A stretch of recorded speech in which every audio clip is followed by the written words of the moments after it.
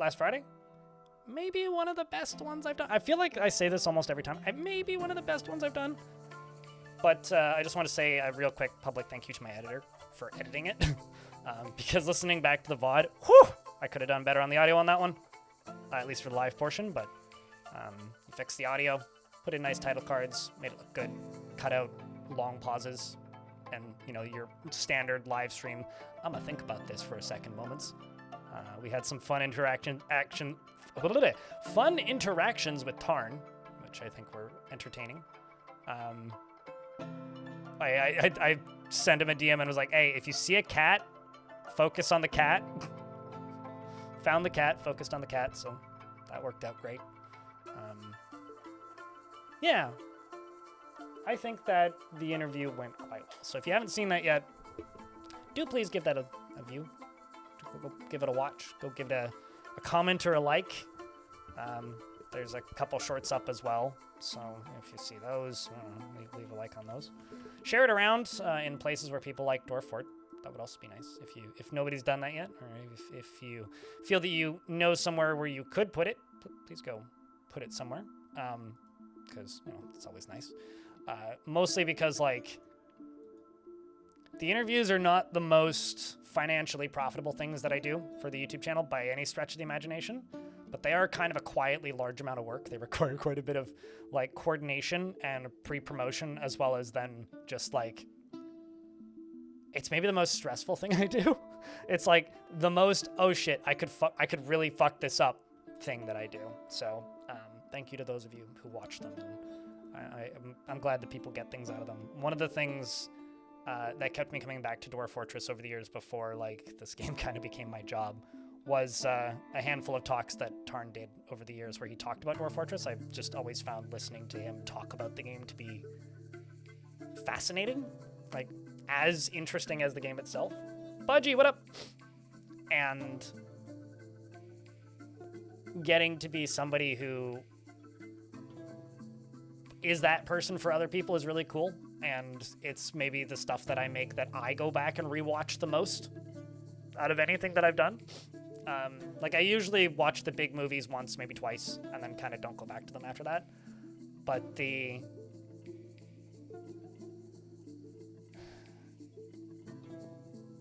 But when I go back to the, like, interviews that I do, it's always, there's always tidbits in there that even I miss after, you know, being in them and then rewatching them. So. It's actually kind of funny to me that he couldn't see the chat, Green Tea, because there is always, how do I put this? There's, like, in past times, he has the chat open like maybe half the time.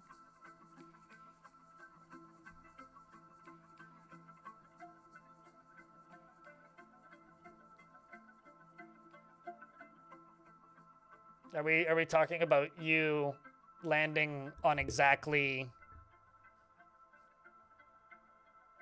like 6-7 or 67 stone? I mean, you're pretty close. Close once more. Of course he'll get back there. I mean, it's just a matter of waiting. Losing them all and then waiting. It'll happen. You'll get there. But let's...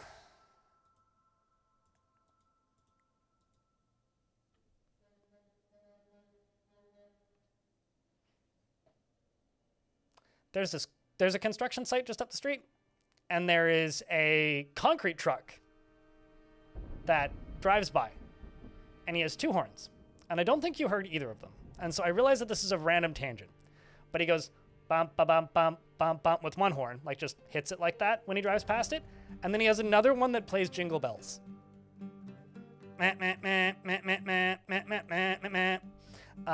Or that he just hits it in that exact order, so it sounds like Jingle Bells. And he just went up the street playing Jingle Bells. I'm not sure if I hate this man or respect the hustle, but that is a very festive concrete truck. Brander Buddy, thanks for the 62nd month. I can speak. Looking at one number and reading a different one. Appreciate you. So this is an entirely crowdfunded channel. I exist because there's people like Brinder Buddy who subscribe to the channel and help keep the channel funded. The people with hats next to their name, you're the ones that like keep me here in the format that we do. This is a crowdfunded place, so I don't make money from corporate sponsorships, which in this current climate seems kind of smart.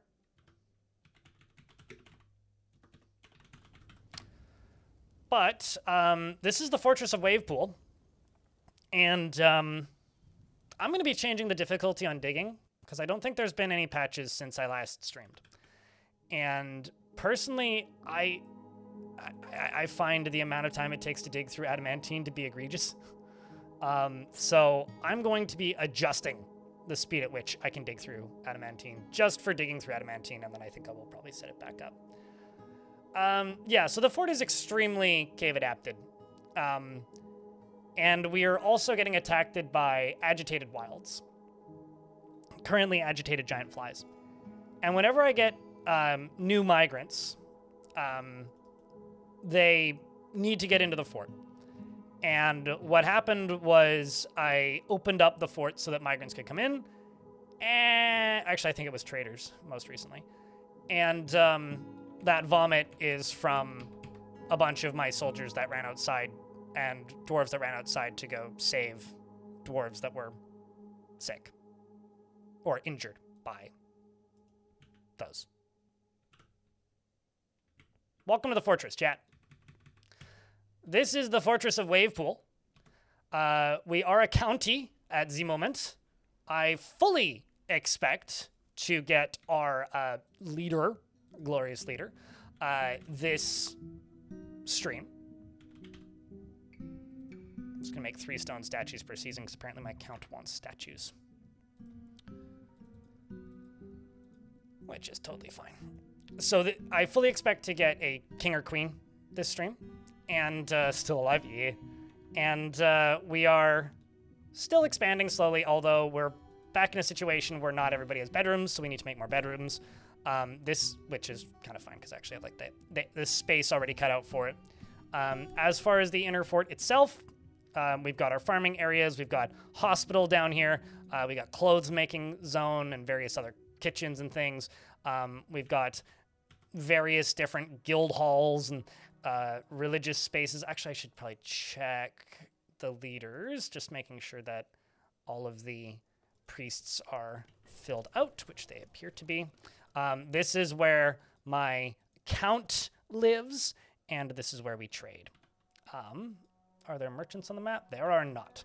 Down in the actual basement, we can go through the first and second cavern layers. The cavern layers at the moment are just like sealed off, so like I don't actually have any access to that. I'm actually going to go into here, go to here, go to standard. Just re-enable that. Well, still good. But if we go all the way down through to here, this is where we are digging too deeply and greedily. I would, and I've been saying this for the last 3 streams. So the first one I said this, I turned out to be, like, I had technical difficulties. Second one, I was sick. And then the third one was when I was first playing with the changes to the speed of mining. So I haven't gotten through into hell yet. I want to invade the goddamn underworld, damn it. So that's what I'm in the middle of doing. Invading the goddamn underworld, damn it. And I will do it, or it will kill the fort. Although that being said, I do have a clear blue metal pike, which is dope. Like, that is awesome. So that is what we are digging through. That is where we are right now. Currently, everybody's in a burrow because I need to make things a little safer. And once we're through that burrow, we're through with the burrow and making some more bedrooms, we're going to get back to the work what need doing. And by the work what need doing, I mean digging down after we make bedrooms. We've got Neezer, we've got Hammerhead, and of course we've got Laya and Gunmetal Unicorn. Another thing I would like to do today is I would like to reclaim the first cavern layer so that I can go underground and get trees from underground, which will just be better for everybody. To do that, what we're going to do is we're going to set up some Mark's Dwarves spots and give them a way in, but require them to go through the surface so that they run past my Marks Dwarves and or some siege weapons. So hopefully that'll work. We got Gunmetal Unicorn, Salicon, and let's scroll down through the other named dwarves in the fort. We've got Oscar. We've got Mac. We've got Moreb and Tackler. We've got Gig Moth and 409. We've got Timmy, as well as Pun Intentional. By the way, there was some crashing before the last hotfix patch, and I'm curious, chat, has the crashing gotten better?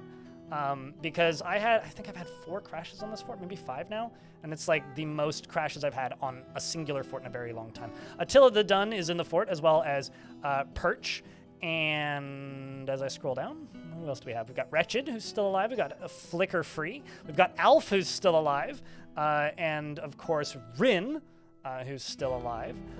We've also got Famine Noir, and Nortram, and Riddle, and Schrubbert, and who else is in the fort? Somebody's in the fort. We've got Judge and Elfie Bean, the Diagnoser, and Freeways, as well as Psyomegas and Tarn,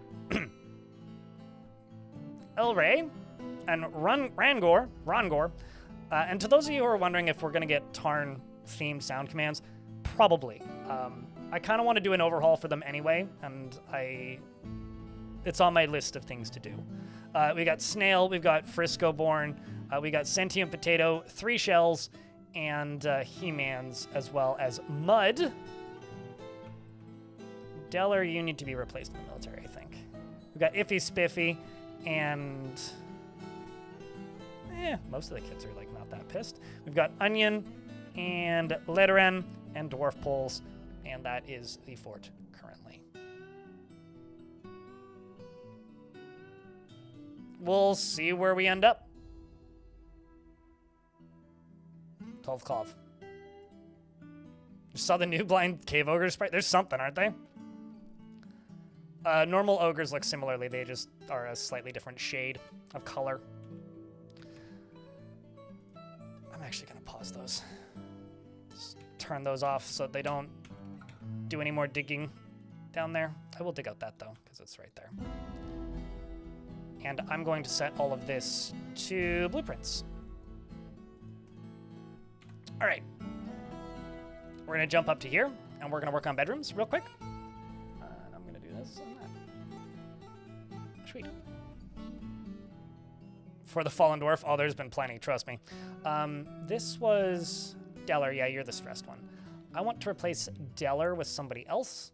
So I'm going to throw in this competent Marks Dwarf. And maybe a Dyer as well. Generally, the way I've been doing the military is I find a lot of the dwarves in this faction want military training of some sort. So I've been kind of going out of my way to not... Actually, I wonder if you need an animal. I don't know. This dwarf wants strange things, specific things. They've collected a lot of spider remains, which leads me to think that they probably just need more remains of things, which probably means they want into the caverns. Now, the problem with letting them into the caverns is that would also let out a bunch of forgotten beasts. So if I happen to have a bunch of bolt throwers available, which I don't think I do, there is a non-zero chance I could try. Yeah, we could try. We could try. We could try.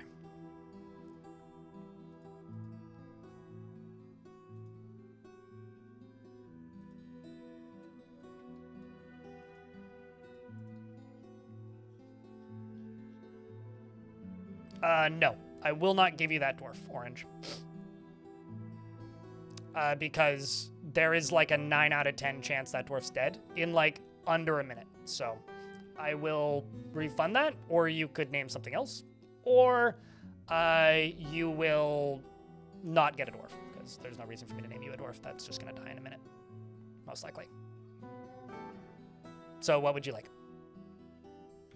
I've like taken a hard stance now. If like people request a dwarf that's literally most likely to die, I'm just not going to give it to you. Like, I don't see the point. That's a waste of everybody's time, as far as I'm concerned. I also need to get rid of these, or not rid of these dogs, but I need to put them somewhere else. Somewhere that isn't in the way so much, like they currently are. So what's your choice, Orange? Are you going to give me a response, or am I just waiting until you think about it? You haven't given me a response yet. Which of the options would you like? Would you like to select a different dwarf? Would you like to not have a dwarf? Like, what are your options? I'm waiting. Maybe sometime next year you'll let me know. It's okay. We've only got a few days to wait. Here. Orange, the goose, is often sad and dejected and is not particularly ambitious, finds helping others emotionally rewarding, and is curious and eager to learn, is somewhat fearful in the face of imminent danger, and is very humble, is quite polite, and doesn't cling tightly to ideas and is open to changing his mind, and has little interest in joking around. That's not true. And is slow to anger. That's also not true. And generally is quite confident in his abilities when undertaking specific adventures. And is somewhat uncomfortable around those that appear unusual or live differently from himself. Chat, can I get a big round of beers for Orange the Goose? So chat, who isn't ready for the holidays? What do you still need to do? I still need to wrap presents. I need to pick up food tomorrow from catering for the holidays. Butch Cats, thanks for the 11th month. Welcome back.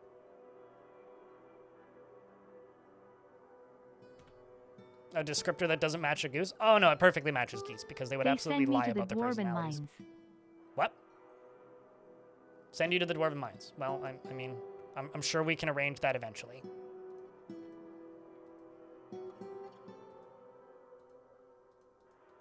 But for the moment, I don't think I can help.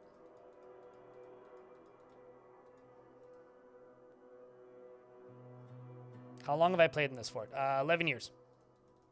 I started in the year 250, which is actually kind of rare for me.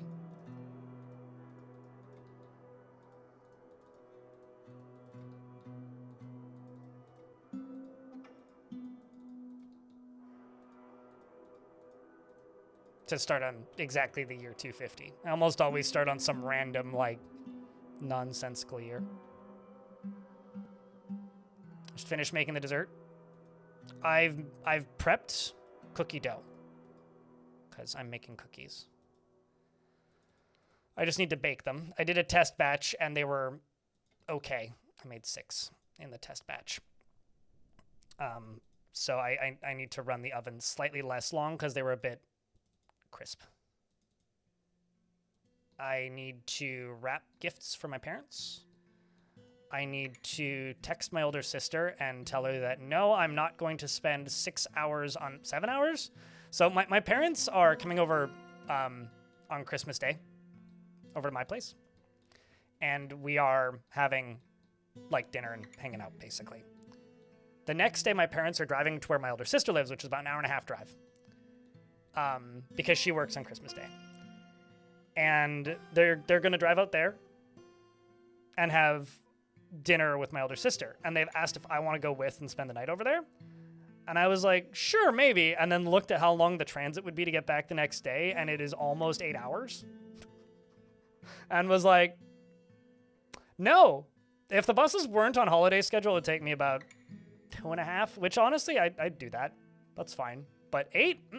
Nope, absolutely not. So I need to text my sister at some point.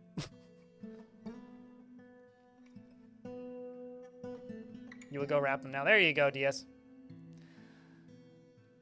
Since it's that time of year, it's kind of hard to not, like, think back on old historical things. One of my greatest holiday achievements was the first year that me and my older sister both had jobs. And my older sister had a driver's license.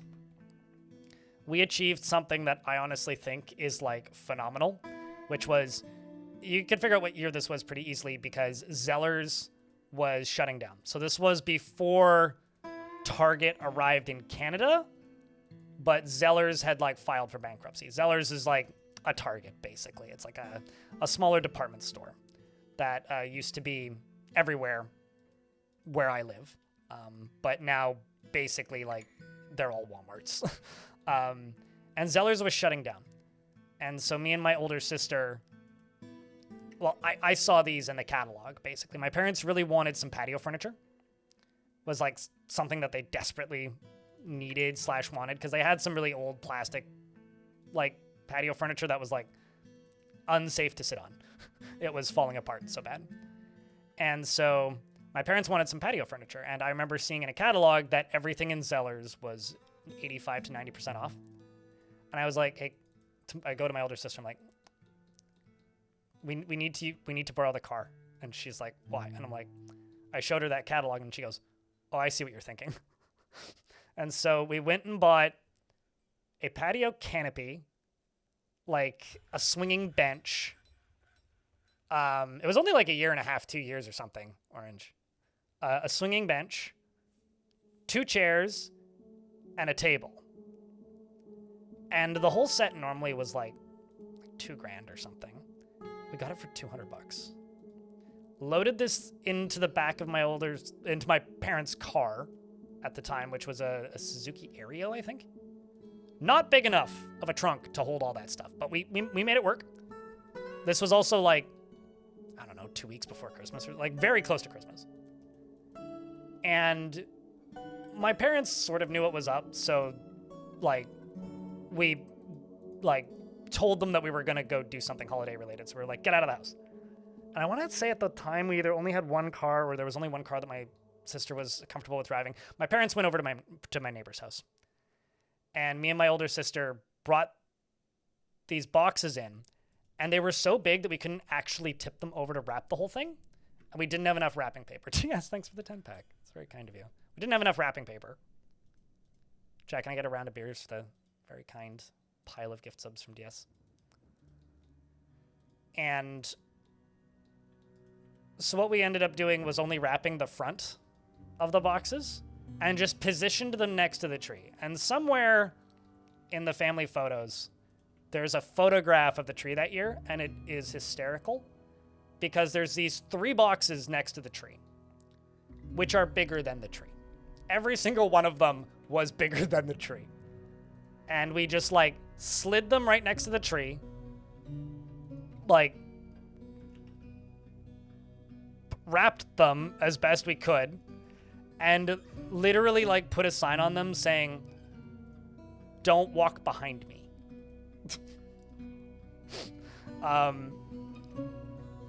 And I really wish that I could like take my mom and dad's faces and put it in a bottle forever, because them walking in and seeing that patio furniture set, like wrapped, admittedly, and not knowing what it was, and seeing these boxes that were bigger than the tree might be my greatest holiday achievement of all time. Under the tree is like towering over the tree is actually what was going on there. A comically small tree. I mean, okay, so that house had like 9-foot ceilings, I think, in that room, probably. Like not super high ceilings, but not short ceilings. And I don't know, it was probably a 6-foot tree. Like my dad was the only person tall enough to put something on the top of it, but he could just put something on the top of it. Well, like, or I could have actually at that point. But, I don't know, like, not a comically small tree. But I will say there was maybe about that much space between the top of the boxes and the ceiling. Maybe. Like, I remember having to jump to touch the top of the boxes. Set tree on top of boxes wouldn't have been space and ceiling. No, we literally just like closed the blinds and like just leaned them against the wall because it was the only way to do it. 7.5 hours in one direction to visit your mom, and luckily this year my mom is spending Christmas with her friends, and so luckily no annual family gathering. No annual family gathering. I feel like the lack of family gathering this year is actually my fault because I'm the one that moved away. But it's actually like I think kind of coming from a collection of things. Like my older sister now has a union job, which is very good, but the result is she doesn't get to pick her hours. So my older sister works, it comes to 40 hours a month, but it's like random days. Or sorry, 40 hours a week, but it's like random days. So like sometimes she just won't work for 2 weeks, but then we'll like work for like 14 days straight kind of thing. So when they tell her to work, she has to work, which just kind of sucks. So that's like one thing, but it's good because like, you know, she has like a much better job than what she used to have.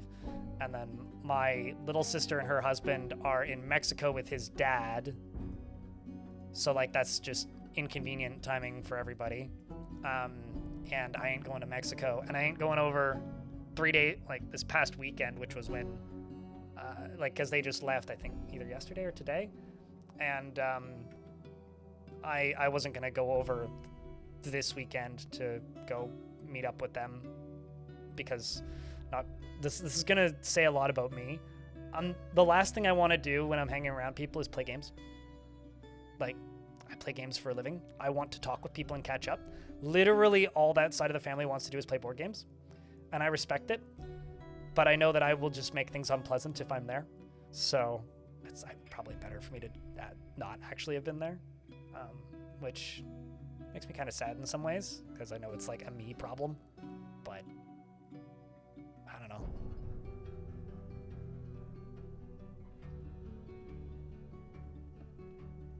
I mean, I couldn't fathom what it's like to have brothers, so I only have 2 sisters.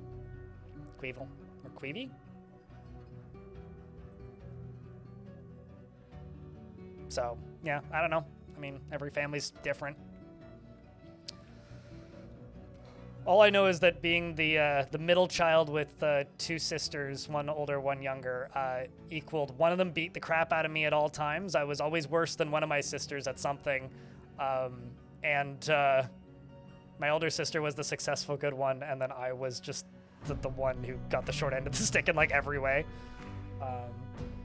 So without going into too much childhood trauma, I didn't get much in the way of support from my parents until I moved out. And once I moved out, I just kind of disconnected from everything. Being beat up by older siblings, yeah, although I think that's just siblings, like regardless of who they are. I think that's just siblings to a point. Having siblings is like a blessing and a curse, I guess. All I know is I got my older sister a cactus for the holidays, and I hope she likes it. My older sister used to work in a pharmacy, and when she worked in the pharmacy, there was a good chunk of time there, and she told me this story, where somebody brought them a cactus, and my older sister put it in a medicine bottle and like left it like just in the pharmacy, right? And my older sister would water it once a month. When the pandemic happened and lockdowns happened, my older sister kind of changed jobs in the pharmacy, and her husband got hired at the pharmacy because the job that he was doing at the time like kind of ceased to be a job. And they needed extra help, so he kind of ended up doing my older sister's old job. And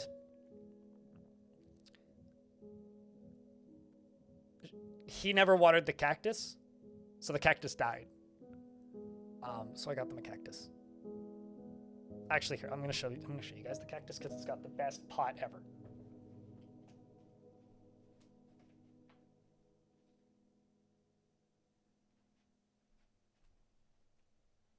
Look at this motherfucker.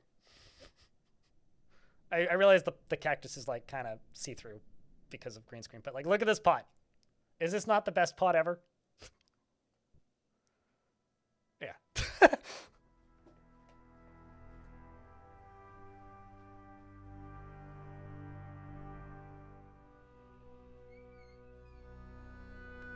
I'm also giving them pickled beets and pickled beans because, you know, that's probably the real gift, actually. The cactus is just, don't kill it. Good luck.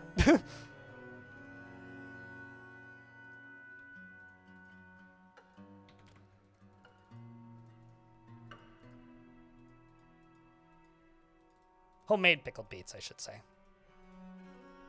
Same with the beans. I went to the farmer's market the last day that it was open and bought a bunch of discount produce. I spent a lot of money on produce. It was like, I spent like $120 or something on beets, beans, garlic, and other things, and just made a shit ton of pickles.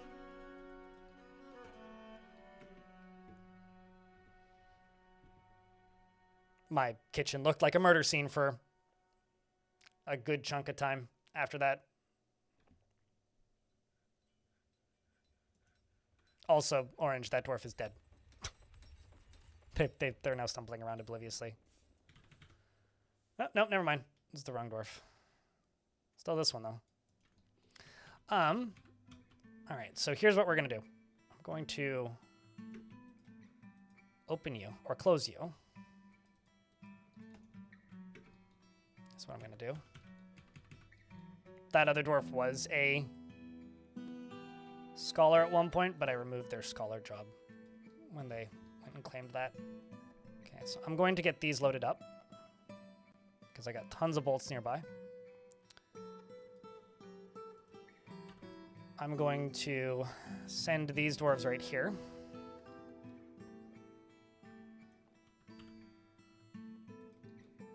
I'm going to make sure these are all in the burrow, which they are.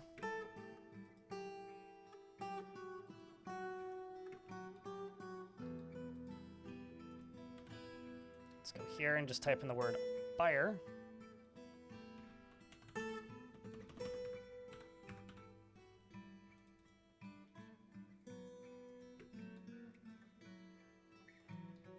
Or load, maybe, I guess. There we go.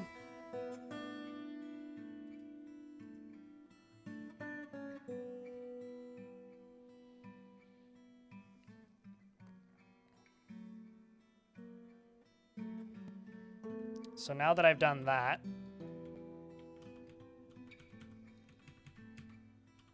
just gonna double check. So this goes down to here. Gonna enable this burrow. Gonna open this. I haven't opened this in a very long time. Let's reclaim the caverns, chat. There is a bunch of forgotten beasts in here.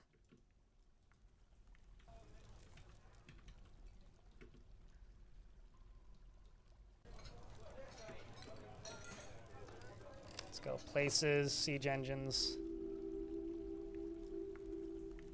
Those two are loading.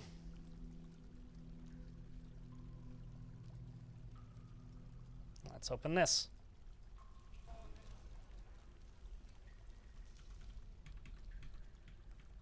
So, what I'm going to do is I'm going to open you, the top side, and I'm going to open you down the bottom side.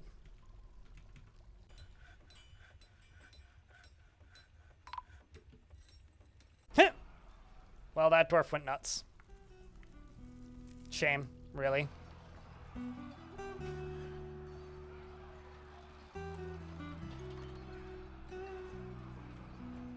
Oopsies. Let's see who got the killing blow on him. That wasn't the captain of the guard. Was it you? Papermaker punches the weaver in the head, bruising the muscle. Chat, can I get a round of Fs for that poor mad dwarf who decided to make an item out of spiders? We're still going to do our best to recapture these caverns. So there should be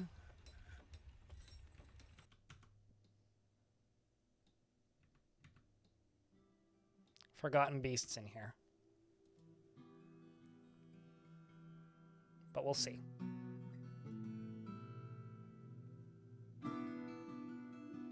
What scary stuff lurks in there? It's kind of hard to say. At one point, there was about 6, maybe 7 forgotten beasts, but there's 2 cavern layers down here, and they both connect. So we'll see if there's actually enough to coax them out. If there isn't, I will go exploring pretty soon.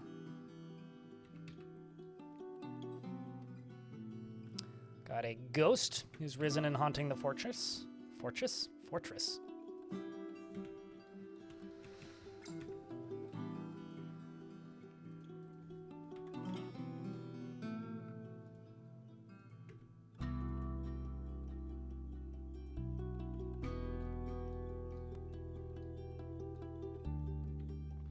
But yeah, I will say we'll find out pretty soon. And if nothing, then I will simply go find out myself.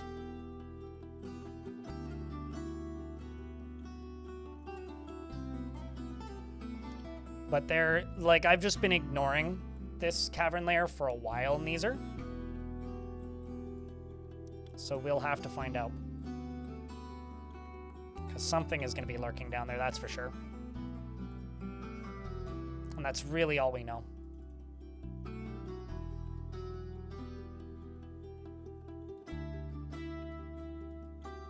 It's funny.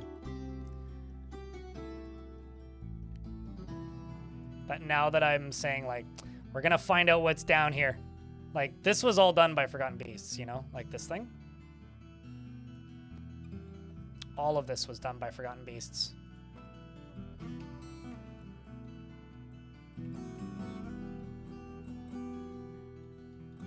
But now I'm not seeing any of them. Oh, there we go. But it's down in the lower levels.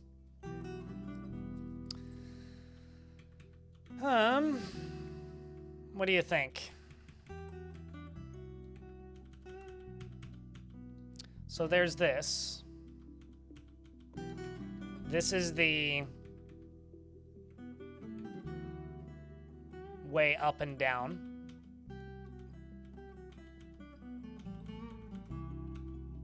So what I could do, because I have this partially blocked off, so I could just finish blocking this off.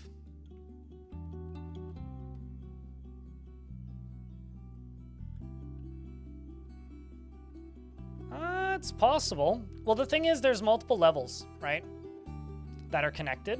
So because there's multiple levels that are connected, there is a non-zero chance that either A, they ended up in a brawl, or B, they ended up in a brawl, and not only is there only a few survivors, but then the ones that did survive went to the lower levels afterwards. I think that may be what happened.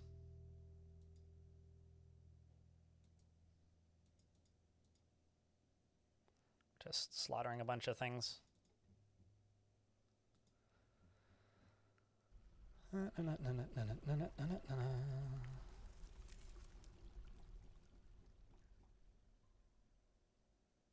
Sweet. Okay, so I'm going to open this.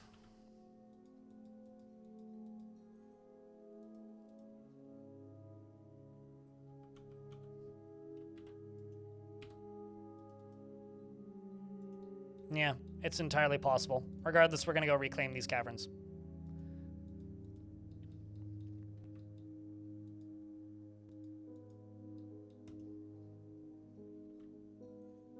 Okay. So now we re-enter.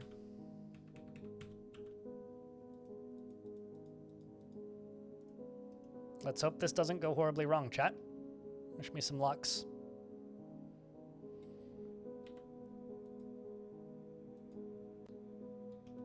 Okay, so this one also is in the lower level.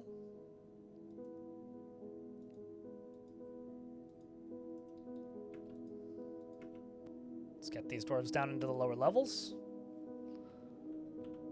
There goes a kitty cat. So where I'm gonna head is over here, because this is where they were going up and down.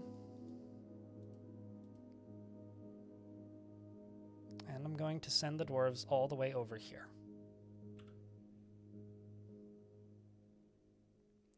The next thing I'm going to do is I'm going to go over to this side. I'm going to go granite blocks. I'm going to do that. And I'm going to make this tiny area part of the burrow. So that should... fuck it. Let's just turn the burrow off. There we go.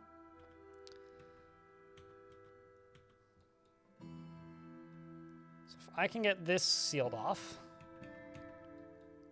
then we won't have beasts going from the lower to the upper layer.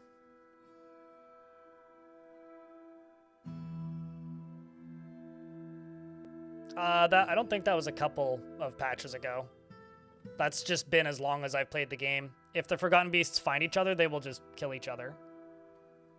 At least that's how the game has always worked as long as I've played. I don't think anything has changed ever. I know there was that one brief period where Forgotten Beasts had stopped doing that, but that was re-implemented because like there was that point where they just kind of stood around and didn't do much of anything. They just kind of ignored each other. As far as I know, that's no longer the case. Like, as far as I know, that's been fixed because that wasn't an intended behavior. That was right after the Siege update. So, yeah, I don't know. They've always kind of had like Highlander rules superiority thing going on.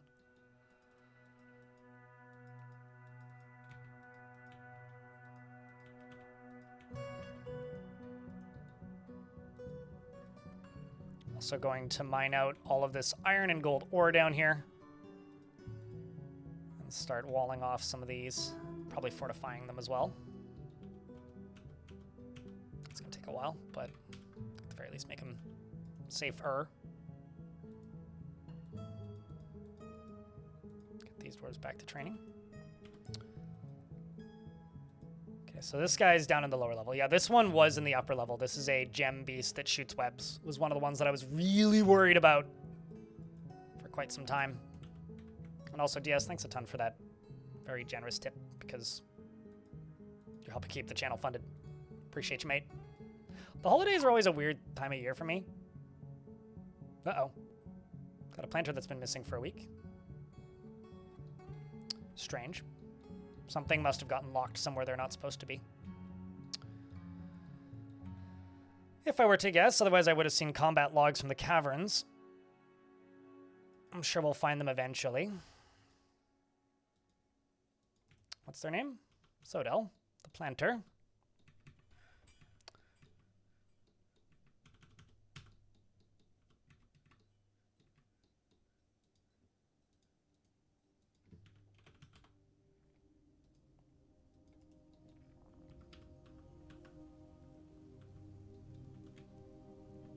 Yeah, I don't know. The holidays for me on stream historically have always either been like some of the best days of the year for me, or like some of the most mixed with like almost no predictability built in. So I never really know what to expect when streaming around this time of year. Like sometimes it's like a no-brainer to stream on Christmas Eve. Sometimes I'm like, why did I bother? Sometimes like the day before is crazy. Sometimes Boxing Day is dead. Sometimes Boxing Day is super busy. It's like maybe one of the most inconsistent times of the year for me. It usually evens out to being worth streaming on these days, but happy to help, Psycho. No issue from me.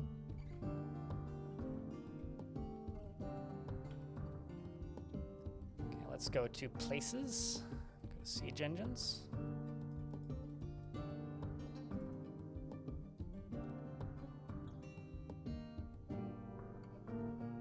Correlated with economic activity? No.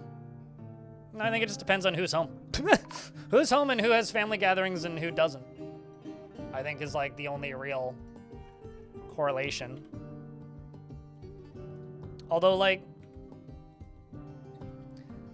the only real impact that I've seen historically on my channel from financial fluctuations, and you know I've been doing this since 2014, 13. Right? There's been some like weird economic activity in that time.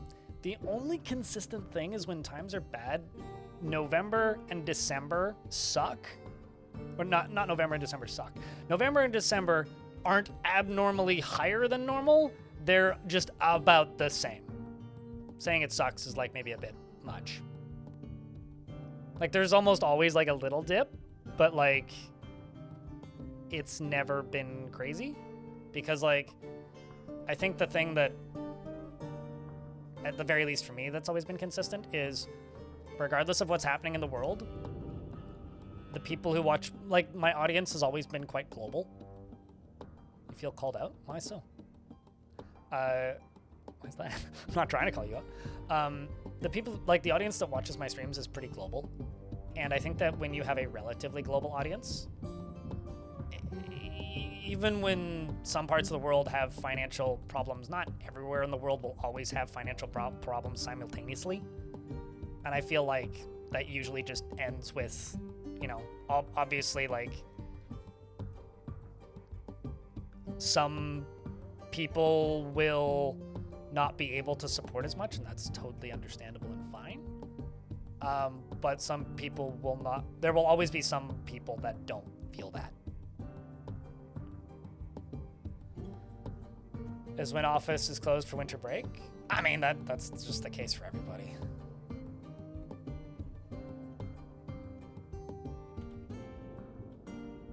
Unless, like, the time that they watch is when they're in the office, which is the case for some people.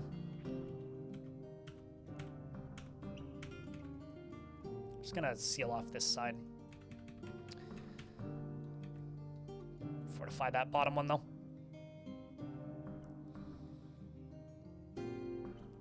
You need to wall off every level.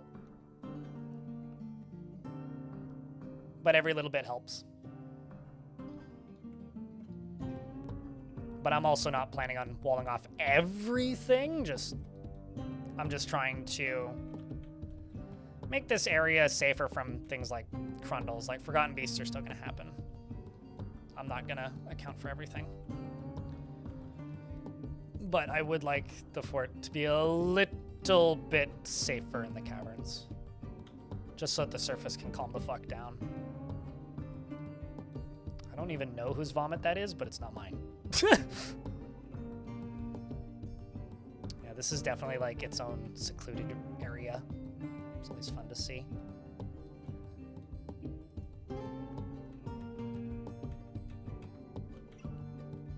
Yeah, it's mostly just this area that I want to clean up a bit. Make a bit safer and more consistent.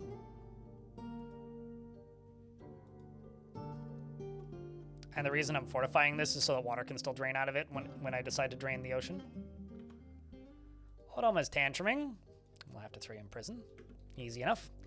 And I gotta get another missing dwarf dealt with. Yeah, I wonder what happened to that one. How goes it today? Pretty good. I kind of was jump scared a little bit this morning. Woke up and was like, December 23rd. Like, it always happens. It's mostly just a holy shit, the year's almost over, but... Yeah, mostly just in holy shit, the year's almost over mode at the moment. But how's things with Zalvi?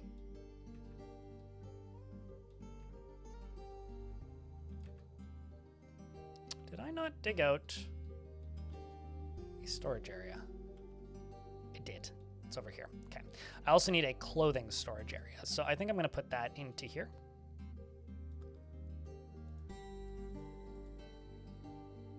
Today I've decided that I'm going to lower the difficulty on digging speed when I go back to digging into the too deep, too greedy area. There's a few things I need to do first. Just because I do honestly think that the current speed for digging through adamantine specifically is a bit ridiculous. Like, my dwarves are all using adamantine picks, and it still takes like a minute plus to mine through that stuff, which I don't know. Chat, do you think that's reasonable? Am I crazy for thinking that's not reasonable?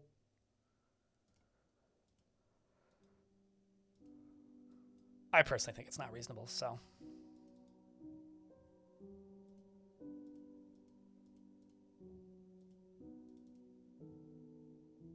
Chat thinks it's reasonable? Huh. Eh.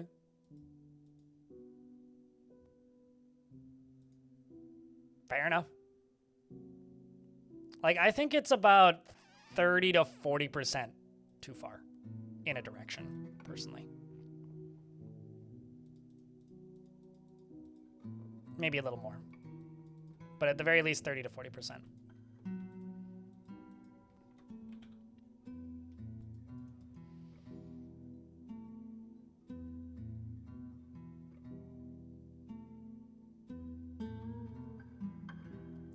I think the problem I have with it is if a dwarf is mining something, they don't cancel the mining order. And when digging through adamantine, there is a non-zero chance that something evil, burny, or murder heavy will come out when they mine through it. And I don't like watching 5 dwarves sitting there mining through something that's going to take another minute and then a bunch of lava pours on other heads and they don't run away. Or cancel the job. Like, I think that was the breaking point for me the other day. And I think I'm going to stick to that one. Or to that feeling. Crypt wine crypt. Oh, also, baby Peachix are invisible in my game for some reason. They just don't have a sprite at the moment.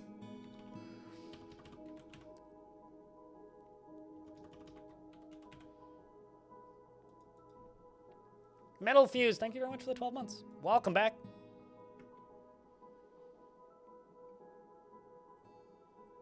It shouldn't be that slow. Yeah, it still is with adamantine picks. Yeah, actually, that's a good point. If like adamantine picks should, if adamantine picks mined through at a much more reasonable speed, I would be less bothered by it. But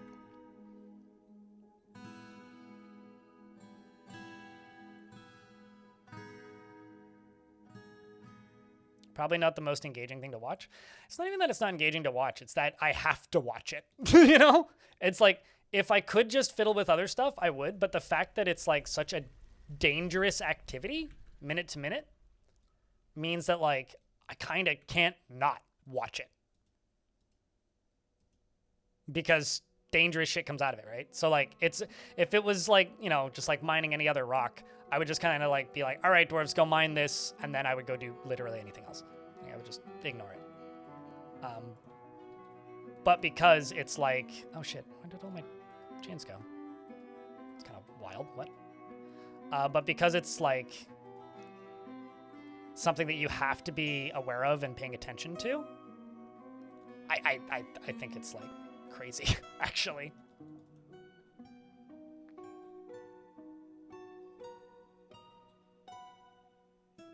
And Metal Fuse, thank you very much for the whole year. Welcome back. Appreciate you, mate.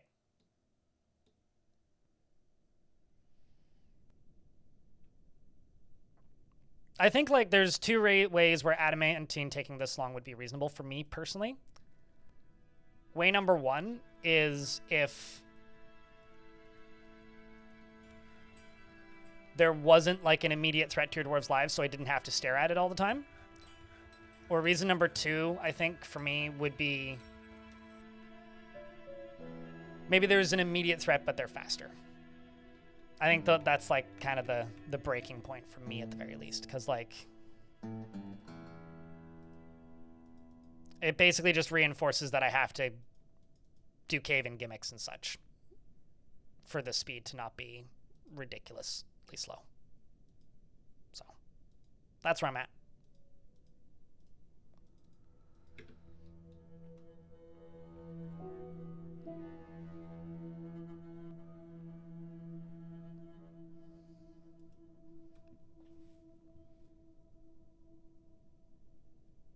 $150 streams streak. Damn.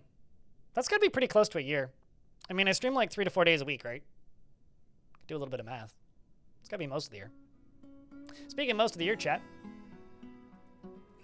it only takes 1 bit to get number 1 on the leaderboard. Just saying, if you happen to have a bit. Sure. I mean, if there was a little bit more self-preservation going on for the dwarves themselves, when digging into adamantine, sure. Then I would be a little bit more accepting of the mechanical change.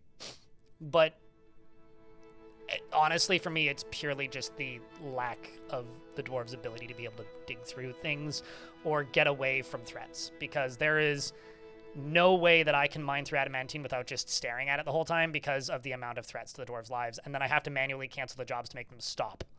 You know? If I didn't have to do that, I would be more okay with it. But personally, I think that if I'm putting adamantine into adamantine picks, it shouldn't take a minute plus for a legendary dwarf to mine through adamantine at 60 frames a second. Like, that is absurd. And if you want them to be able to do it safely, you can literally only have 1 dwarf at a time doing it. And even then, that's not safe. It's like the safest of the dangerous ways to do it.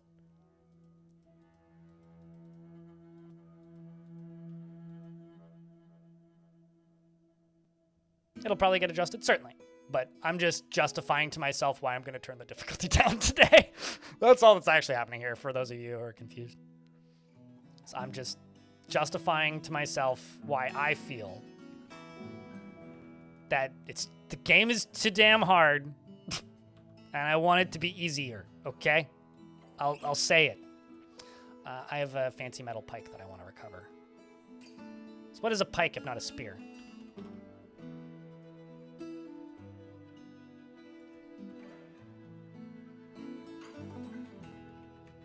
I also haven't adjusted the difficulty yet, because I'm just digging around it right now.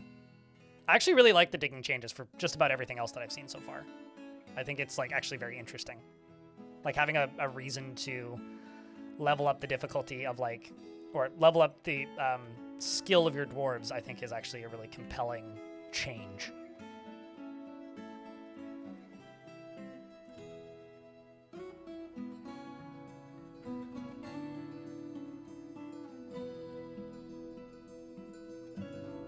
I'm totally fine with the digging and the invader changes. Like, I think that, like, the mining changes as a whole, totally fine. It only bugs me with adamantine. Rum Rusher.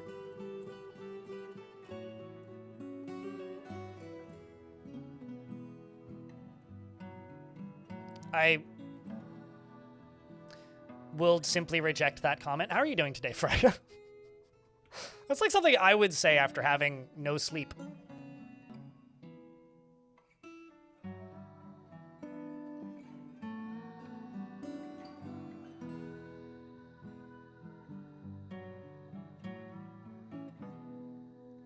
But what do you think about the digging speed changes, Rum Rusher?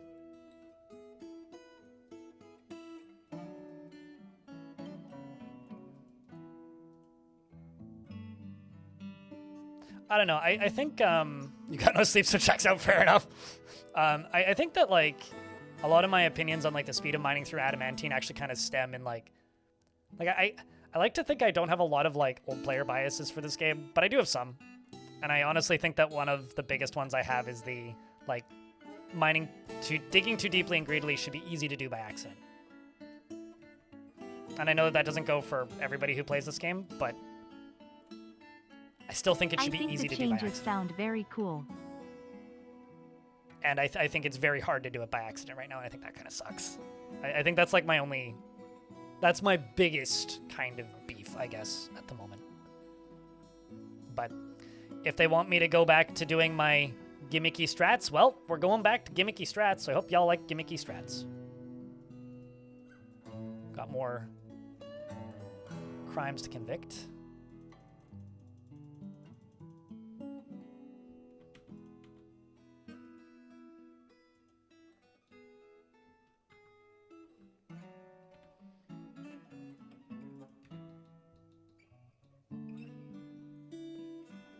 And chat, can I get a big round of beers for George keeping that sub alive for 12 months? The second whole year subscribe. Appreciate you, mate. Thanks for continuing to support the stream. Seriously.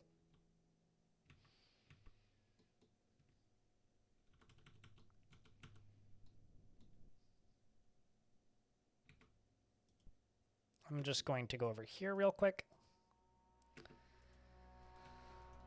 And then I will connect that to that lever. I'm just going to cave in a layer. This is what I'm going to do.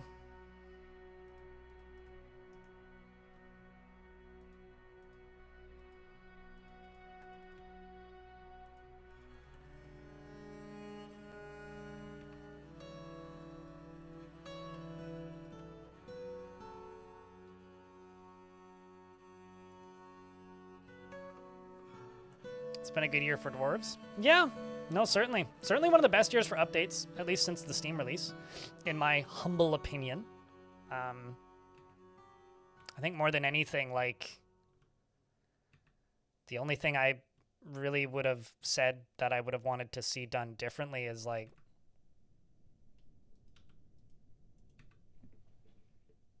now I'm actually thinking about it. The only thing that I truly would have wanted done differently would have been, like, less bugs, maybe, but like, I was not expecting the Siege stuff to come out this year.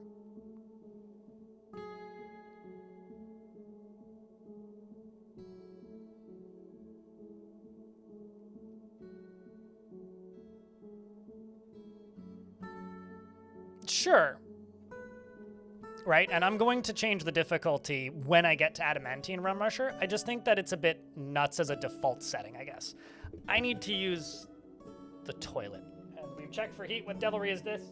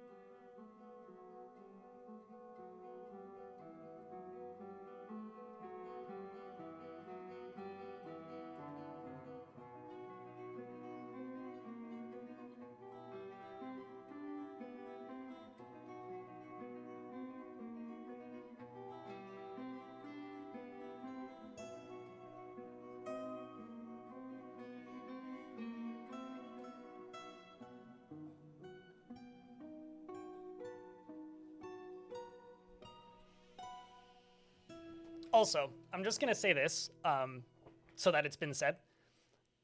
I don't have problems with the default digging speed for dwarves digging. I don't have problems with the enemies digging on the default speeds. I don't have problems with the enemies breaking down my walls, chopping down trees, any of that. I think all of that is good. And I also like the varying different speeds based on pick material and dwarf skill. And this is something that you could clip if you like. The part that I don't like is the speed that it takes to mine through adamantine. Adamantine specifically. Everything else that I've encountered since messing around with this change has been actually really neat and something that makes you think differently about how you dig. I specifically don't like adamantine. That is the issue for me. Everything else is fine. So I'm going to adjust the difficulty while digging through adamantine specifically and then turn it back. So it's not something that I would change in advance. It's not something I would change after the fact. And somebody please clip it and post that in chat. Or don't, and then I will cry and do it later myself.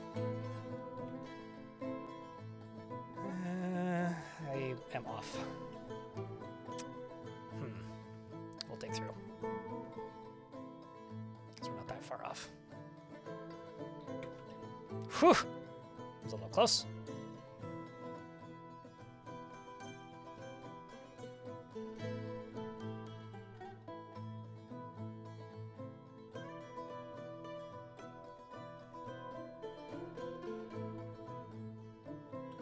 Well, it's not even just a pain. Like, I'm okay with, like, the setting up food, drink, and a barracks to get adamantine. Like, that part I'm okay with. I don't mind the prep. Like, I don't mind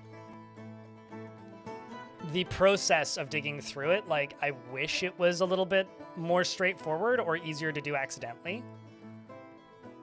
But at the same time, like, I'll live with it. You know, like, it's not ruining the game for me by any stretch. Like, I would prefer if I didn't have to do that, but it's not ruining the game for me. And even the amount of time that it takes to dig into adamantine isn't ruining the game for me. The thing that I take issue with is just the speed that it takes to dig through adamantine. Like, literally the act of digging through the rock itself.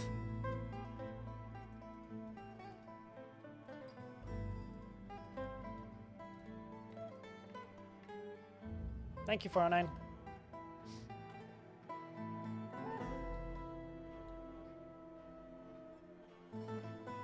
Set up a funny thing where one could do forts, where one fort can dig slower than another fort with difficulty settings set per embark.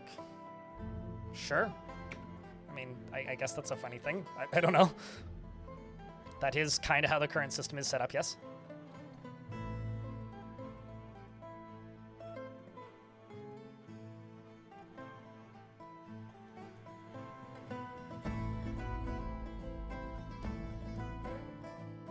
No, because vampires get tired, right? I'm not sure if that's like bait to get me to answer this question again. Apple pie replica, I think it is, but for sake of discussion, vampires get distracted when they haven't had blood in a long time. So if you lock a vampire in there by themselves, one, they'll probably just catch fire pretty quickly and just die anyway, because like, you know, they'll be near like a monster or something that would just kill them. or they would be standing next to lava and die anyway. But the reason, no, I don't think that that would be a good thing to use vampires for is, one, they would just die, but two, if they haven't had alcohol or blood in a while, they get distracted, and getting distracted makes them walk slower, have significantly lower accuracy, and perform tasks with a speed delay, meaning they would literally just be even slower at mining, so no.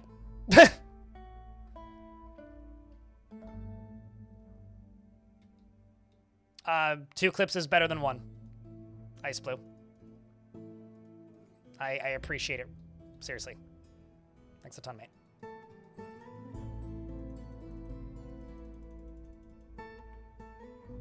Basically, like, the way moods work currently, Apple Pie Replica, like, vampires are basically useless.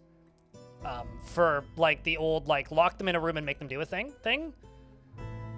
Intelligent Undead are more useful for that, because Intelligent Undead have whatever moods they had when they died, and they stick to that. So if they were like a happy dwarf when they died, they won't request to speak with a manager or a dwarf that's in charge. Whereas necromancers, or rather not necromancers, vampires, if they get upset, are still alive, so will demand to speak with somebody in charge, and will literally just like go on a standing still strike until you let them out so that they can yell at a manager, or until you set up the manager's office in such a way that they happen to be able to pull off the meeting process or yelling at somebody in charge through a fence. Yeah, I don't know.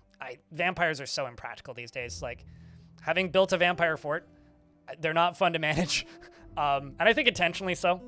And outside of maybe once every other year where I will do a vampire fort for the memes, I honestly think that, like, most of the old uses for vampires are, without, like, removing stress or something with DF hack periodically, basically not possible anymore. Huh? How so? No name? Thanks for the 45th streak.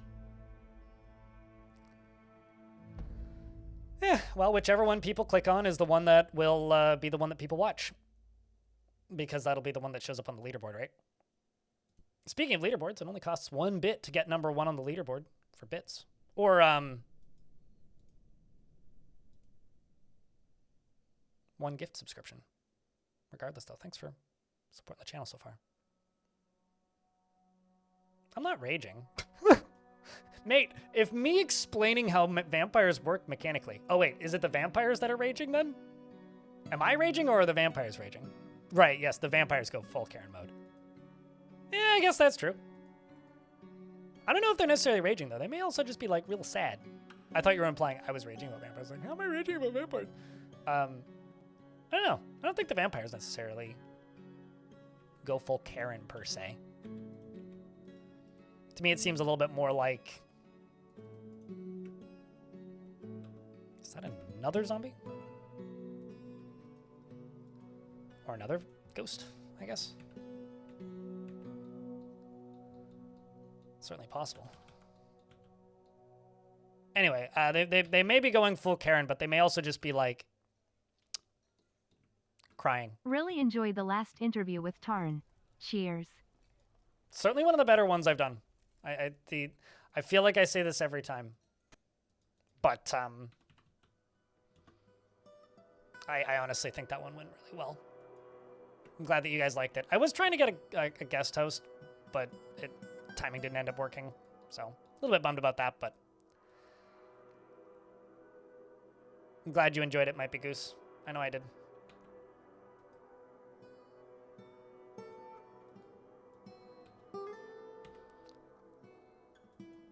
Or at the very least, I certainly enjoyed the process of, you know, making it. And I think Tarn had fun, too. I love the implication that Tarn lurks enough in my stream to know what all of my sound commands are. Or what a good chunk of them are, at the very least. Because that is very much the implication of Tarn sitting there and then just, like, repeating all of my... Maybe not all of them, but a large portion of my sound commands. Okay, well, I should be able to check the stone for heat. What devilry is this? Good to know. I will just let them mine through that on default speeds. Smooth that and fortify that. And I'm also going to go back up to here, grab you, link lever, and a linkery doodle that lever to that. But something else I should mention, because I will be mentioning this periodically today, I will be streaming tomorrow on Christmas Eve. I won't be streaming Christmas Day because I will be spending the day with my parents, and they arrive at like 11 in the mornings, so that would be like 2 hours into my normal stream time. I will be streaming on Christmas Eve, but I will be starting an hour late, with an hour-ish late, because I'm picking up catering for Christmas Day tomorrow. So tomorrow's Christmas Eve? Yes. I've had that realization like 3 times in the last 48 hours. Maybe 4 times, actually. Maybe 4.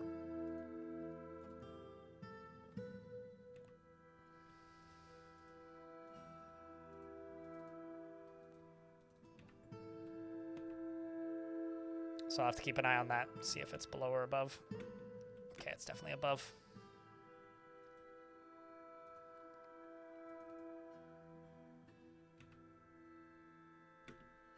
Okay. Handful of tiles of lava there. There we go. 2 adamantine gets pulled out.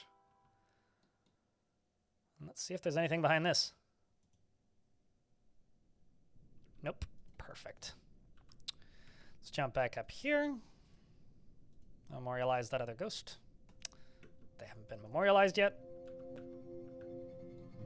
Dirty Bum, thanks for the 5-pack. Cheers. Appreciate you. Happy holidays.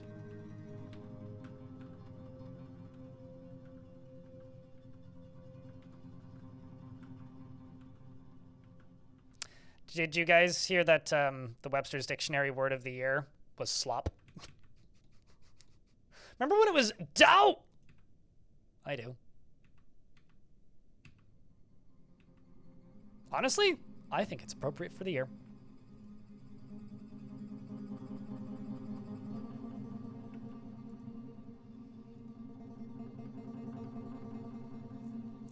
Tracks, yep. Mm-hmm.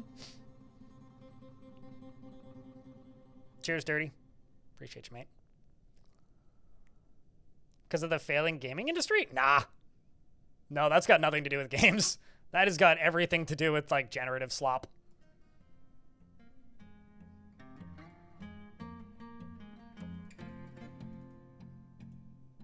In fact, like, there's parallels to, like, the state of the games industry in literally every industry right now. It's mostly just, like, corporate greed. Just joking. Fair enough, but...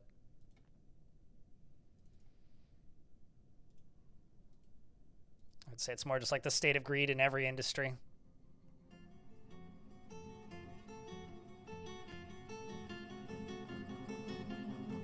Why I will dig? Because I spent 5 streams saying that I was going to invade hell that stream, and every single time... Well, the first time I ran into technical difficulties. The second time I was sick and gave up 45 minutes into the stream.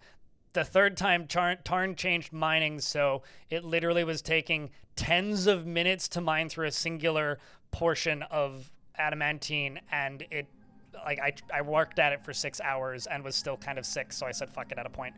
And today, I will dig, damn it. Will I dig too deeply and greedily? I don't know. I can't confirm or deny that, because I honestly don't know. But I am digging. I am working through the processes and the motions to dig deeper than I have up until this point. Maybe not than I've ever dug before, but at least up until this point. That's all that's about. I will dig, and the game can stop me, but hopefully won't, because that would be mean.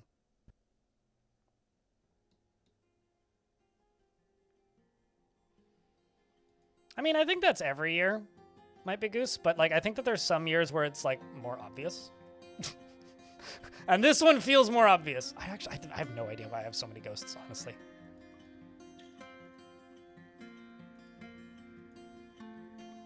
These must all just be the dwarves who, like, died to that one forgotten beast that had fire. The claim, like, it's been engraved, but...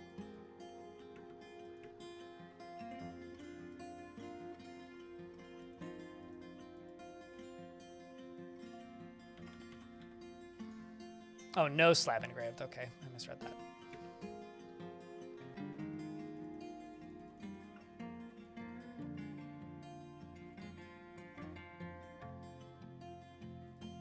Actually, I'm suddenly wondering, is engraving affected by the new speed?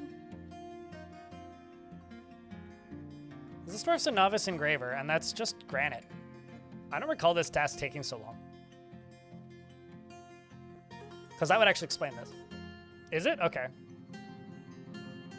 Good to know. Because, like, I'm sitting here going, like, why is the job not done? Well, it's... Okay.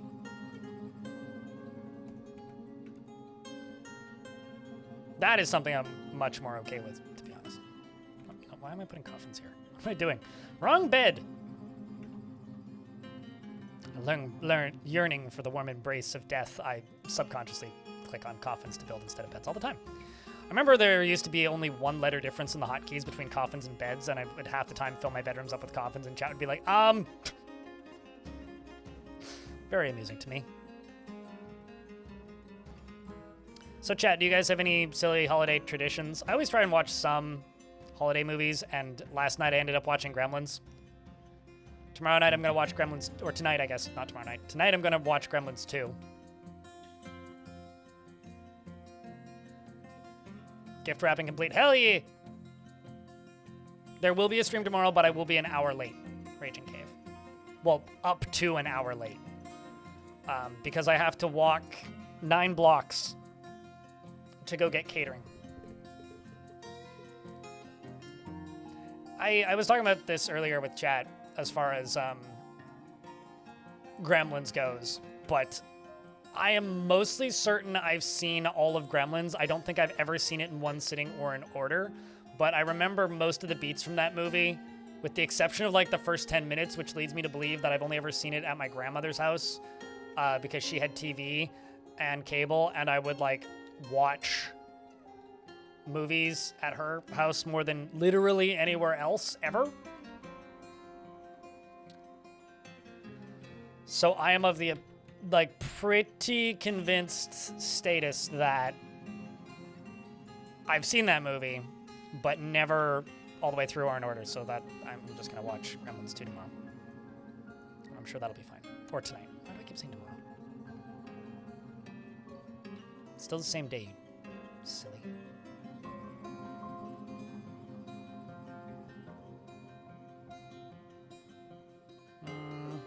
Maybe don't actually dig through these 3. The gem cutter withdraws from society. Good stuff. That's going to be an expensive, strange mood. Reg grabs Brown's. Really? Huh. This is a fortress filled with diamonds. And Reg goes to make an artifact and is an expert gem cutter and grabs a brown zircon, like a relatively low value gem. Like not a no value gem, but a pretty low value gem, all things considered. Any bets on what that dwarf makes? I mean, the obvious one is just a perfect gem, but...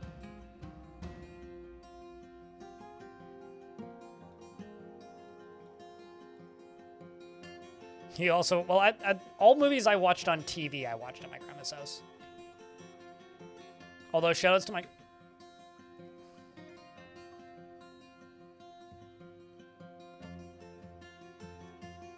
Rest in peace, Doran. You have 3 children. Thankfully, Blue Pick, who is your only child who's here, is also dead. So you will be joining your child in Valhalla. Same with your older sister. Not your other older sister, just your one older sister. And your aunt. And Fireproof, who, spoilers, wasn't Fireproof. And your cousin. Rest in charcoal. Sweet Eurist.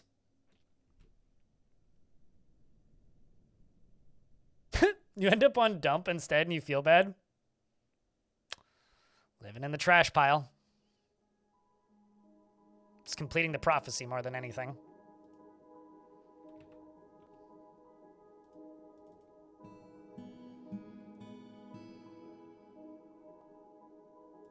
Spring has arrived.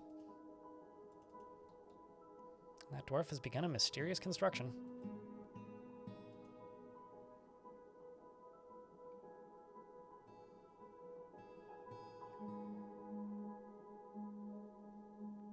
At least none of the dwarves saw him die.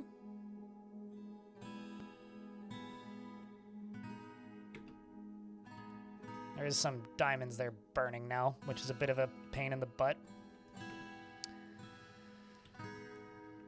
And I'm going to pause the game for a minute and a half because we're in an ad break.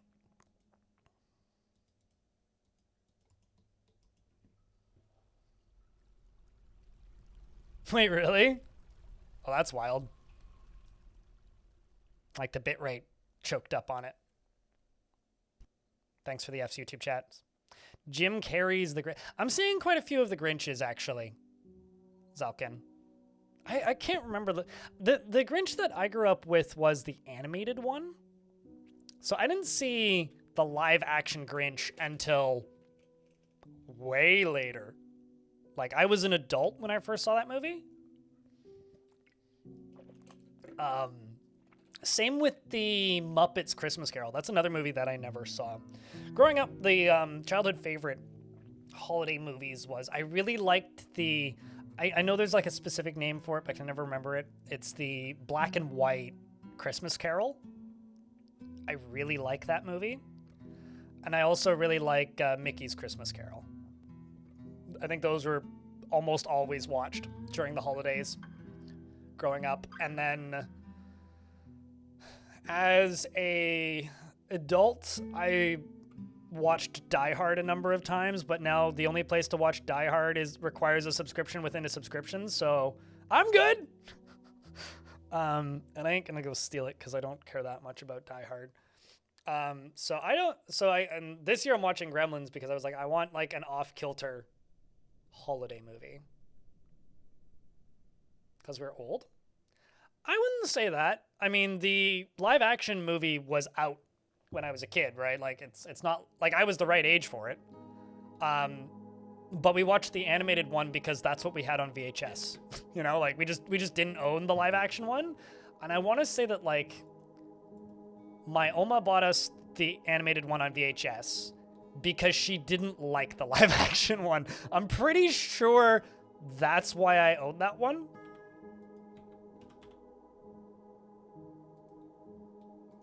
The Odie Man, thank you very much for the 5-pack. Appreciate you.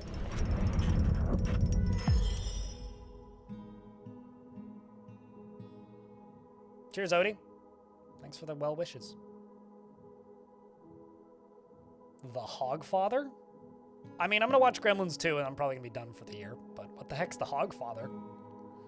The Gem Cutter has created Usturidib Salonthshal, a perfect zircon, brown zircon, and offers it to the magical jaw of sharks. Who wouldn't offer their greatest craft to the magical jaw of sharks?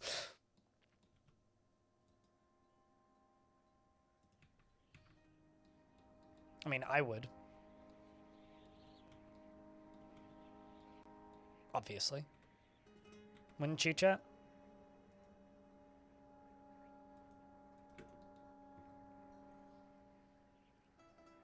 Oh, also, something that I was thinking about while watching Gremlins. Is Spielberg's in the background of that movie? Like, there's just like a sequence where he just like rolls by on it, basically in a golf cart. Like a little rolling vehicle thing. And I have to say that, like, Spielberg showing up in movies, he's like the fucking Where's Waldo of 80s movies. Because he's in so many. And not always credited, at least not as in the movie. It's usually like special thanks to or something.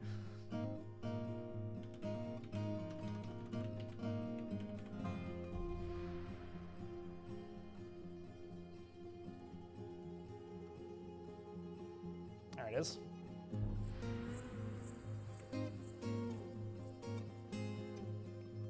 Did the OG Stan Lee? Yeah, but with Stan Lee, you expect it, I guess.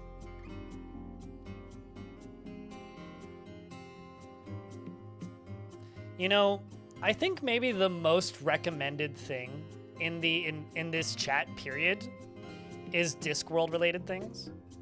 And I could not tell you a fantasy world that I have less interest in. But good to know about the Hogfather. About the it was supposed to flub the scene where he whipped the tablecloth off. He was supposed to flub the scene where he whipped the tablecloth off the table full of dishes, and he did it perfectly, leaving the dishes intact. So he jumped back to knock them off the table. And that's the cut that they used. I love that. That's great. It's a perfect brown zircon. All Craftstar. Wow, that's an expensive perfect zircon. Jesus. All Craftstar ship is of the highest quality. It is encrusted with single cut brown zircons. It's way more valuable than I thought it would be for just a perfect cut zircon. It is just a brown zircon.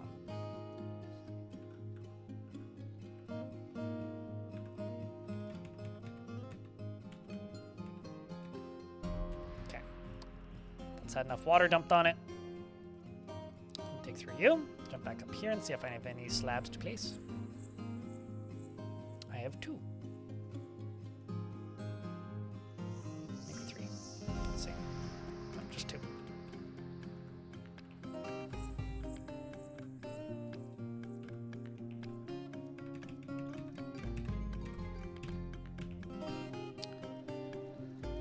Okay, so now that I've done all that, I can dig through you. Dig through you. Can probably dig through you.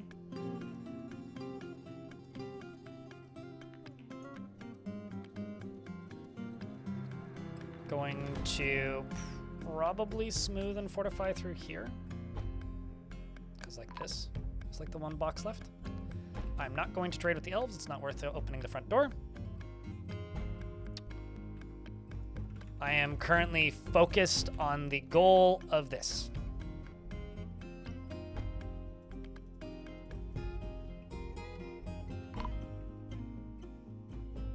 Go. This one ghost laid to rests. Should be safe to dig through another line right there. Should get another tick in a second for another dwarf being laid to rest. And there's the other one.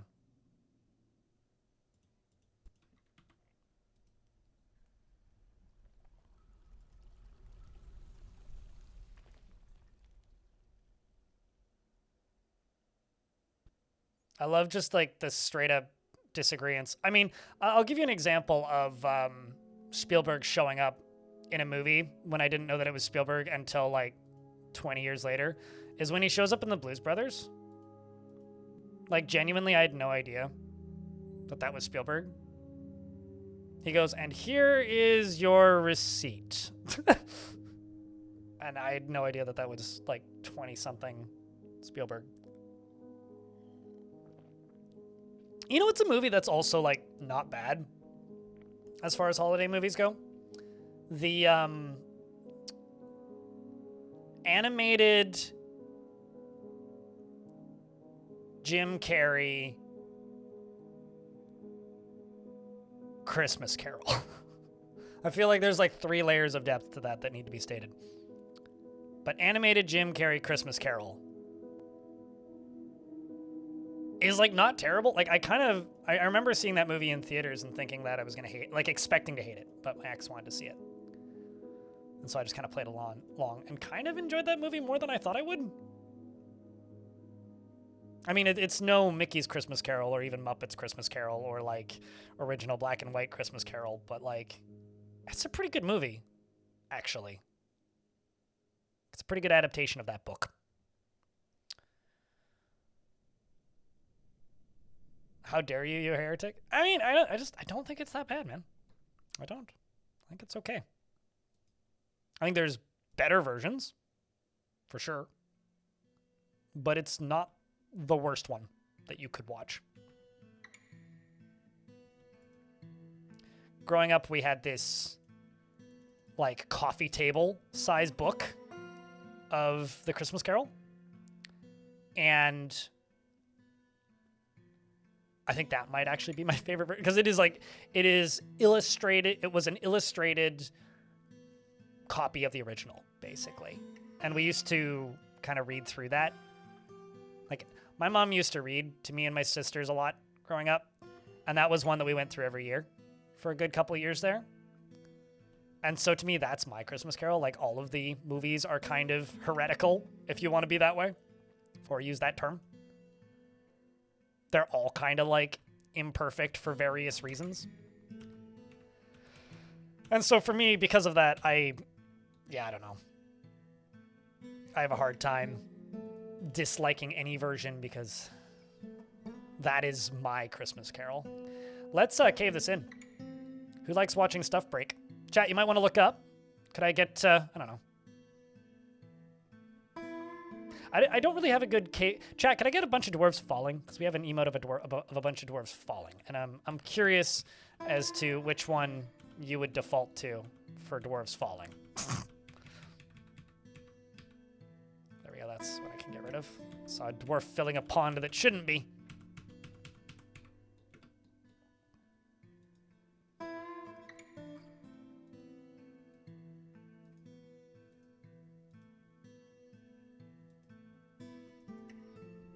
Who's coming to pull the lever? It's little Thob. Little kiddo Thob.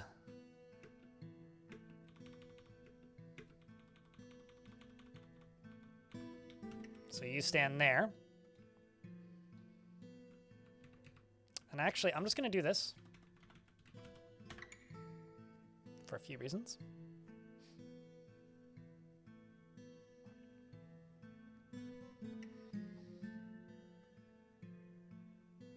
Started buying different table games to play with the holidays, and they're really enjoying. That's good.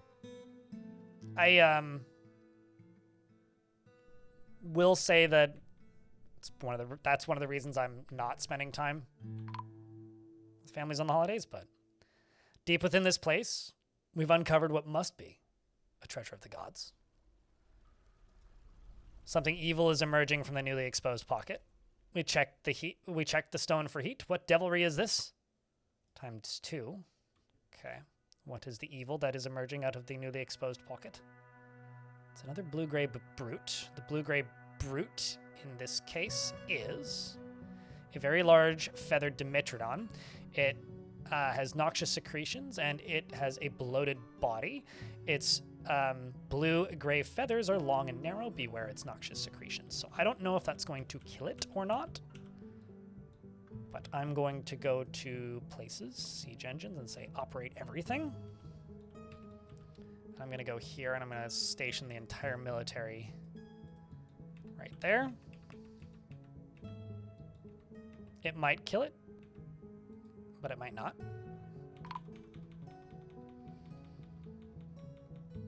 Bits and pieces of everything fly everywhere. It gets thrown up and down a bunch.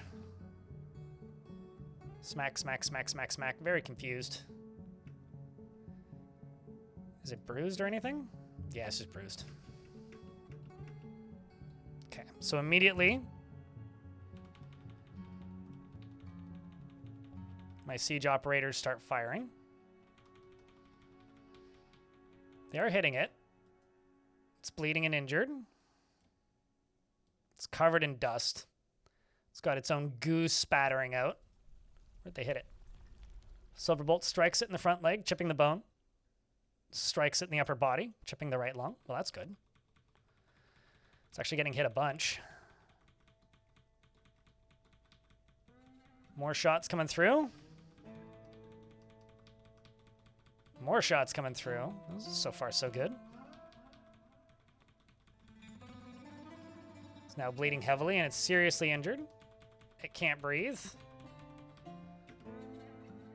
Let's just follow it and see where it ends up. It's still getting hit by something. I think that was one of my mark dwarves at the end there. It can't breathe and it can't stand. I don't think it needs to breathe. And it's dead before my soldiers get to it. And YouTube here goes, "Can it all end so quickly? Begone fear." I guess what he's trying to say is, I was almost there. Why did you? God damn. You're being attacked by a Titan made of platinum. Is he made of native platinum? Or platinum? Because those are two different things.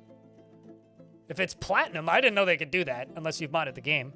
If it's native platinum, I'm so sorry.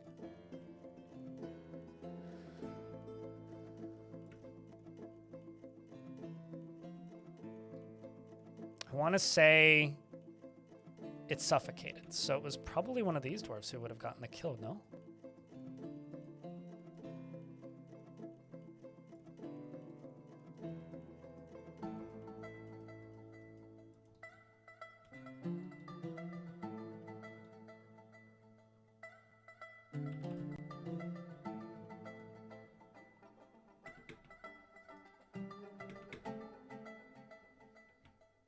Which one of these Mark's dwarves did the murder?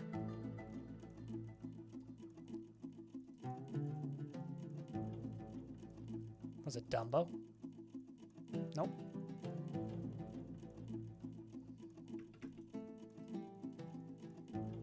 No, it was Logan.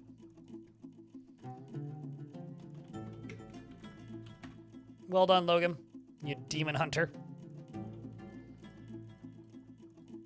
Round of applause for Logan there. Fired a steel bolt which hit it in the head, which chipped the skull and tore the brain. Well done.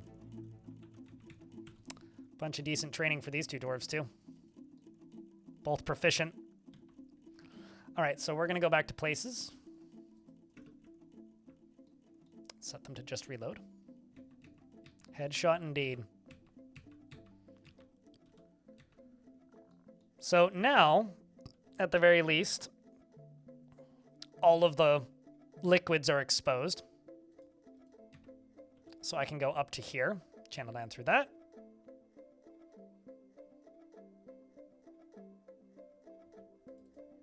And channel down through that.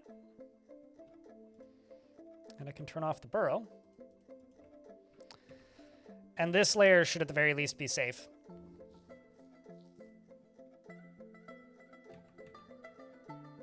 And this layer should also be safe once it's all drained out, I guess.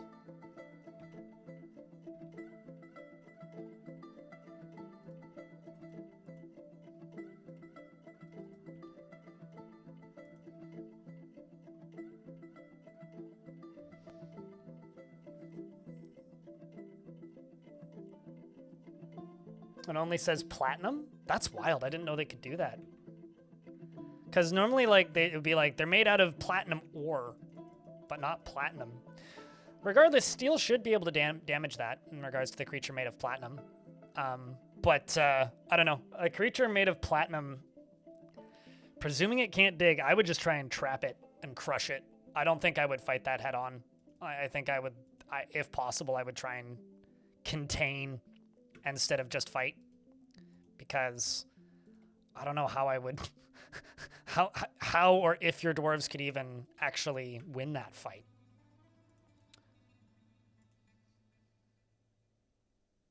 I'm also looking for treasures of the gods. There's one. It's a large frilly ready metal head scarf. Okay. And a branching clear blue metal whip. And a branching, crashing metal whip. I've seen that one before.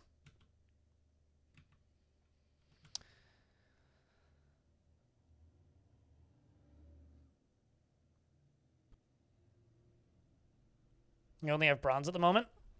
Yeah, well, I mean, you can't really arrest them, but... At least you have some options at your disposal, you know? Okay, so this should be mineable. This is all mineable.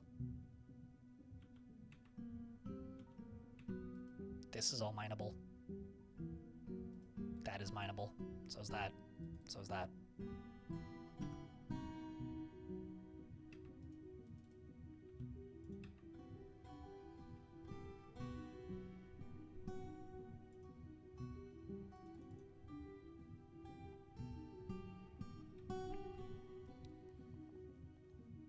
But yeah, congratulations on being able to save everybody.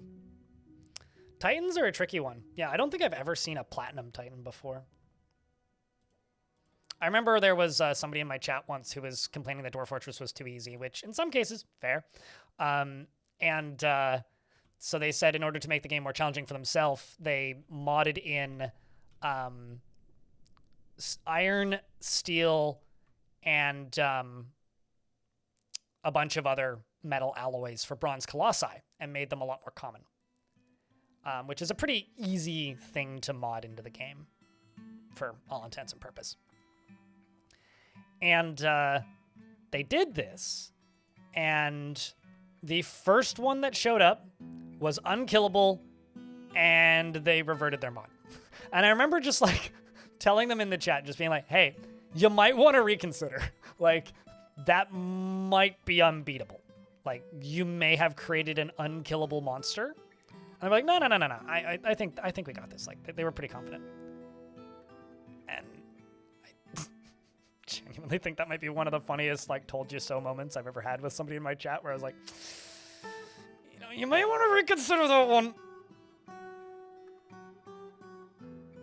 Feels like a Minesweeper minigame. Yeah, no. I mean, there's a clip, which I'm not certain is in the top clips. Also, Clumpy Black Sheep, by the way, thanks for taking the #1 spot. Yeah, I don't think it's got enough views just yet, but check and repost it. Of me talking about the digging stuff, but I don't love this part. I don't hate it. But it is definitely one of those things where it's like, yeah, this could use a lot of work.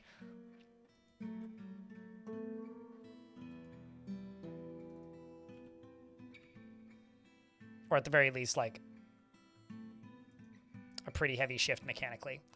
So speaking of heavy shift mechanically, I'm just going to real quick scroll down to the setting that I said that I would change. Oopsies, I should actually go to the right menu. We're going to go to difficulty.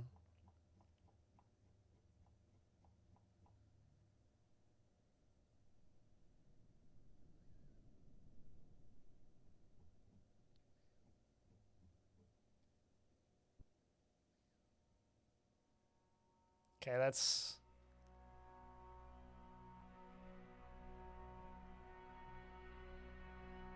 Hold on, let me just reset this back to default.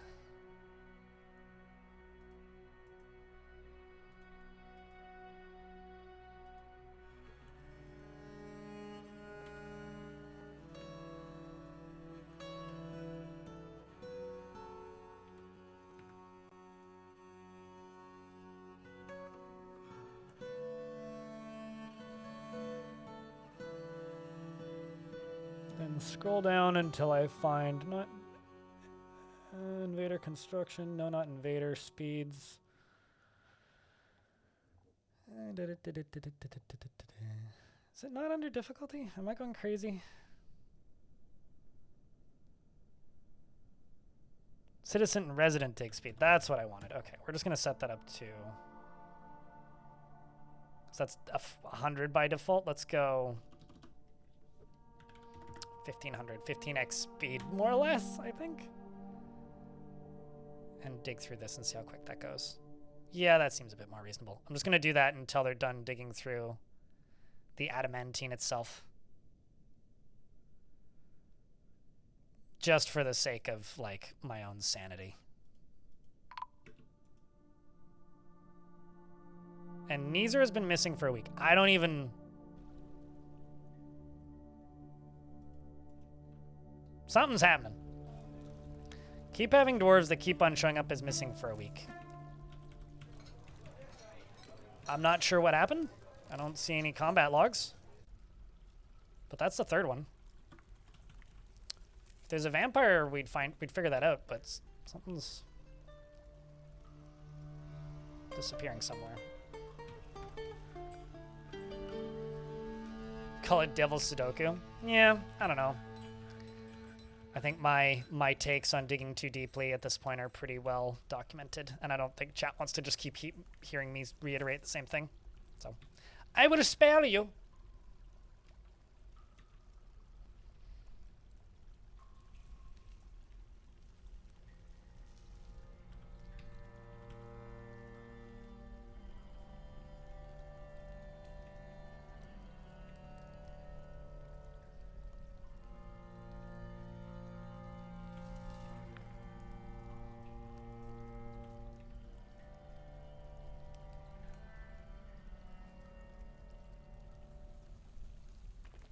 Thank you for your DF videos. You helped inspire you to finally give this game a try. I lost more hours of your life this week than you'd like to admit. Hey, at least it was to Dwarf Fortress. You know, like there's, you know, you're sitting here going like, I lost more hours of my life this week than I care to admit, and then there's me going like, don't look at my Megabonk time. Don't look at my Megabonk time. Don't look at the amount of time I've been playing Megabonk. Doesn't help anybody.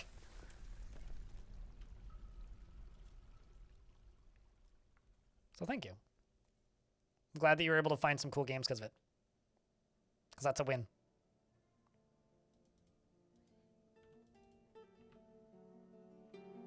There's also... Yeah, that's another gift from the gods, supposedly. How you been, Clino? How's things, man? By the way. And I'm Chatter, hello. Megabonk got you too. I got a top 2% run last night. Some migrants arrived despite the danger. No! Okay. And there's agitate. Like, see, this is the problem with this map.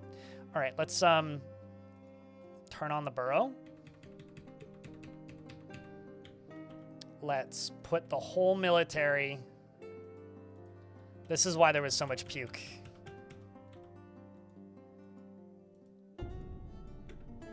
In the fort. When I started the other day. Okay. Okay, so where are those? Yeah, see, this is the issue. Is I more or less just immediately have to go outside because they're always sitting there waiting. They're always waiting.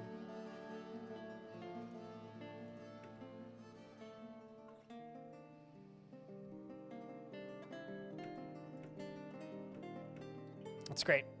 It's fun. It's good times.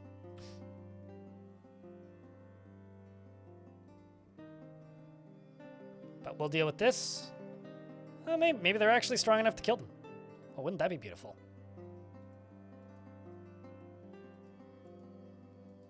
Come on, dwarves, you got this.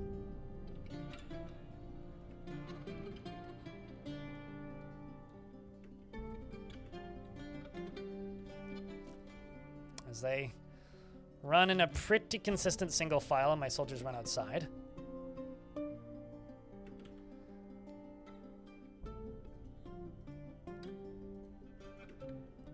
Let's back them back up to here.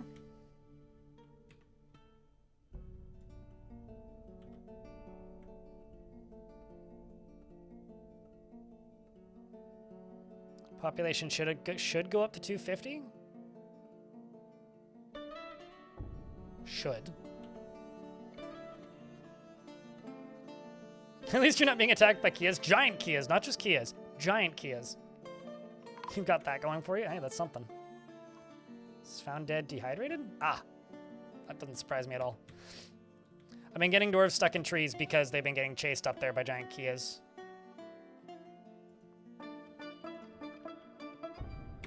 Okay, so there's one fighting with a bunch of dwarves over there. But it's my Marks dwarf shooting at it, so that's fine.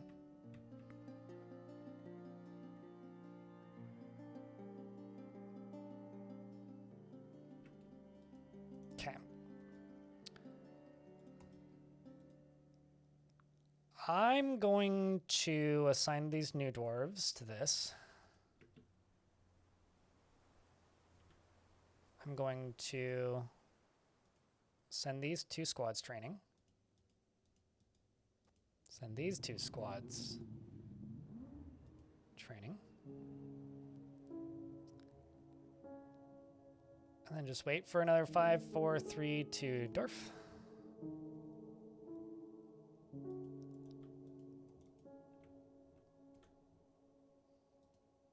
Send them training. Now, if anybody's dumb enough to still be outside, sucks to be them.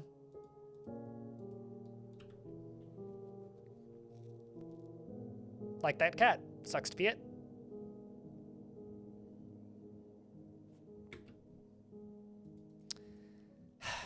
Okay.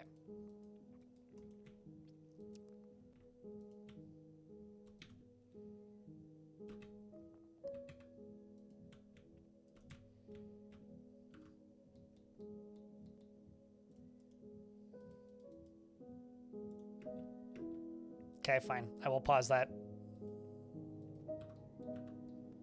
until that dwarf gets back inside. Then I'll unpause it, and then I'll close it. But the ads are about to start, so I will pause when the ads start anyway. Well, there goes the cat. Guess that's good.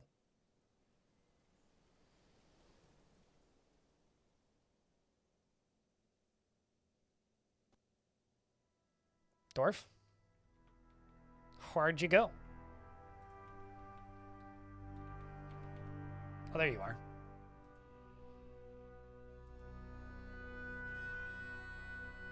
That's closed now. Excellent. Still a handful of agitated Kias, and we've got dwarves working in the hospital now, but oh well. That's exciting.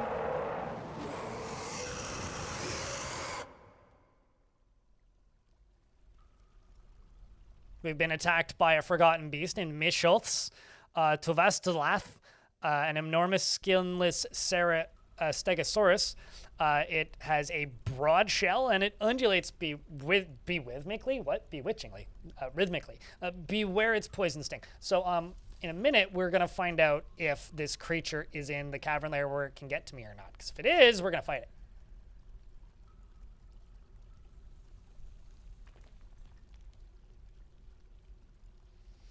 Strange question, maybe quite hard to answer, but let's try. Which post-Steam release fortress did you find the most aesthetically pleasing?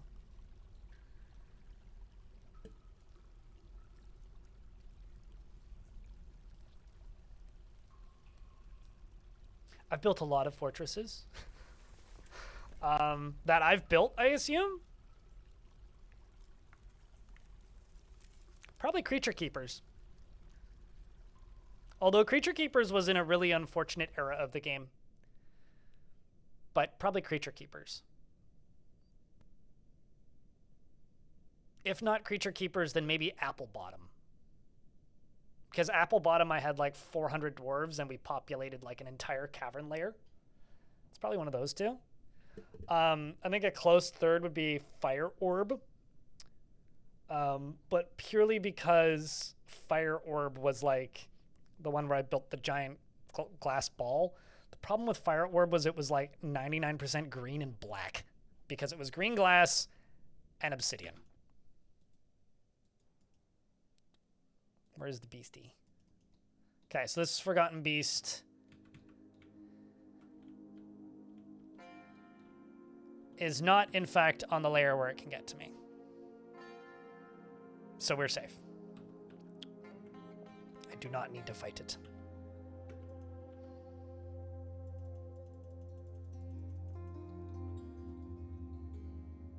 Okay, so we are making stuff out of adamantine, which means we probably have some more adamantine helms and breastplates around. So let's refresh my soldiers. Which means some of them are going to go grab new stuff.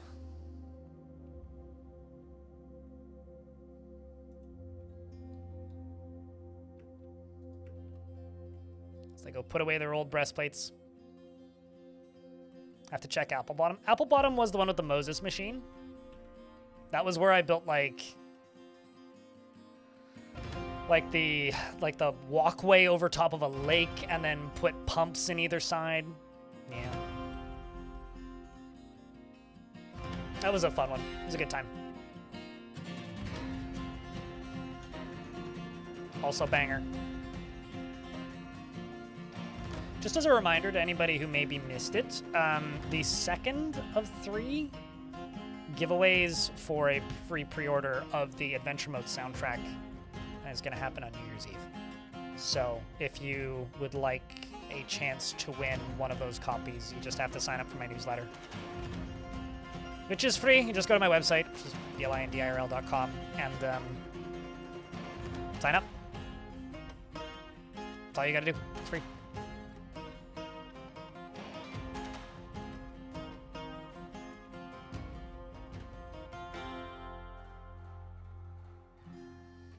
Ace Ventura as well.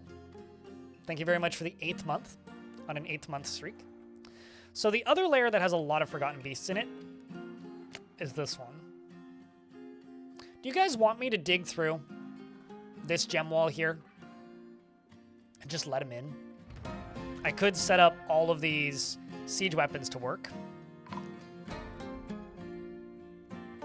Miner's been found dead. Oh, geez. We appear to have had a tavern brawl of sorts. So remember how Tarn was saying that tavern brawls shouldn't kill everybody anymore? Let's find out. Let's find out. Because we've just had a death, so off to a good start, I'm going to say. I still have the entirety of my hospital staff up and running.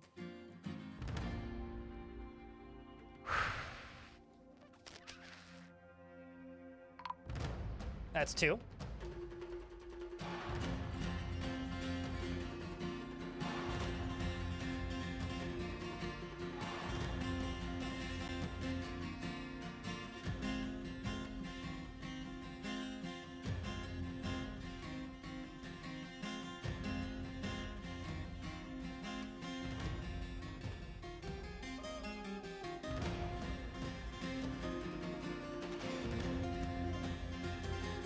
Seems like I've got several children that are all fighting with my soldiers. I'm just going to throw my soldiers off duty. By that, I mean like literally off duty, and cancel this. So they drop their weapons. I don't really know what caused all of this. Let's see what the... Yeah, it's still like 2/3 of my fort. Has anybody had any of these? Hospital's busy, yeah. It's time for some triage, I think.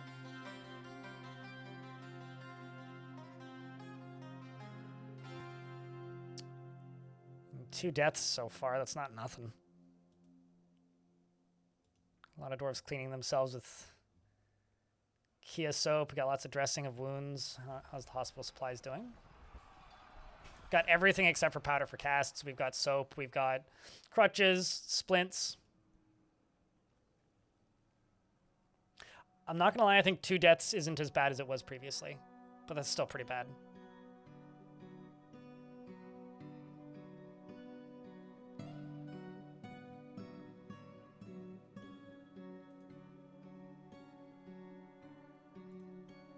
How's my Baron doing? Or no, Alf specifically. Is in hospital, seriously injured. Ooh, that could have been close. His leg is torn open.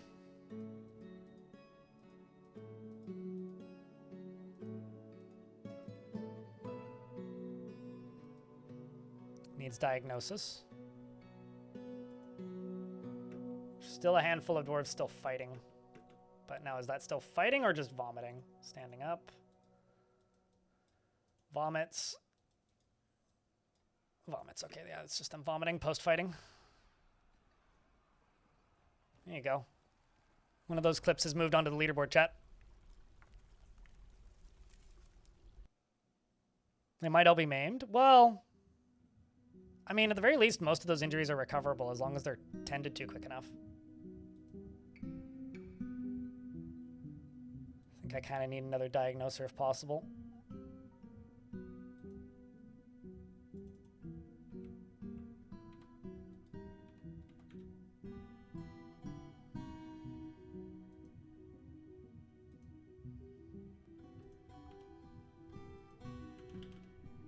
Well, they're getting up. There's less of them resting now. Oh. Okay, never mind. I thought I saw another new dead body, but... I'm just going to go, I think it's F8, yes.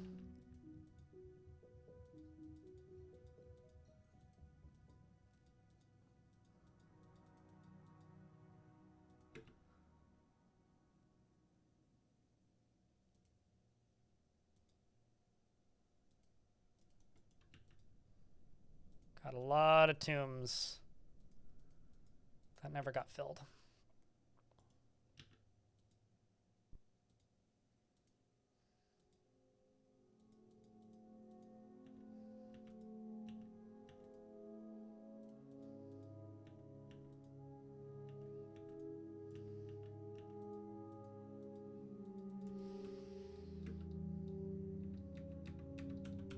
Well, could have gone worse. I think what I'm going to do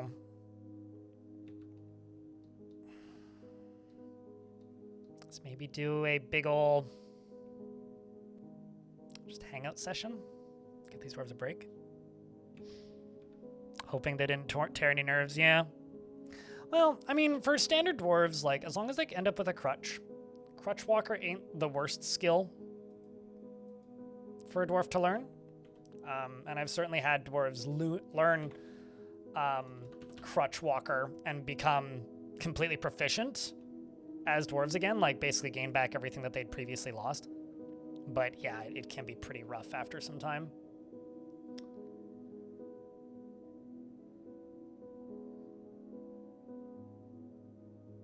I'm actually going to tell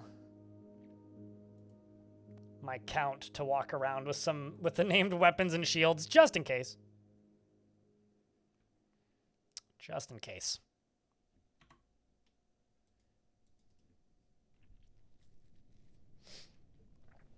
So I realize it's the day before holidays, so a lot of people is busy out there, but I just want to say thank you to those of you who are tuning in today, hanging out, keeping the chat moving. Holidays are always weird for streaming. I feel weird when I don't stream on the holidays, because I really like streaming on the holidays. But at the same time, they're always a little quiet, but sometimes very not quiet. It depends on the year. So thank you very much for tuning in today. Hanging out for some Christmas Eve. Is there actually like a name for today? All I know is it's the day after the actual start to winter, which it always feels like winter in like mid-November. And it's also after the longest day of the year, because isn't that the 22nd that's the longest day of the year, I think? Unless the Earth's axis has changed or some shit. Which, who knows? I don't know. I don't pay that much attention. But what I do know is it's no longer the longest day of the year. To renew. And that means the sun's going to start coming up earlier, and I'm excited. Tuesday, yeah, sure, certainly. This year it's a Tuesday. In Selena, thank you very much for the 13th month. It's a lot of people in the world is busy day. That's for sure. These are.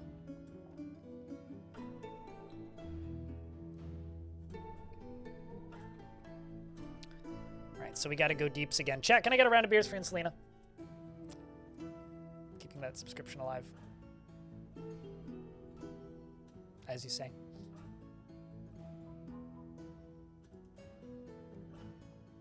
The longest night.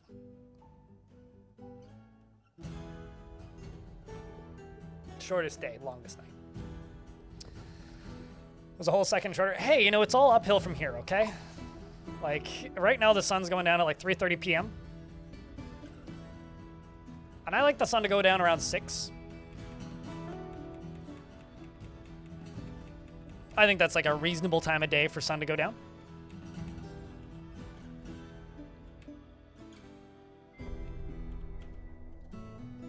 I think longer than that is ridiculous, and I think shorter than that, also ridiculous.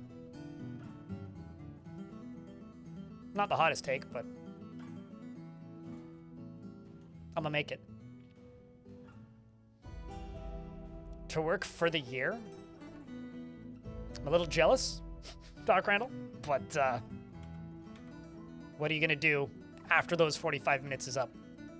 What's the first thing you're going to do? I personally would get up from the work computer or wherever you're at and go to your mode of transport to home. But I mean, I'm just kind of curious. What's your first plans for vacation?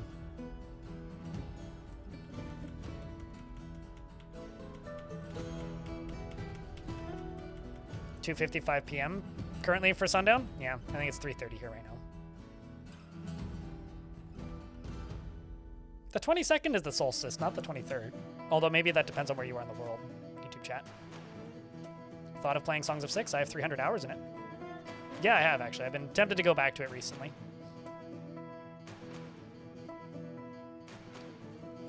But right around the time I got into the mood to go back into Songs of Six, YouTube chat, this weird thing happened called Dwarf Fortress's Siege update came out. And I got distracted for like 2 months. And I'm still planning to go back to it and play some more of it. I'm torn because every single iteration of that game, I fucking hated the combat. Do not the combat like much. Not for me. Dislike. Ugh. But I know a lot of people do like the combat. And I know that also the combat got a big rework with that last patch that he put out. So I'm very undecided as to whether or not I want to try the combat again when it comes to Songs of Six.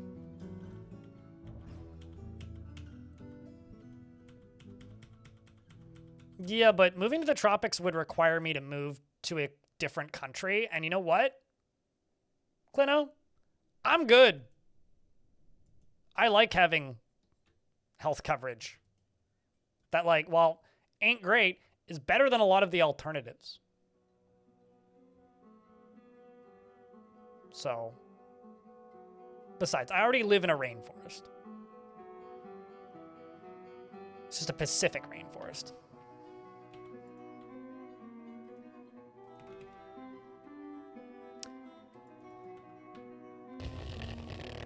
Who brought their pet alpaca here, you monster?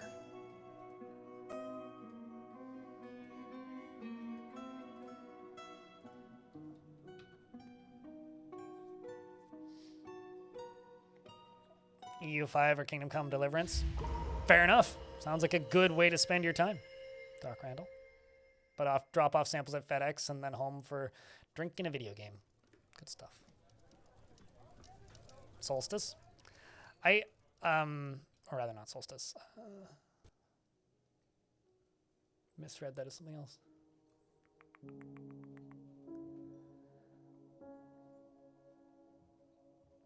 Get above that malaria line.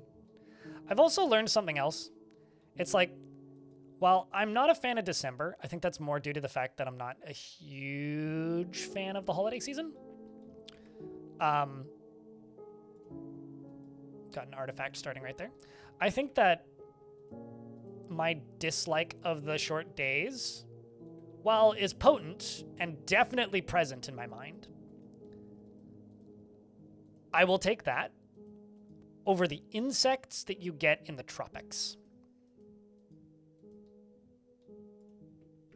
Because I would rather have, like, 3 months of the year where it's cold enough that all the big gross bugs die than have to deal with them. Also, it makes me appreciate the sun when it happens. I think if there was just sun all the time, I would just end up, like, in a neutral malaise anyway. Makes me look forward to spring, even though I like the fall and the cooler months.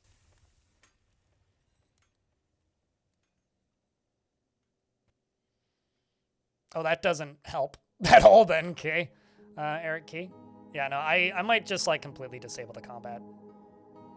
I wish it was all auto-resolve. If it was all auto-resolve, I'd be more into it. Because I don't mind setting up the armies. I think setting up the armies is fun. It's the act of actually playing the combat in Songs of Six that I don't like. It's just never felt good. And, like, he keeps reworking it and the dev keeps reworking it and rebalancing it, but it's like... It kind of falls into this problem of, like, I've played a lot of city builders over the years, and I'm sure chat has as well. But one of the funny things where I guess I disagree with a lot of the audience on a lot of city builders is there's been so many city builders where I've played it and I've really enjoyed it and had a good time, and chat's like, man, I would play this game if it had combat. Or, man, I wish this game had combat. And I think my only exception to that rule is maybe Manor Lord, where I actually do quite like the combat execution. But basically every game that I think I've ever played like that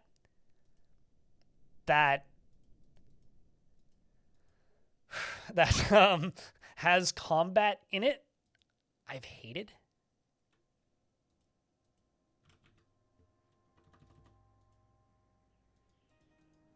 Like, I just don't enjoy combat in city builders. Yeah, but that's the thing, is you can't in all situations, Eric Key. So it's like, yeah, I don't know. Like, I think it's just, it takes away from the part of the game that I enjoy, which is the management part of the game. Which is, I think, one of the reasons I don't play that game more. Because, like, that's the sort of game that I get the itch to play when I get the itch to play, like, a... Grindy is maybe the wrong word, but, like, a dense, time-consuming city builder. But the second a game is like, oh, I'm a dense, time-consuming city builder, but also you have to play this incredibly engaging, high-stakes, infrequent, visually dense combat. It's like, that is the last thing I want to do in my vibey city builder. It's like the worst thing about the old school like impression city builders was the combat. To the point where like some remasters have like removed it. I don't know.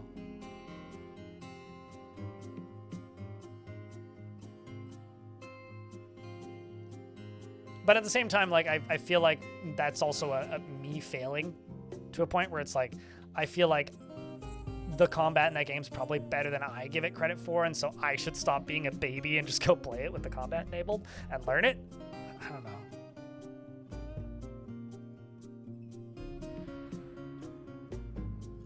Yeah, I was saying that earlier, Hand Chest. I think that Manor Lords does.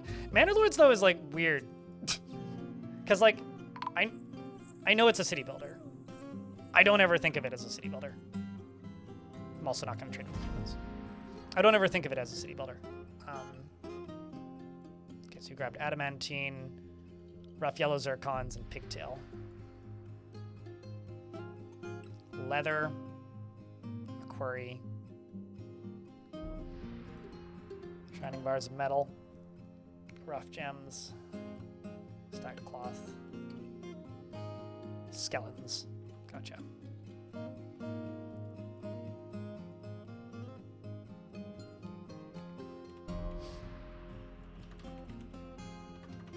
Thought I had a water buffalo, but nope, I had a yak.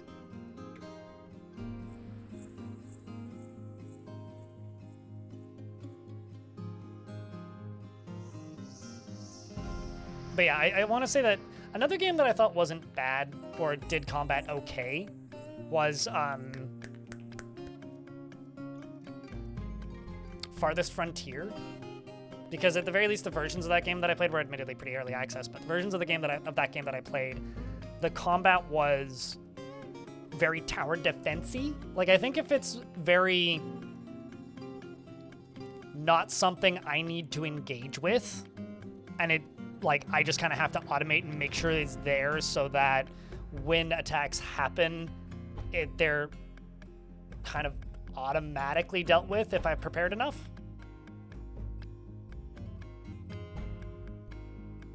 But again, I don't really consider Manor Lords like your standard city builder. Manor Lords is kind of like an amalgamation of things. Like in my mind, Manor Lords is closer to Stronghold than a city builder because of its emphasis on the combat. If that makes any sense.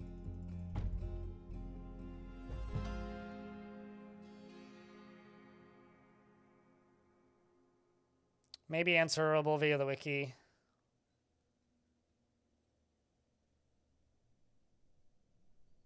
Why would it disgust me? You can't, like, okay, so are you talking about for artifacts? You can't, there is no way to force them to generate a certain weapon. The only thing that you can do is if a weaponsmith goes into a strange mood and you forbid the item, or the metals you don't want them to use, they won't use those metals, but you have to do that before they claim them. The second thing is if you have like a dwarf go into a strange mood and they make an artifact you don't like, crash the game and go back to the beginning of the season before the mood started, and usually a different dwarf will get the mood, because it's assigned to a dwarf who's available to get a strange mood. That's all that you can do, but that would be like a not small amount of time. Also, if you want me to consistently answer questions, don't preface them with "it might disgust me," because then I assume you're going to ask me about how to enable cannibalism, or like ask me something racist, or be like a shitlord. But no, there's no such thing as safe scumming in a single player game. But no, quite literally, it's just a like, if a different dwarf gets it, then you might get a different artifact. But you'd like a military dwarf.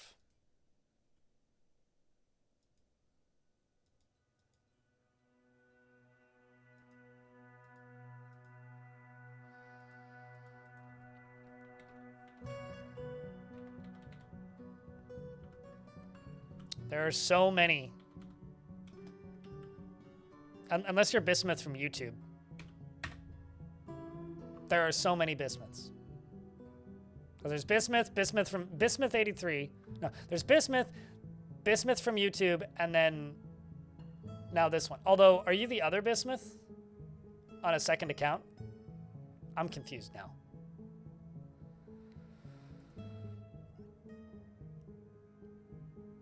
You knew about the metals. You were hoping that you could force them into making a platinum hammer. They'll only be forcible into making. They'll only make a platinum hammer if they like hammers, and if they don't like a specific weapon, then it's random.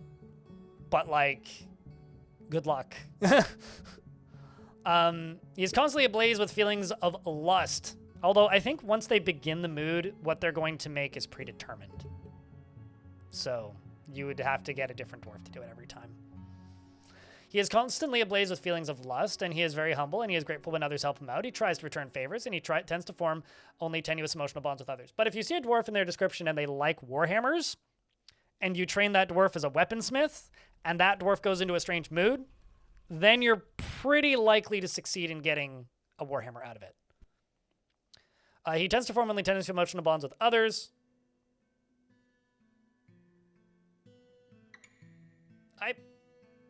It's 2025. Use a password manager.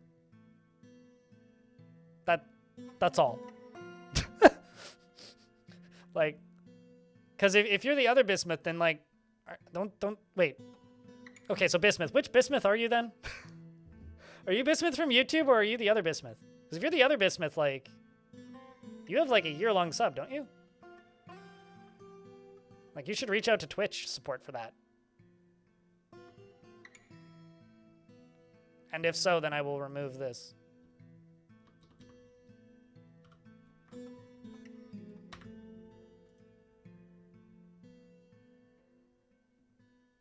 Can you see what my fort looks like and ask him? Well, sure, once I'm done going through this discussion, or through this description.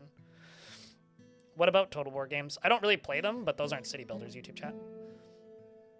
So you're Bismuth from YouTube. Okay, so I'm just going to type in from YouTube. But literally, like, get a password manager. That's my advice. Constantly ablaze with feelings of lust and is very humble and very grateful when others help him out and tries to return favors. He tends to form only tenuous emotional bonds with others and tends to not focus on and tends to not reveal personal information. He can handle stress and sometimes acts without deliberation. He can easily fall in love or develop positive feelings and generally finds himself to be quite hopeful about the future and has a sense of duty, occasionally overindulges, and is somewhat uncomfortable around those that appear unusual or live differently from himself, and is slow to anger, and he has a very distinct laugh whenever he's excited. I guess people just like Bismuth at the end of the day. He needs alcohol to get through the working day and does not mind being outdoors at least for a time and doesn't really care about anything anymore. Hey chat, this stream isn't sponsored by password managers, but if you're going to get yourself anything for Christmas, go sign up for Bitwarden. He personally deeply dislikes competition, doesn't particularly care about craftsmanship, and doesn't care about nature one way or another, and dreams of crafting a great work of art. He likes schist as well as bronze, black opal, coral, and bucklers, querns, and figurines and hippos for their strength. The word of the satiny scribe and the sound of euphoria of music and the sight of the velvety lark, some impossible prefers to consume quinoa beer and absolutely hates snails.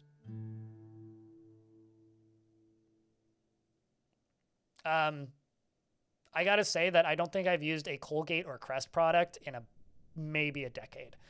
I use a pretty specific toothpaste, otherwise my teeth hurt. I use Sensodyne hypersensitivity because like breathing in like anything below 5 degrees Celsius makes my teeth hurt unless I use that toothpaste. So I use that toothpaste for like ever. Basically the entirety of my adult life, I've used Sensodyne because, yeah. So it's not sponsored by either of those, no. Or Sensodyne for that matter. Chat room, what toothpaste do you use?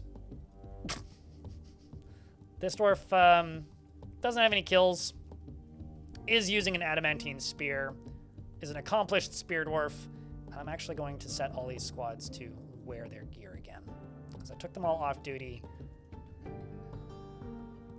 while everybody was in that awkward state of fighting each other.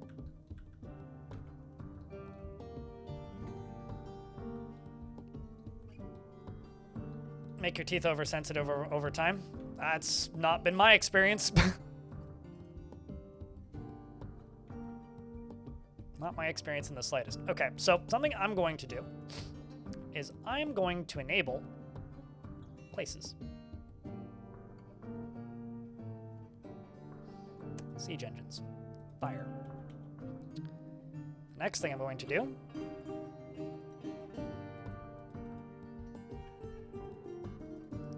set all these dwarves to train so that they're in the vicinity. We're going to dig through this, and then I'm going to dig out probably this level first. Well, no, this level first. I'm going to dig out all of this. You guys can follow this dwarf who's extracting metal strands. I'm going to readjust the difficulty of digging speed.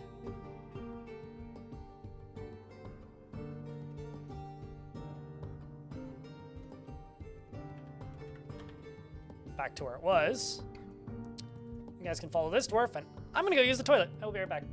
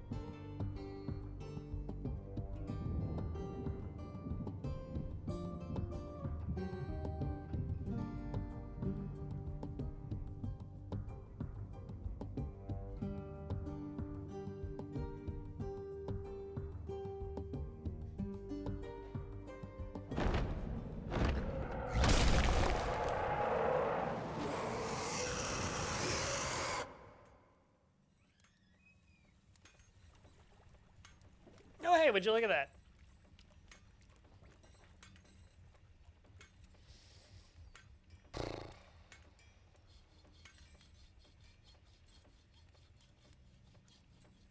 Although when in regards to toothpaste, when I was broke, I was using primarily Arm & Hammer toothpaste, actually, because it was like 90 cents a tube. The Forgotten Beast Gogol Urathafin Omsos has come, a towering humanoid composed of green glass. It has 3 stubby tails, and it undulates rhythmically. Beware its poison vapors. Okay, what layer are you in? Okay, so this thing should be able to get to me. Ern beached the umbral.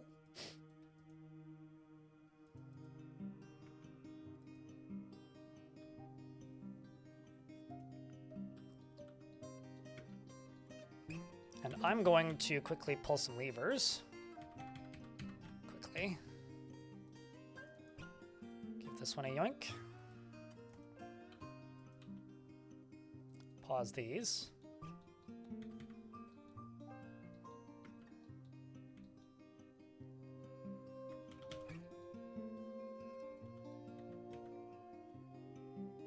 Come on, dwarves, get inside.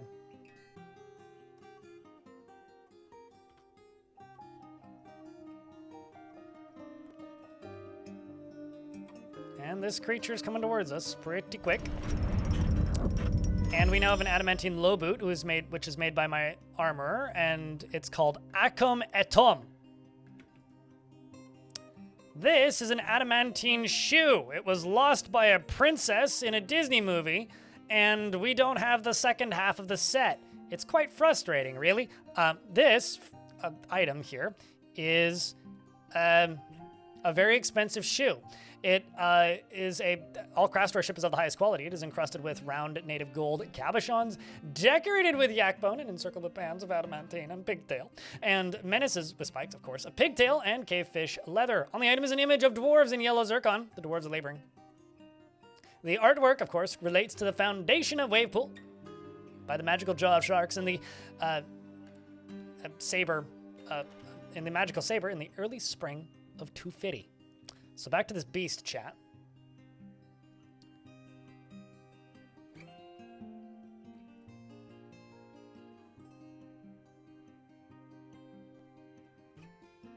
Some superfluous fluff from the pharmacy. Yeah, that's fair.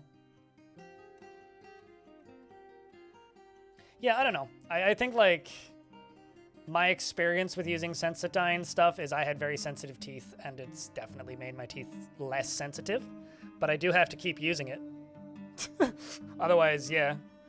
Maybe it's like one of those Head and Shoulders situations where, like, if you use Head and Shoulders shampoo, like, literally every day, it'll, like, destroy your hair. But, like, if you have, like, extremely dry scalp, it is, like, not necessary, but it can be extremely helpful if you need it. It's probably one of those situational things, though. Oh my god, that's not where I was expecting you to pop up.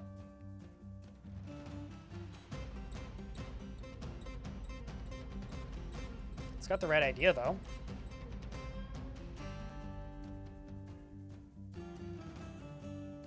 In my mind, 160, you're talking about Head and Shoulders because that was the last thing that I mentioned, but I know that you're talking about toothpaste. So I'm just going to pretend that you're talking about Head and Shoulders shampoo because that's way funnier to me. I've told it that's, like, you know. Yeah, it's very harsh, basically, is, like, the way it's been described to me. Jody. It is a good artifact. I just wish it was a pair.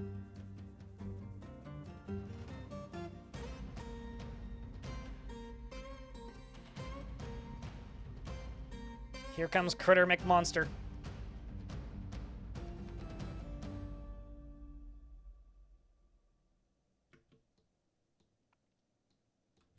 So now that I've done that, I'm going to see if I can close this in time. If we can't, that's okay. So once again, this is a Forgotten Beast made of glass. Made of green glass. Looks pretty blue to me, but it undulates rhythmically and it's got poison vapors. Wow. Panned away and it dead.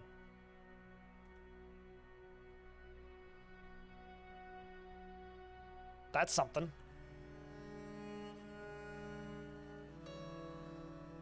A lot of giant Kias fighting with humans. Does that... Where's the Forgotten Beast? There it is. Flying Steel Bolt got it. Which one of you got it then? Laia didn't hit it. Timmy got it. Well done, Timmy, I say. Oh no. Friggin' giant Kia made it all the way down and into here.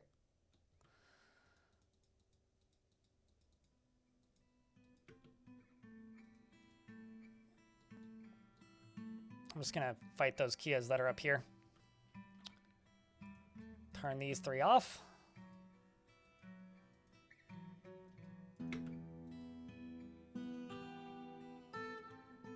Also, I realize I damn near killed all my dwarves just now. Let's move those back.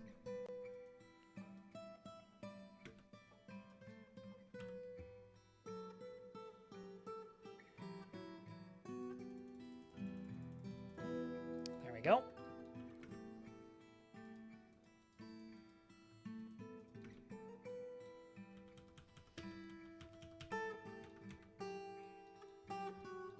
Comes another one.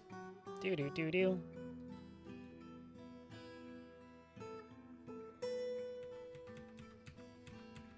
I think what I need to do is just put a squad like close-ish to the top, maybe. Like, who trains right here right now? These bottom 2 squads. I'm gonna take the bottom squad, remove you. And make you guys into the giant Kia, the anti-giant Kia squad. Which means you're gonna go right here, and you're gonna train there. Send all these dwarves back to training. I'm gonna make another burrow that's basically just like here down. And I'm just gonna put everybody in it for the mo. Like, no restrictions on where they can go, just the lower areas.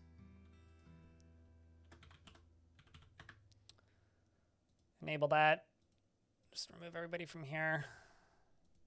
Put everybody in there. Seems they always go insane no matter what with copious amounts of off time. You need dwarves that have 3 specific traits to always be happy while training. Most dwarves will slowly just get upset with time, kind of regardless of the situation. That's just, I wouldn't call it an inevitability, but it's kind of an inevitability. It's just going to happen eventually. Because dwarves generally, and I say generally, that this actually varies from fort to fort, don't like the act of just sitting around training all the time. They will eventually get bored. They need some variance in activity. Too real for you. Thank you very much for checking out a gift. It's very kind of you. What you need is at bare minimum, a dwarf that dreams of mastering a skill. Bare minimum. But they might dream of mastering a skill and also not be interested in combat. Because, like, if you see a dwarf training and their thoughts are like, I'm not enjoying this, like, I'm getting bored, they're going to go nuts. The second thing is some dwarves will just get stressed when they see combat, period. Like, they won't like it, they will get pissed off, they will get upset, and they'll need to be removed from it. Like, this is a dwarf that's an example of this. Like, this dwarf may enjoy the training. In fact, they do, literally glancing at it. Like, is happy learning about archery. But this dwarf suffered a major injury once, and that, like, caused them to rethink their intellectual values, and then that's going to slowly upset them. Basically, like, the way I do it is I just kind of, like, especially in bigger forts, like, I do this more than I should admit.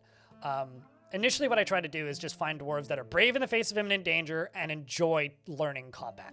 And I try and set that up as the basis of my military. And then as I encounter dwarves that, like, clearly don't like it, I will periodically remove them and swap them out for other dwarves that suit the task better or aren't pissed off or just want to train in the military. And so I'll sort of cycle dwarves as they get upset to try and keep anybody from just, like, constantly getting upset, because that is just never going to end well, basically. Otherwise, you will just kind of inevitably end up with your military being upset. It will happen.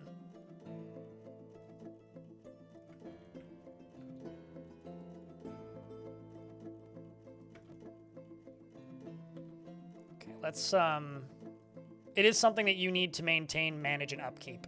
You're never going to be able to just put a bunch of dwarves in the military and just leave them all in the military until, you know, you're done with the fort. You will need to cycle them regardless.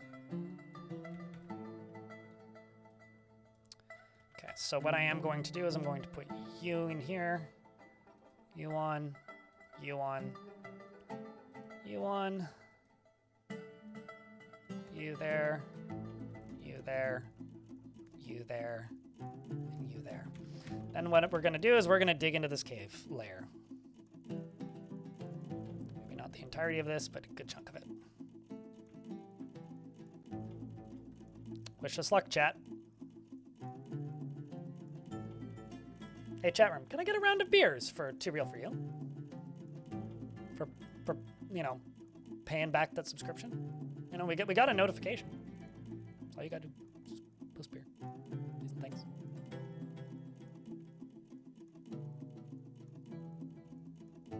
So I'm gonna stare here until I see a forgotten beast approaching.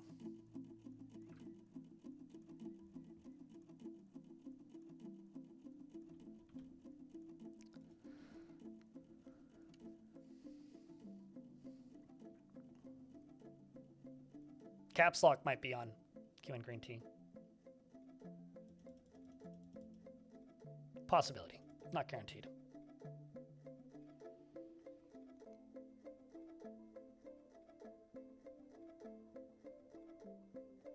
How do I come up with these designs? There is absolutely no pre-planning or forethought that goes into the setup of my fortress. I simply build something that I think I would like to look at and build that. And the reason I do it that way is because, frankly, I have to look at them. And so if I don't like looking at my fortresses, clearly somebody in chat may feel the same way.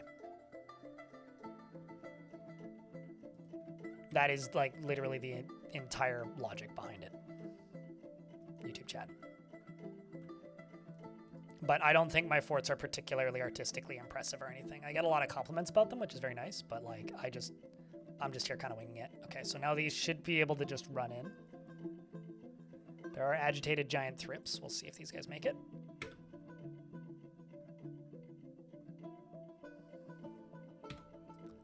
Just going to... Oopsies. Don't do that.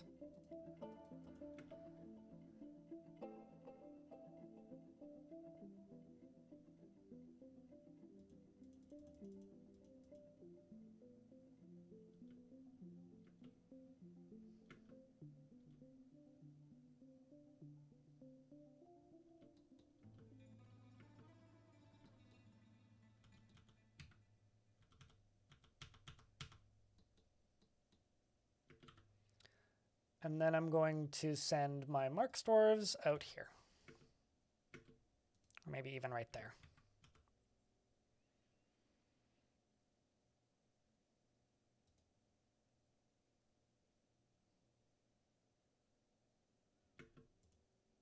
God damn it. There's a Kia right here.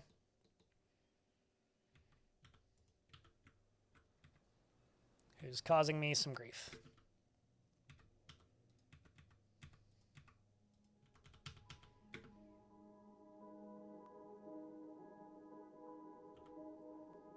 Who's now dead, thankfully.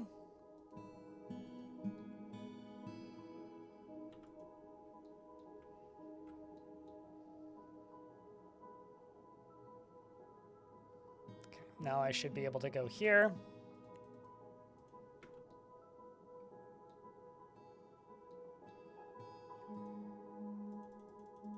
All right, cool. This is why you put mist machines in the training area if you want a large army? Yeah, you can do that, but you don't need to do that.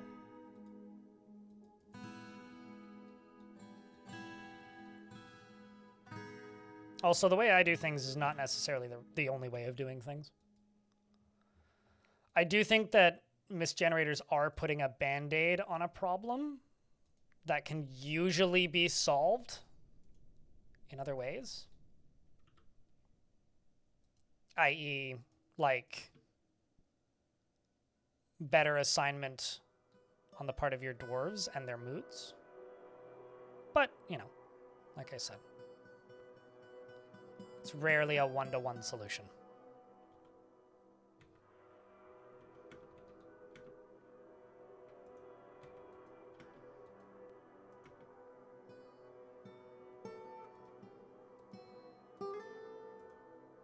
Okay, so where is that beast at?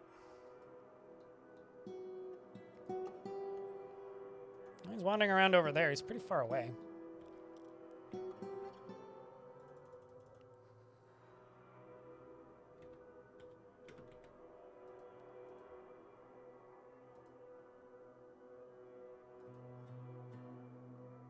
I don't really want to use orthoclase blocks, because I'm pretty sure I have more blocks of a different type of block.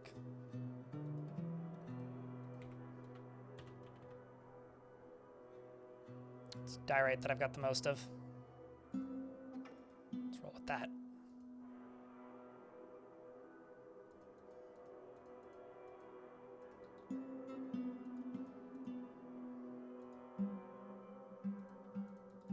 I think also something when it comes to the look of fortresses chats in general, that is important to remember is a thing that you made yourself is easier to see the flaws in than something that somebody else made. And I always see this, and I see this very consistently with YouTubers especially, who play this game, and games like this too. Like, I think RimWorld kind of runs into some of the same traits, which is like, or any buildy heavy games anyway, just about anywhere, is we always get a lot of compliments about how amazing our things look, and I think it's quite literally because somebody else built it in a lot of cases. And I don't think I'm immune to that, where it's like people will say that my forts look amazing, or like how did I think of building it like that? It's like, well, I just kind of built it. I think that does go for a lot of people, where like, you just kind of built it. And maybe you're making much more impressive things than you realize, I guess is what I'm trying to say. Just your friendly neighbor spider. Yeah, totally.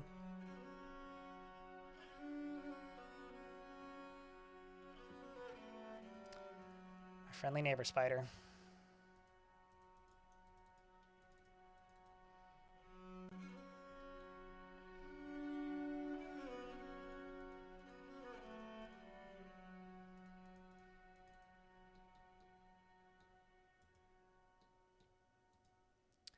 And now they want a Doctor's Guild. Well, I guess that's the good thing that came out of that riot that happened not so long ago, is now they're demanding a Doctor's Guild.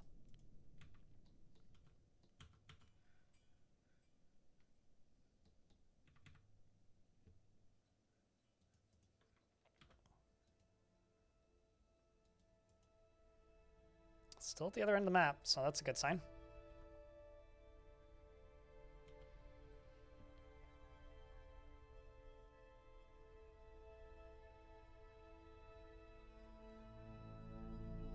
Also, Romanoid, hello. It's good to see you, by the way.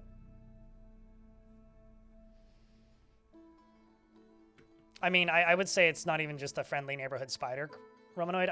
I'd say it's more like the Crundle, the automated Crundle population control program is what that is. It's keeping the population of Crundles at acceptable levels. Frankly, we should be paying it.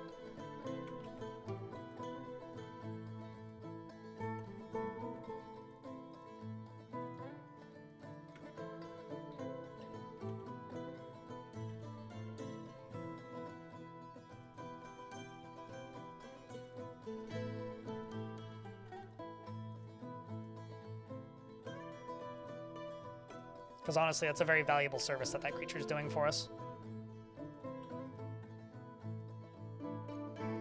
And Crundle population control is serious business. What are we doing, Crundles? True, yeah, we're paying him in food. By providing the Crundles.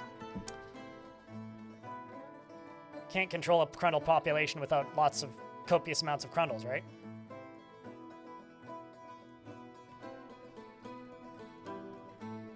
See what spills out of this. Sure something will.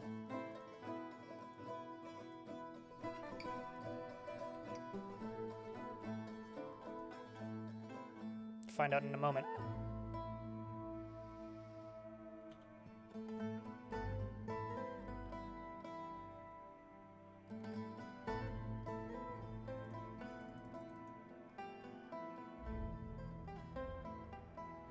Are good egg layers. I think I've raised Crundles once or twice, and while I don't disagree that they're pretty good egg layers, my issue with Crundles as a livestock is that they can't be fully tamed. If they could be fully tamed, I'd be right there with you. I'd be like, yep, nope, they're great egg layers, all that. But because they can't be fully tamed, I'm like, they're kind of a liability at larger populations because, like, if they start losing their training for any reason, then, like, good luck catching back up with that. Really? Like, same with, like, the giant crabs problem where, like, if they're not already... Like, if you buy one giant crab that's already tamed, then that's fine.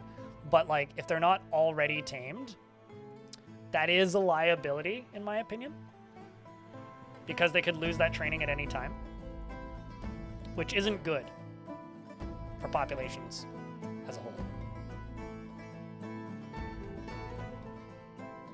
FPS control? Yeah, I guess I don't really have problems with a couple Crundles on the map causing FPS issues anymore, but if that is a concern for you, then yeah, that too. YouTube chat. I'm going to dig out this. We're going to put that guild hall right there, I think.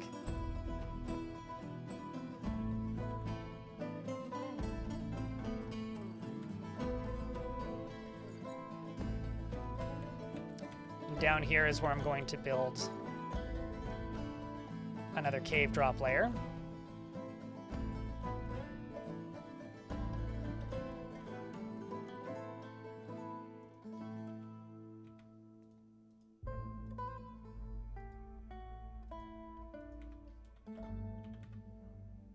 We'll do granite here.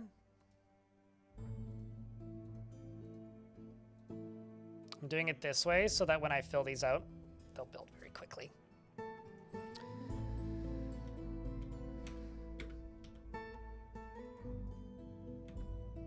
For a second there, I thought there was a dwarf stuck on the wrong side. I was like, no! Fucked up. But I think we're good.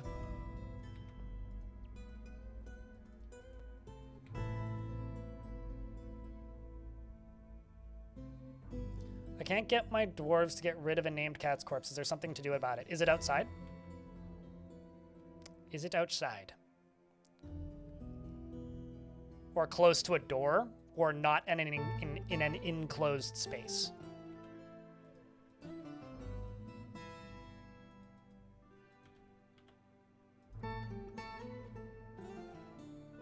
No. Humor me. Have you enabled refuse hauling? Also, are you trying to bury it or dump it? And if you're trying to dump it, is there a little, what's the word? Icon is maybe a word I'd use. Is there a little, like when you dump something, does it have that little arrow there? That.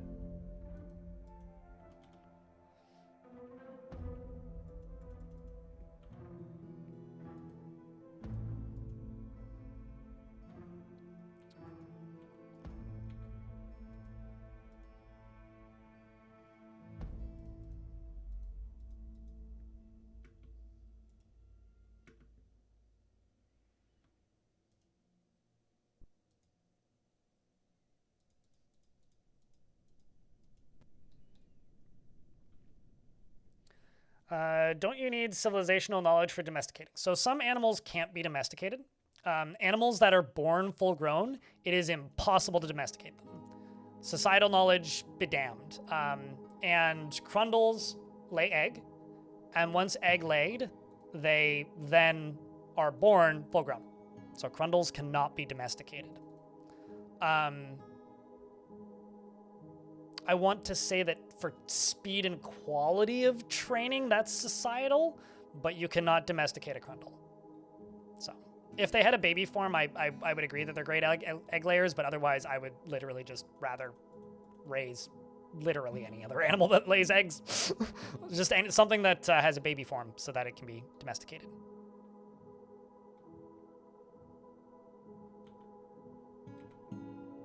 But you're not far off. You're just missing, like, I guess, one point of context that makes your statement correct, but just missing enough information that it kind of wrecks it. Like, as an example, giant crabs can be trained, but can't be domesticated because they don't have a baby size when they're born. They're just born full grown. However, you can get domesticated giant crabs if you embark with one in adventure mode. And you, say, embark with a breeding pair and then retire in a fortress. That will then be a breedable pair of tame giant crabs that will remain tame, but you can't tame them in fortress mode. So maybe you can embark with a crundle? You probably can embark with a crundle in adventure mode as an outsider. So if you did that, those would be tame, but I don't think they'd be friendly with traders. Essentially, like, you'd be asking to have gremlins in your fortress. Which, like, you could also do that. You can embark with tame gremlins in adventure mode, but they are a pain in the ass, shall we say.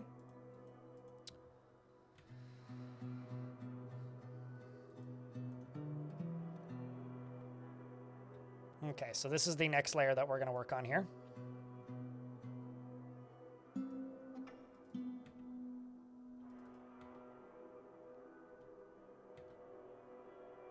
Black diamond clusters. See what pops out.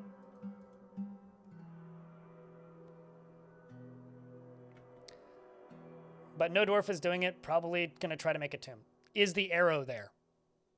So if the arrow is there, Fiero, there's just simply too many tasks. Try, like, hitting T here and pausing most of your jobs and seeing if it gets put away. If it doesn't, come back and let me know. I doubt tomb will change. It's just dumping is, like, the lowest priority task for dwarves. It's the last thing that they do. So it sounds like your fort's just really busy, if I were to bet. But otherwise, I would say go to labor, standing orders, refuse, and dumping, and just make sure that outdoor refuse is enabled. But that's all I really got for suggestions. Aside from that, it's just a priorities thing. Too Tall Dad Gaming, thanks for the 20th month. Jack, can I get a big round of beers for Too Tall Dad? Thank you very much for continuing to support the channel, man. Happy holidays.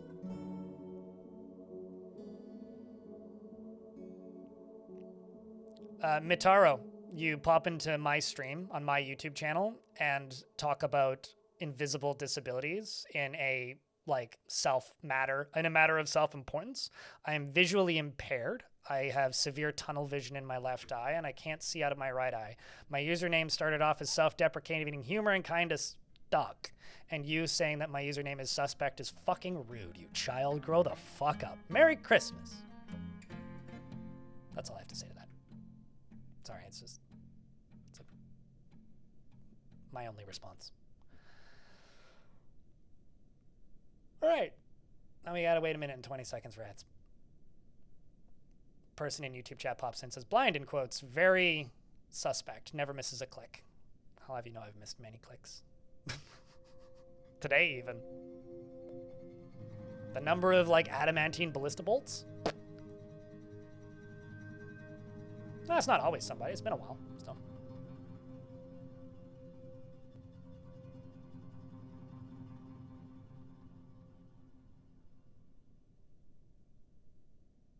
Let's make sure that there's no open space underneath these. Nope, we're good.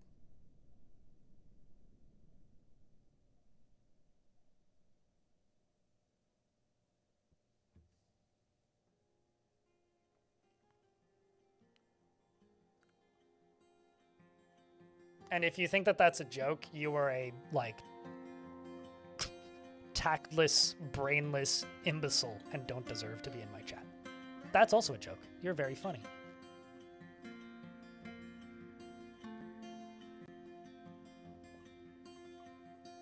Walk up to a person in a wheelchair and say, nice legs. See how that goes for you. Thanks for becoming a YouTube member, Chris the Piss. Might keep a tally next year. I don't verbally acknowledge most of the shitlords that say dumb shit in my chat, so I don't know if that's the easiest one to keep, but it's up to you, though.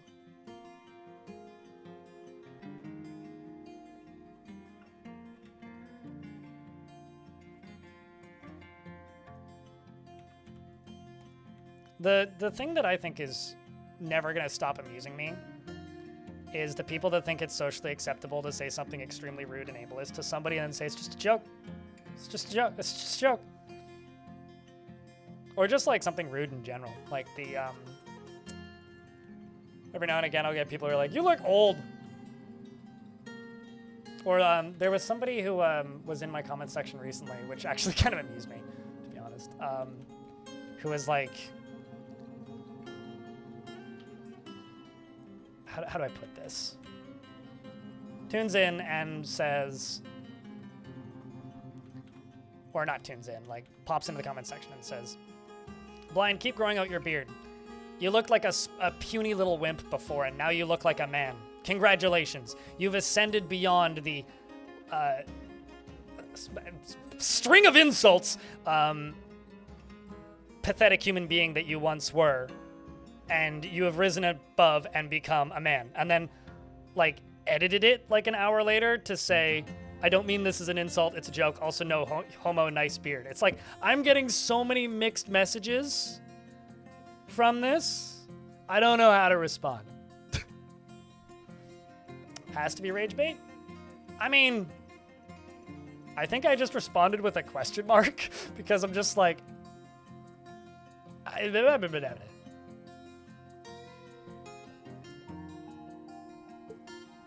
what?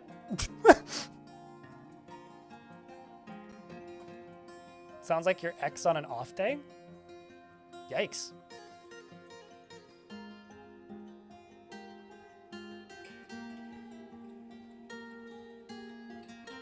Watching the interview, not reading it? Oh, because of the text version that I sent out via email. It is 24,000 words.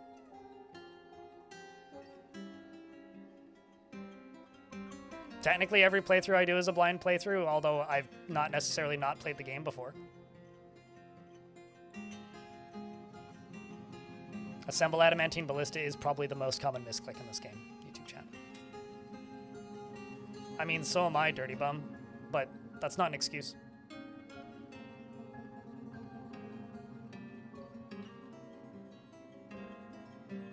People that insult I say that there's one of two reasons why people insult strangers on the internet. well, maybe 3.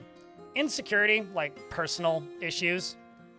Past experience where like if somebody makes a thing on the internet and gets an insult from somebody, then they tend to often become that kind of person. And 3, just children being stupid. Like there is like the running joke, or like language barrier is often, I think, an issue. Where like things will read as an insult, but like isn't intended as an insult. I don't know. I don't really attribute malice to any of that stuff. I mostly just attribute stupidity to it. And personally, I find it a bit personally amusing to just like belligerently insult somebody who goes after my eyes, because you can just get fucked, frankly. Like there ain't nothing funny about that, and never fucking will be. Tactless child. How did I get into metal? Is this you looking for an instruction manual or just curiosity? I was an edgy kid. I listened to bands. I listened to a lot of like emo and pop punk and rock when I was quite young. And then stumbled on bands like Under Oath and bands like, don't know what happened to Neezer, but Neezer's dead. Or rather, I need a tombstone for Neezer. Stumbled on bands like Under Oath and bands like... I think my entry into like the heavy shit was probably Under Oath or Sonic Syndicate. But in a more general sense, my entrance into metal was just I listened to heavy rock, hard rock, I guess, and it just kind of progressed, you know, like... I enjoyed bands like...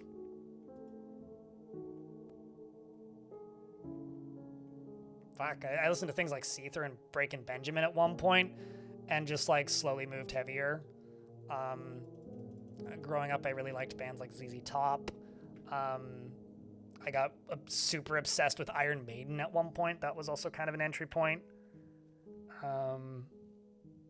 I remember getting a copy of the Black Album by Metallica and really liking that when I was younger. I still like that album, but that's maybe the most recent Metallica album I actually enjoy.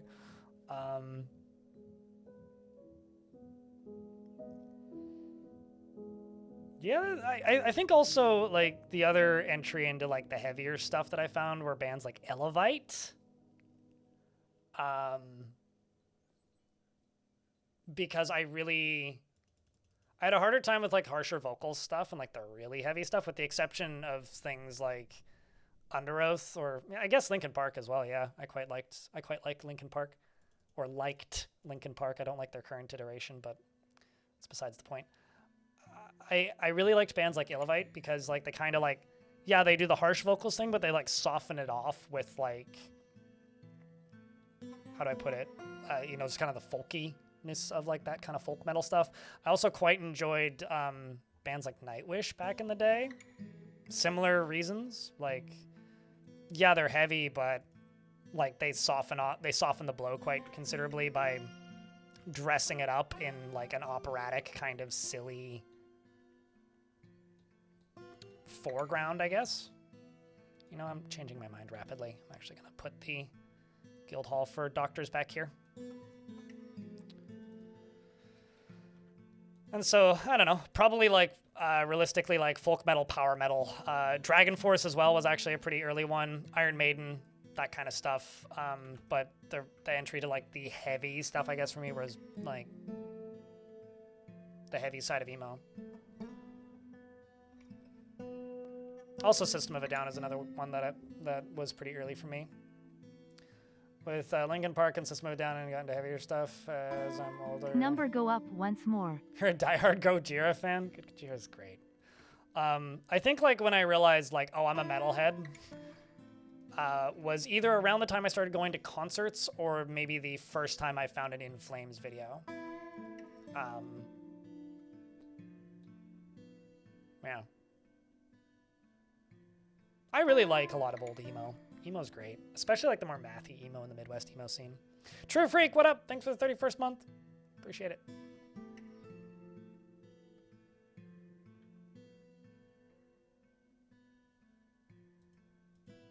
I will also say that, yeah, I don't know. I think I've kind of mentioned more or less all the influences. No, I already mentioned Sonic Syndicate. Also bands like 3 Days Grace, actually. Like, not since, like, I say since the band broke up, but, like, I guess some of the original members are back in it. But, like, I liked the original lineup of 3 Days Grace and specifically Animal I've Become. Like, that was a very musically formative album for me. I know it's, like, just edgy bullshit, but, like, I really liked that album when it came out. I was, like, very much right place, right time for me mentally and musically.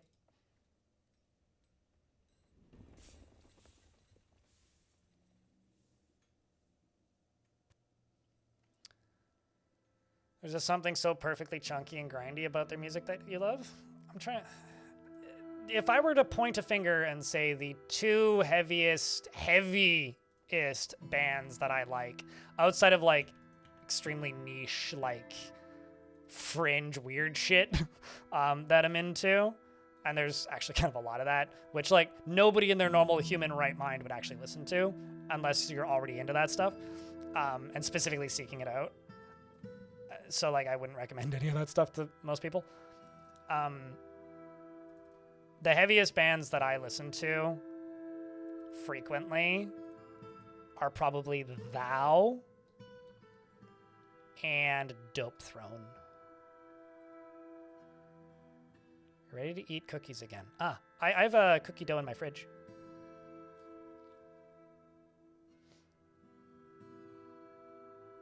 I'm not going to lie to you, Mitaro.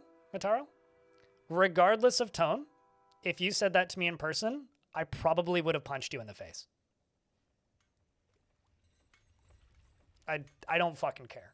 You could apologize or not. I'm not going to hate you for it, but, like, there is no place in my life where that is funny. Period. I'm glad you think it's hilarious. But trying to walk back, popping into my chat and being ableist is never going to get a positive result out of me.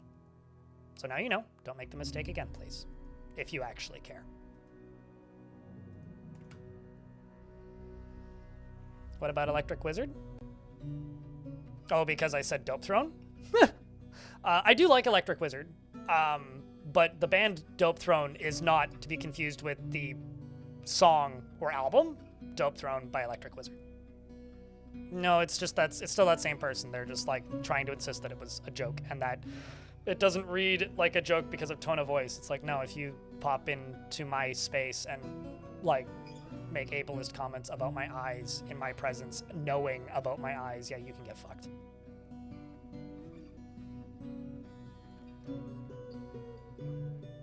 And that's the last thing I'm saying about that. And True Freak, thanks for checking out a gift. Appreciate you. It's very kind of you. Oatmeal cookies is what I made. True Freak.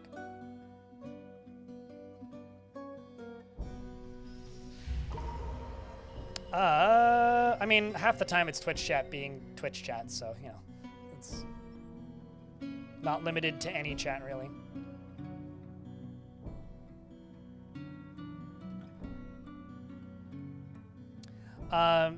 But anyway, we're getting another artifact being made. This is a Doctor's Guild, so I will accept that.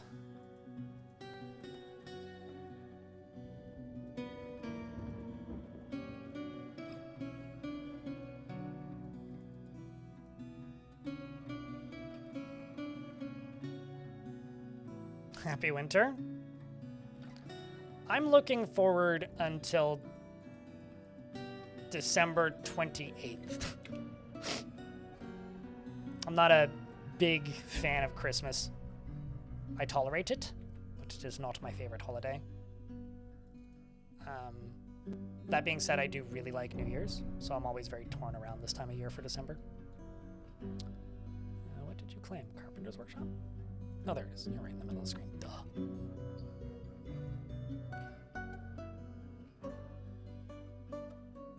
Oh, good for them.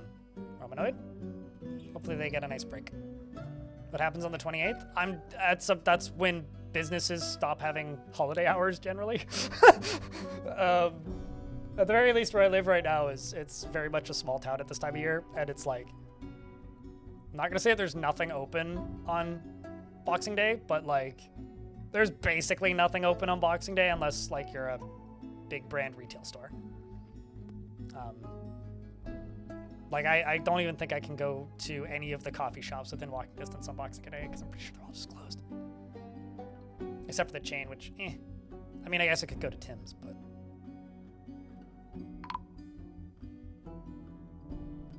Coolest non-weapon artifact you've seen in the world. The thing is, like, there's dozens. Hold on, I'm just gonna, real quick...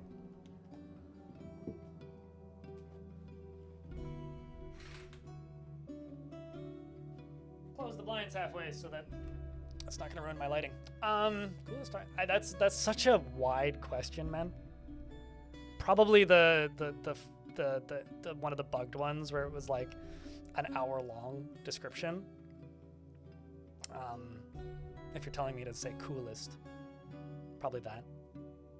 Or just like a figurine or a statue with a cool piece of history on it. It's more like a category. I don't think I could pick out one in specific. Aside from maybe the Pink and Paler, because that just had a really funny name and it was a scepter. And it sounded like, you know, a dildo. Which is just funny.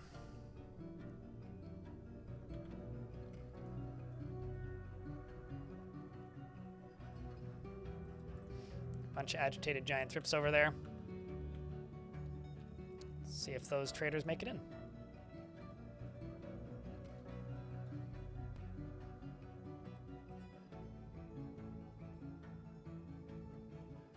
Yeah, that and I don't really hang out in places Paradox play Christmas music, but even the places that I do hang out have started playing Christmas music, and I kind of just don't want to go outside. I don't mind Christmas music, but like, I don't like Christmas music being inflicted on me.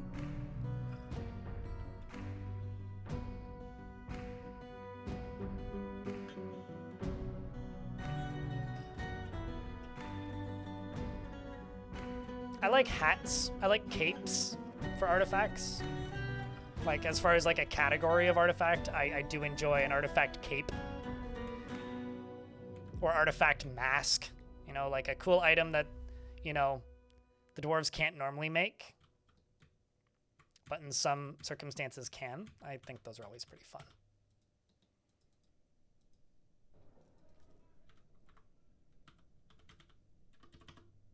Or like nicer jewelry is always nice. Rings, bracelets, things I can assign to a dwarf that they'll use.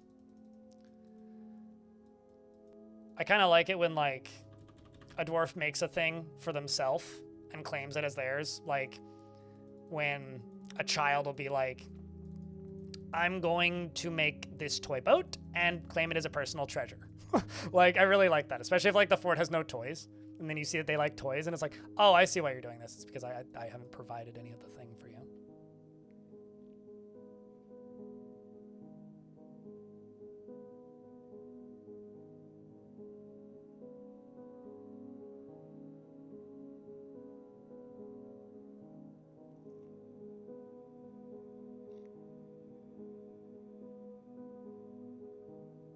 Just skimming chats real quick. You know, I'll be honest with you. I've never willingly listened to Mariah Carey in my life. I like to joke that, like, I've never intentionally listened to Pitbull before. Pitbull just is inflicted on me sometimes. But, like, that's a lie, because I have actually looked up a couple Pitbull songs, because there's a few eras of Pitbull where it's like, yeah, no, that song's pretty good, actually. And, like, I'm not above it.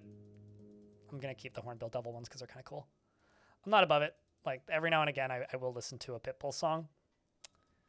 But, like, I can tell you for fact, I've never once intentionally put on or gone out of my way to listen to Mariah Carey in my entire life. Do with that information what you will.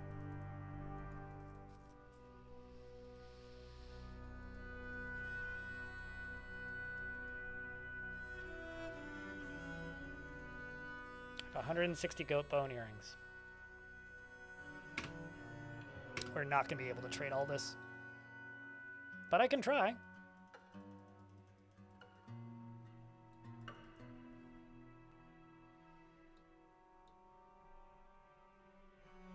Yeah, I mean, like, the thing is, there is good Christmas music out there, Bad Lotus, but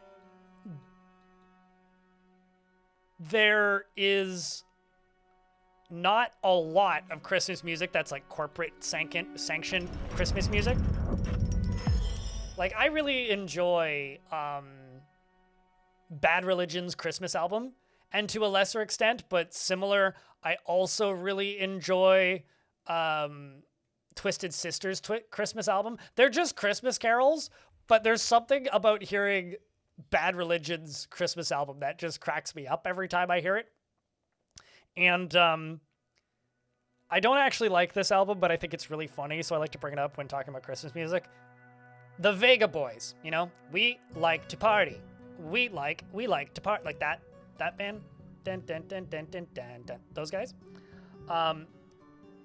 Their self-titled album, The Vega Boys, has a version of it called The Vega Boys Christmas Album, which is the exact same album, okay, with, like, some Christmas ornaments on the CD case. And the only difference between the normal album and the Christmas version is there's occasionally, like, jingle bells in the background of the Christmas version. That is it. It's the only thing that they changed. And I think there's a ho ho ho in one of the songs. So don't buy that album. It's really dumb, but, like, very funny. I respect the audacity. Artifact bed? Murder machine? Oh, wait. You're right. It's in the middle of my screen. I should look at it. Meng, the carpenter, has created a tower cat bed. Thanks for pointing that out. I should have looked up. And offers it to the magical jaw of sharks. I like that it's an artifact wood bed. This is a tower cat bed. All craft worship is of the highest quality. It is encrusted with cushioned red cut flash opals and decorated with tower cap and encircled with bands of tower cap and gold. This object menaces with spikes of gold and rock crystal. A bed fit for royalty, I say. Marketing genius? Yeah. Certainly low effort marketing. Genius. You're legit jealous? I'm totally going to say that for King or Queen.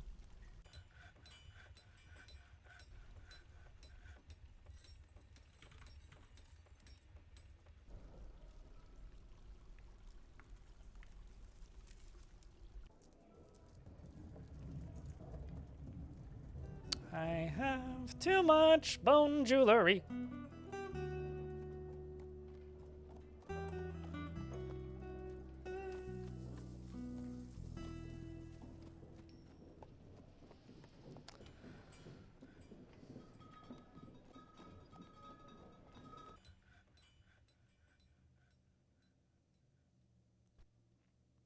I really like when you get, like, a metal bed. I think I got an adamantine artifact bed once.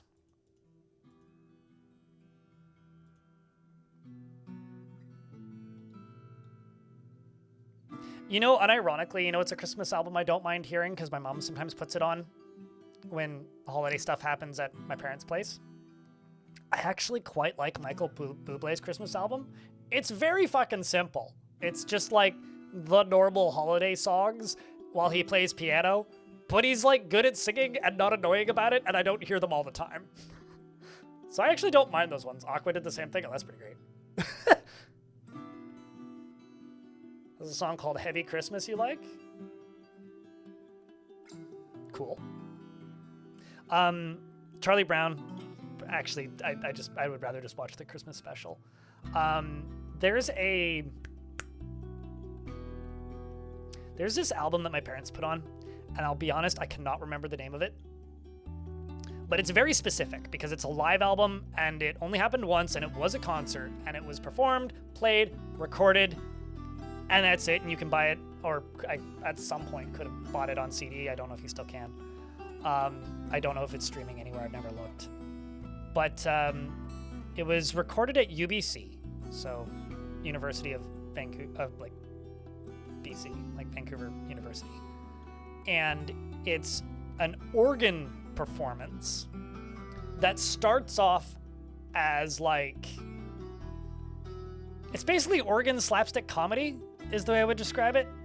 It starts off as just like the classic dun dun dun dun dun dun kind of thing on an organ, you know, and then like audibly forgets the notes that he's playing and it just turns into Jingle Bells.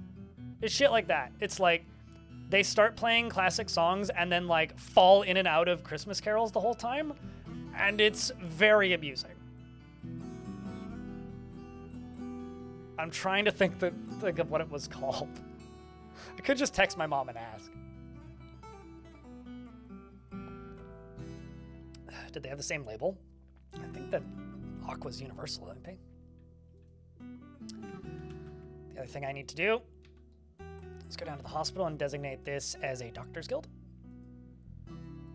Because this is all done now. And then we're going to go back to digging.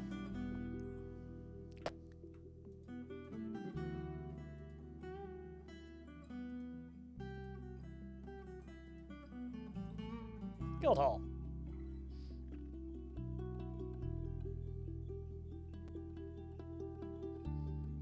Let's say those are at the bottom, right? There we go. I read that as the vacation of still, but that's not what it says.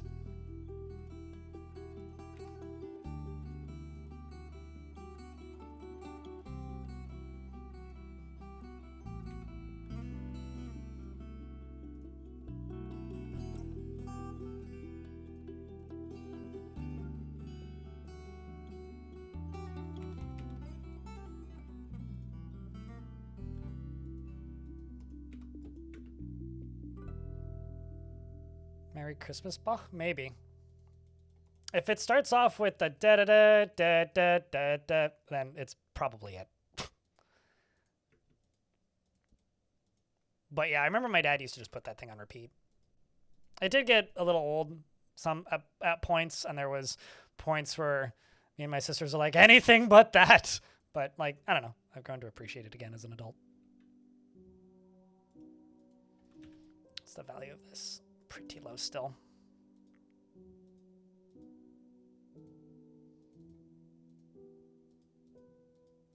It may have also been one of those things where my parents called it one thing and it was actually called something else.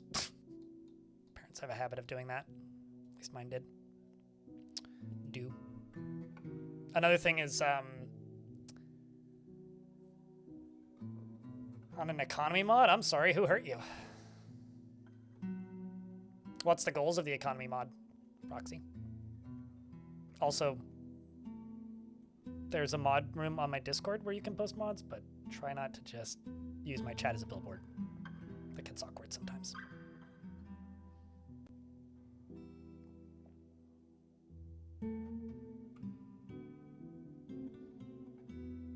I'm sure it is. Oh, you know what's a pretty funny Christmas album if you have a very specific sense of humor, but absolutely horrible to play around children or your grandparents,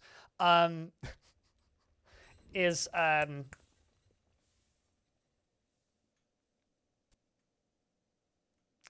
guy who wrote Because I Got High. What's his name? Afro Man. Afro Man's Afro Christmas, or Afro Man's Christmas album, or whatever it's called. The first song is called Deck My Balls. So that should give you an idea of the vibe. I think it's like 20 minutes long. The whole album, not that one song. That one song's like 1 minute 30 seconds. It is something. The fuck did you come back to here? I deck my balls?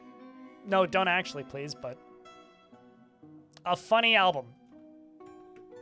I think that's my population cap. Which is why I just got one migrant. You're going to listen to that on Christmas? Good luck! I think I end up listening to it about once a year. No, it's all good. Proxy. No, I mean, you can just... I'm just asking you to not use my chat as a billboard, that's all. Like, you can talk about mods you're working on.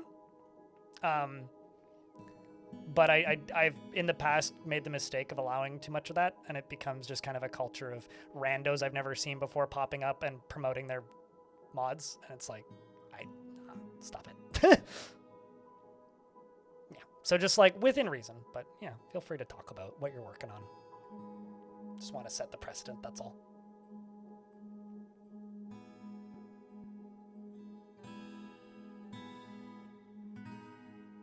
I know there's something about caress them gently and lick them lightly or something. I'm pretty sure that's a line. I do remember caress them gently. It's been like 2 years, maybe more, since I've heard that album.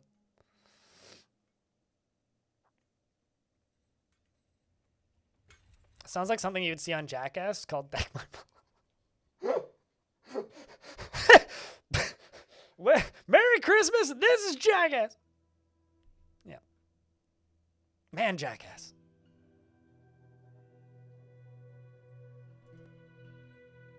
I like Christmas music that isn't safe to play around children. Do I use any mods? Sometimes I tend to use total conversion mods when I use mods, but it's been a long time since I've actively used any. YouTube chat. I don't have any that I like always run or anything.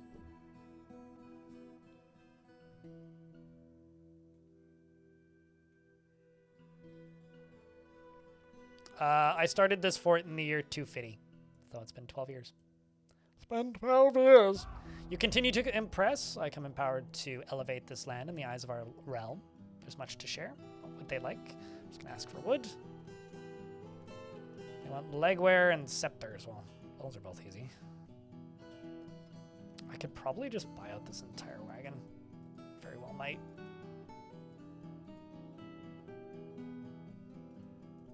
Everything except for the cages, more or less.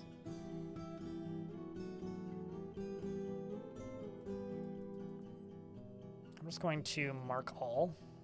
Just say, don't buy the training swords, don't buy the training axes, don't buy the cages.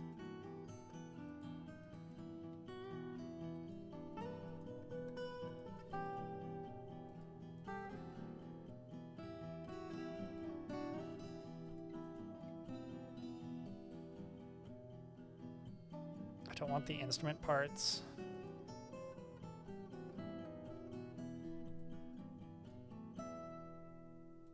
Don't really need the clay.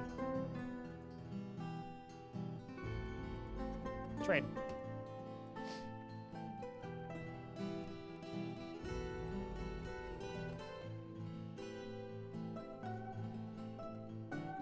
But yeah, what are the goals of that mod, Proxy?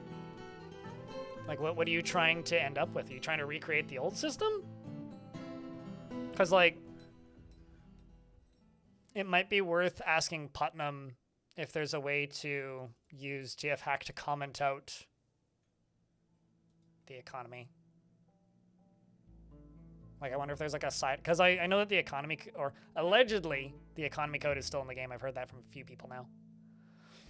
It's just commented out.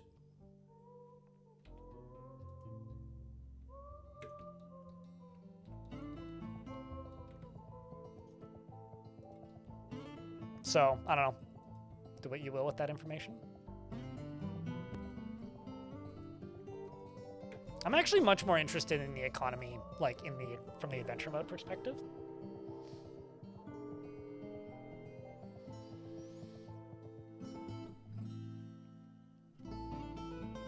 Oh, that's interesting. So not like a full coin requirement then. Like, so you're not trying to reactivate, like, the in-fort economy then, I guess. If it's just, like, regional trade caravan coins.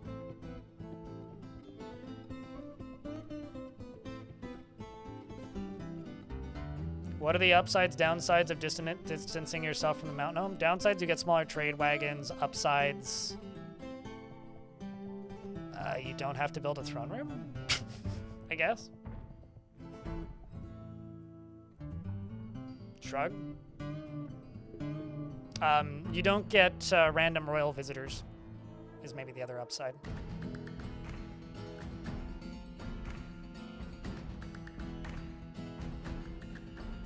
You know, it's really funny because like I talk about a lot of systems in this game that are like completely usable if you just put the time in to learn them. Proxy. And there's one person who pops into the chat every now and again who's been playing Dwarf for a very long time, and they have the exact same take about the old economy where they're just like, everybody complained that it hurt your FPS, and there were some instances where it could, but if you knew how to manage it, it wouldn't. And I find that really amusing and interesting because like they're probably right, you know? Like it's probably a system where if you played it perfectly or like knew how to micromanage it, you probably could like min-max it to a point where it didn't cause like catastrophic effects to your frame rate. But like the common knowledge is just like so well known now that like it was removed from the game for causing frame rate issues and causing people to get frustrated, which is fair.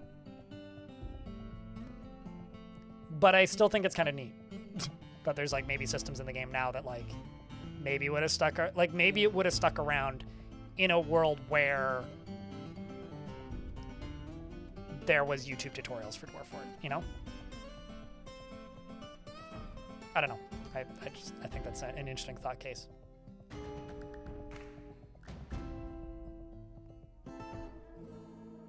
Are you confusing salmon and carp, YouTube chat? I think you're confusing salmon and carp. And yes, carp were murder monsters for about 2 weeks in game and have continued to be a meme ever since. Did they fix them?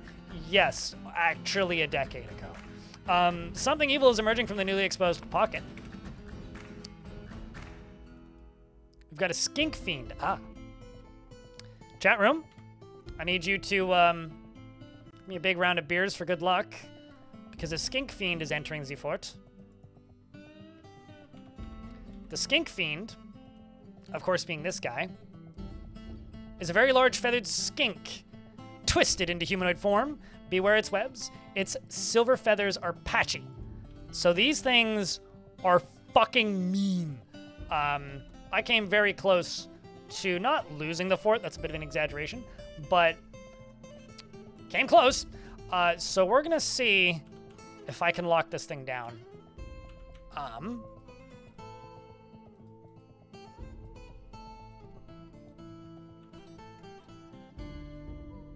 gonna see what we can do here.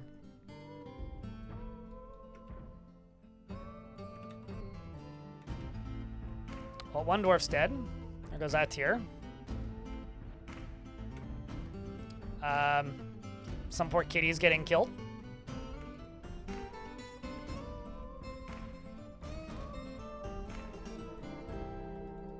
If the dwarves are stuck down there, they're stuck down there. I need that door shut. Run, Einod. Run, Faminor. Run quickly. Oh, sweet baby Dwarfus. Faminor, I'm so sorry. You decided to be a hero.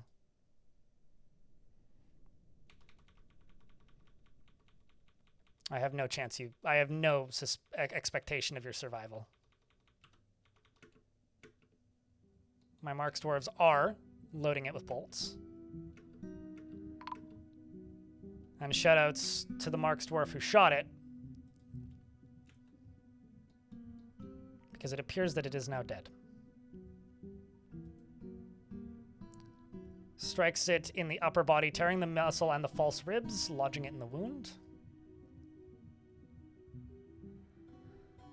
Giant Kia. Okay, you killed something. Skink fiend. There you go. The skink, Kolsoth. Successful. So the first one of those that entered the fort took out maybe a third of my fortress's total population and almost ended the fort. And then the game crashed. And then when I found it a second time, it took out, I don't know, a whole squad and then some, after running through all of my Marks dwarves without really a care in the world. So to that, I have to say, I'm glad we had more success this time. But that's also a very sure sign that my dwarves have gotten a lot better at their jobs.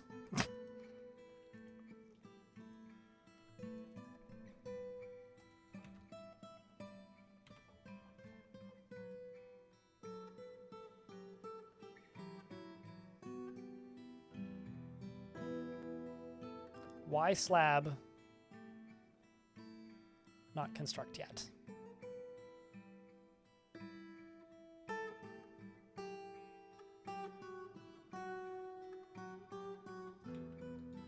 Did I not make you a slab, Neezer?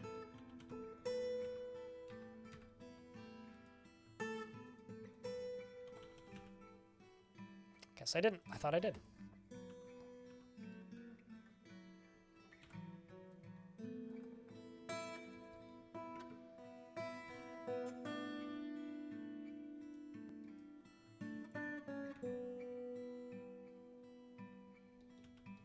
Shoutouts to the bait. I mean, dwarf, yeah. Well done, I say.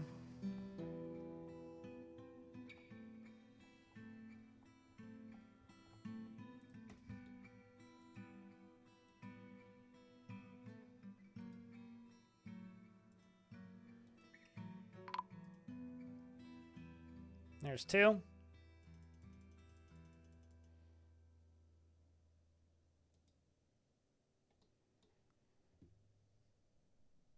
You don't mind spooking around a bit? Yeah, but you're spooking my dwarves, and I like my dwarves. I don't want them to be spooked.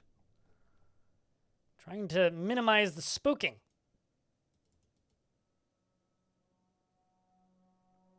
You're off to bed, and you have a good night's sleep, Appella.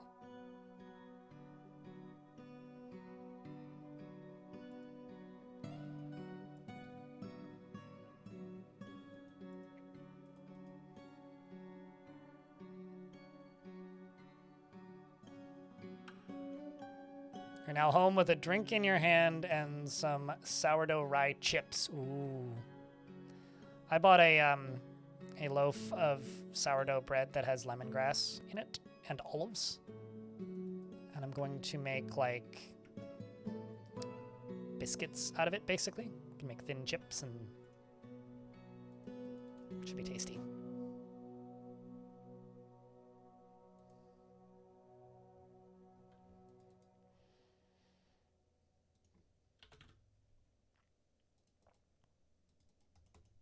I'm also actually kind of curious about something. This burrow was just children initially, but children and noble. And it seems that some of them have grown up. So let's see if that butcher and animal butchers that demon. Them's good eatins, probably.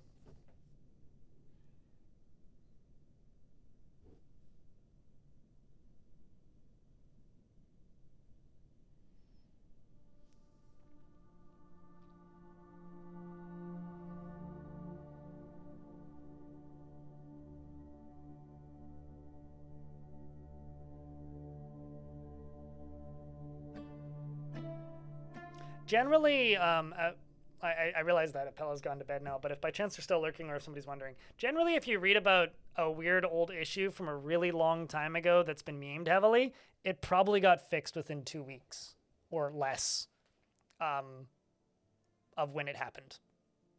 In fact, I would say that is likely the case in most of the situations.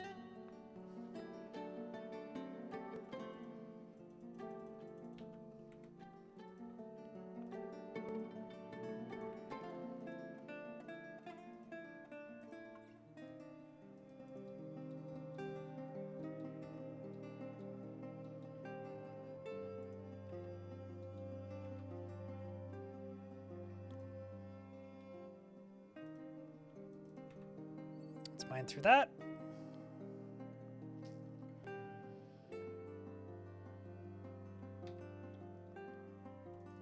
And that.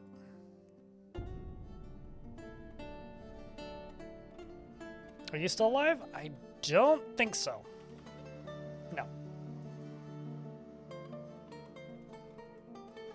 We've had some pretty big incidents where a lot of dwarves fell in quick succession. Gazoom.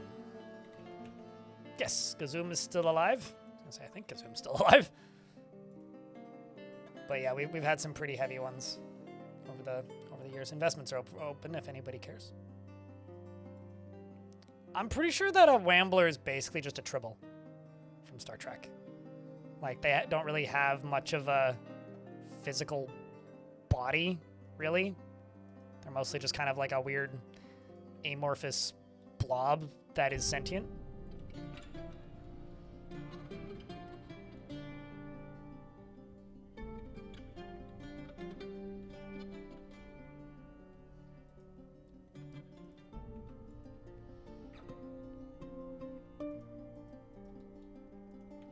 So let's see where these beasts are. None are on screen at the moment. Neezer's been put to rest. You can now sleep well. Poor Neezer.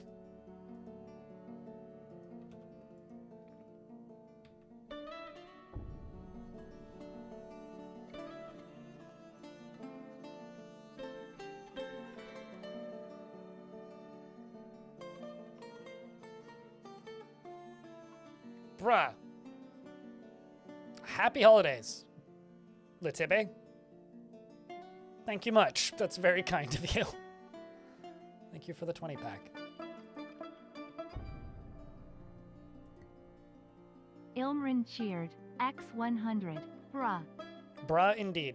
I agree with that. If you happen to have a Prime sub, and if we happen to have 2 of those around, you should use them now.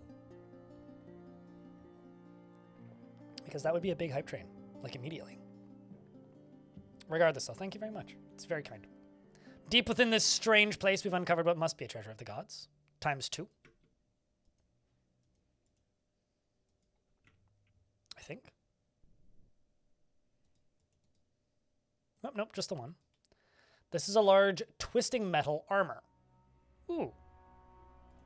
Nifty. Going to satisfy that guild hall. Crypt beer. Synth.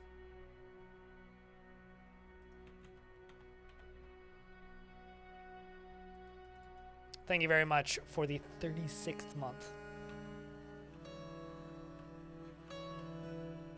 Neezer, thanks for the 5-pack. Happy I was able to memorialize your dwarf properly.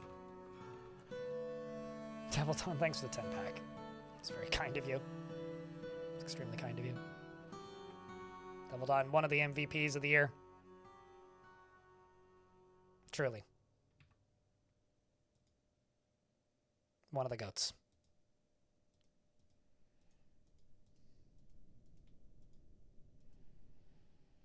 Just want to get that done up here.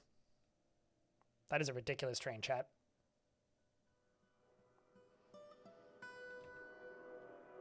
Absolutely ridiculous. Hey, YouTube folks, can you guys hit the party button a little bit? Not for any reason other than, you know, someone should hit the party button.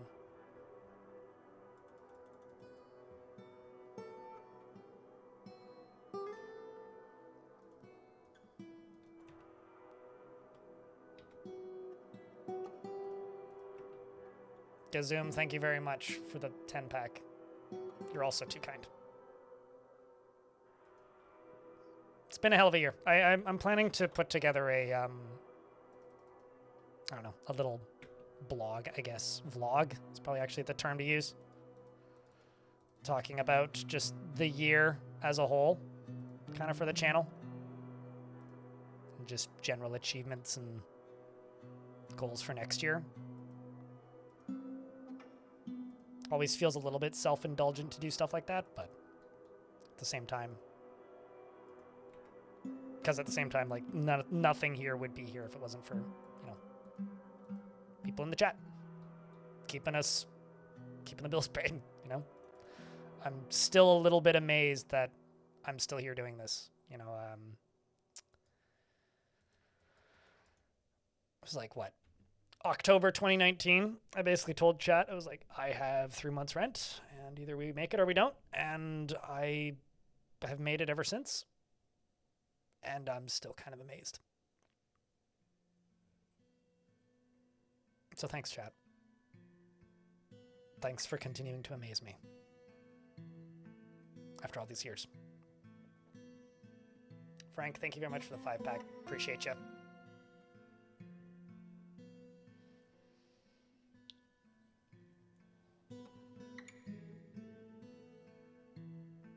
Part E indeed, YouTube chat. Part E. After A, B, C, D. Right before Part F. Uh-oh. I don't know if I want to be in Part F. We checked for heat. What devil is this? Oh no. The poor armorer is on the fire. I don't think there's any water nearby.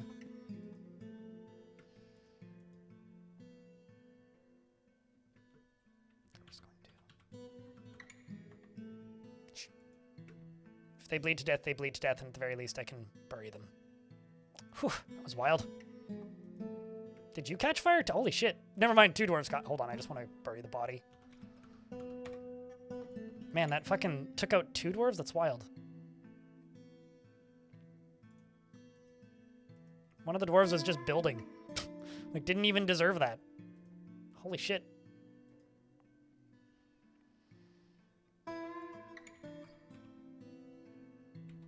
That's nutty.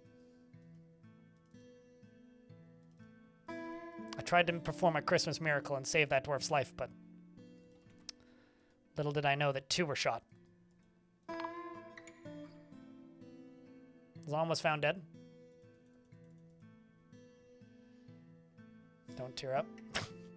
You'd have to... Some pretty crazy things would have to happen for me to tear up. To be honest with you. Now would be a hell of a time for a certain viewer of this channel to show up, but I don't know. They always tend to show up whenever I least expect it. There is one particular viewer of this stream who is ludicrously generous. I mean that literally. Who shows up every now and again and shuts my brain off completely and always says, Christmas is coming. See you at Christmas. And then always has a habit of never actually showing up on Christmas and then doing it like throwing way too many subs at me like a week after Christmas and then saying, I'm so sorry that I missed Christmas. So now would just be a funny time, but I don't know. We'll see.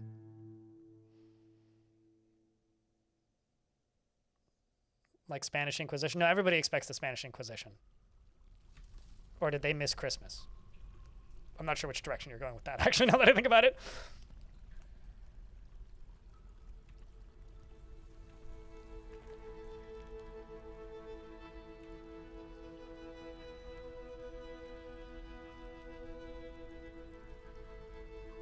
But thank you very much for the train chat. You're very kind.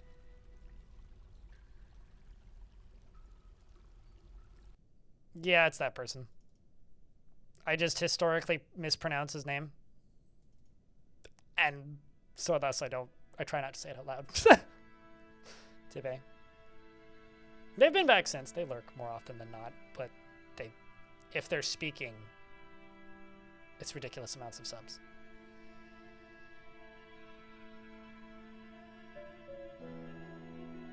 Nobody expects the Lithuanian Inquisition. You know, honestly, yeah, that would be surprising.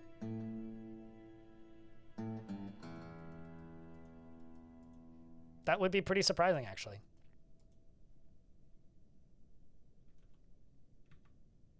Although, I do know that that individual is Swedish, so I could be like, nobody expects the Swedish Inquisition. But, regardless. You're off for Christmas break? How goes the digging, damn it? I'm digging, damn it! Digging! It's taking a while. It's a process. It is, in fact, a process.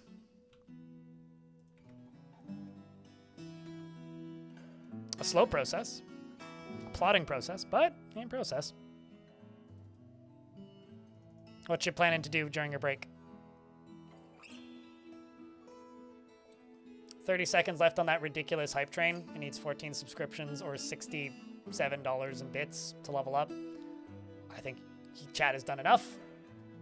But if you happen to have a Prime sub, now's the time to jump on. If you haven't caught the train yet. If for some reason you would like emotes. I think there's new hype train emotes. I haven't seen them. I haven't really gone looking. but I saw something about that. I'm very good at sales pitches, can you tell? Thanks for the penny, Quaz. Does the penny count, or do you need to share $1? I did, in fact, get a new emote, and I don't know how I feel about this. It's like Final Fantasy, isn't it? That looks like Final Fantasy. I could be wrong. Somebody tell me if that's Final Fantasy or not, so I can feel like I'm dumb or less dumb. I'm a video game player. That's an interesting way to spell choo-choo. I love that the gift subs and the like hype train choo-choos and stuff kind of out where people have what people have their language settings set. I have been in this place before. Wilmer, thanks for the 90 pennies. Sure, but I never really, you know, it's like the moment on the internet when you realize that like how people who speak Portuguese spell ha ha ha ha ha, and then your brain suddenly clues into the fact that like, oh, people are laughing. Like I get why there's a bunch of J's in the chat. Like I think I was like 14 or something when I figured that out. Or when somebody told me why there was just J's in the chat all the time. It's just fascinating learning how like things like choo-choo, you know, are spelled in, or written in other languages. I find that super fascinating. I think that's a Final Fantasy thing, Frank. Now I know. Well, at least 2. Not many. Many is like an exaggeration, but I know how to say it in at least 2.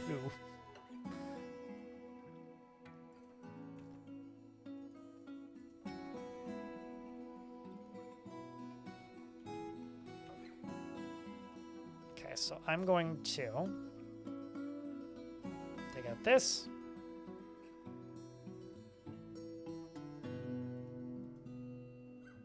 Take out that.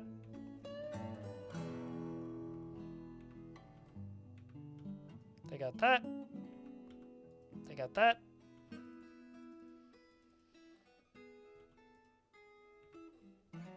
Take out that. Take out that. Got along to here.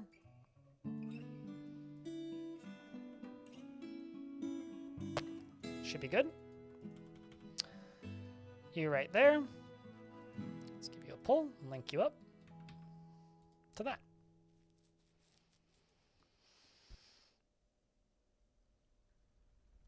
Then we're going to do another upper cave in.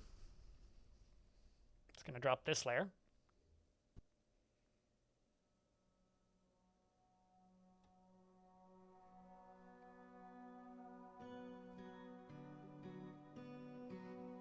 A short time ago, I saw how knock knock is in other language and in clump clump. I mean, that checks out.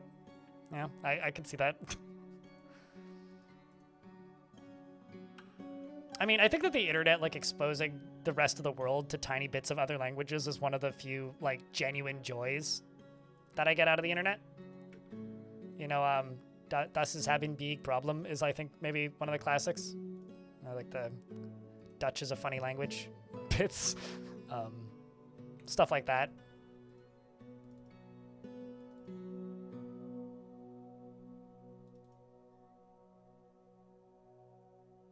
It's truly one of the greatest remaining parts of the internet that are still more or less pure. IMO.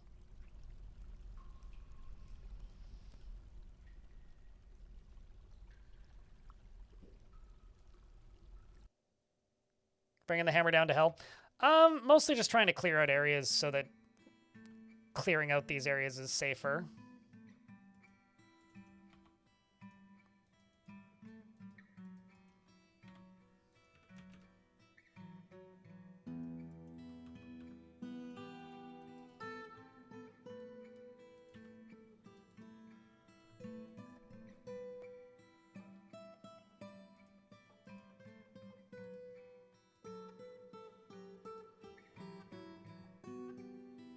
There we go. A bunch more helmets have been claimed. We are making progress.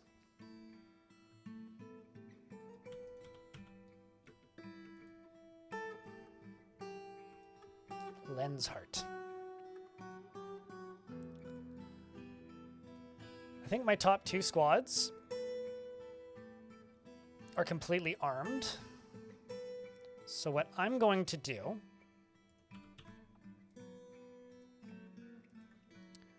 is I'm going to set this to replace clothing. And I'm going to call this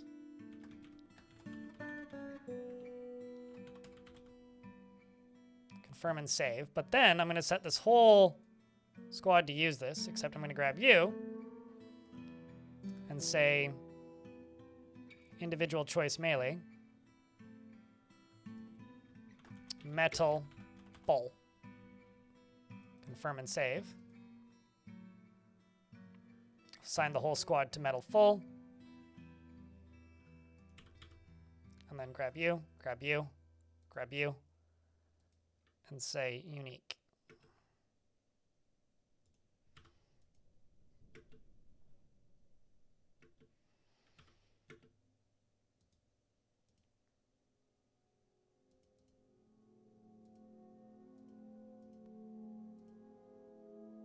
Guess I could just delete that one because it clearly didn't work the way I wanted it to, but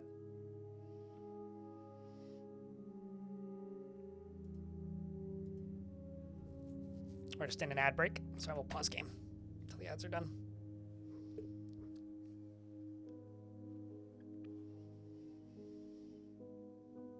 If Stone, if Hype Train started talking in your specific dialect of speech in text, Stone, I would be very concerned about like data usage on Twitch suddenly. Like more so than I sort of behind the back of the brain feel already. Can Barons do Baron things from behind bars? I thought that it would be funny to make a where lemur my Baron, and well, I could go back to the previous save. Go back to the previous save right now.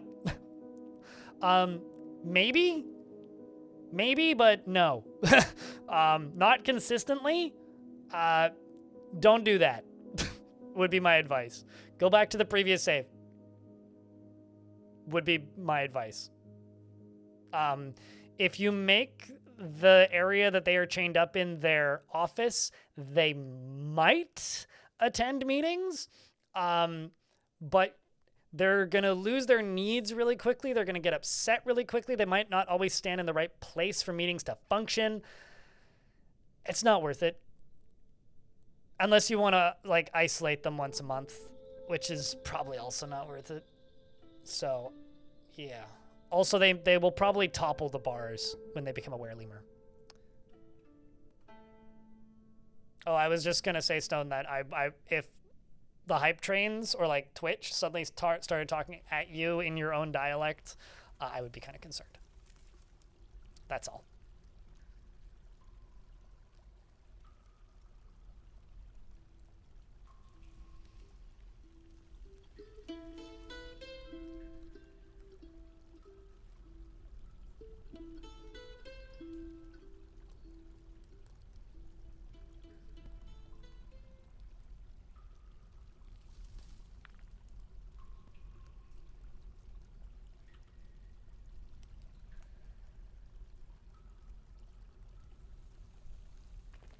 Gonna go watch an armor smithing demonstration. It's probably for the best. Got into an argument. Well, that was quick.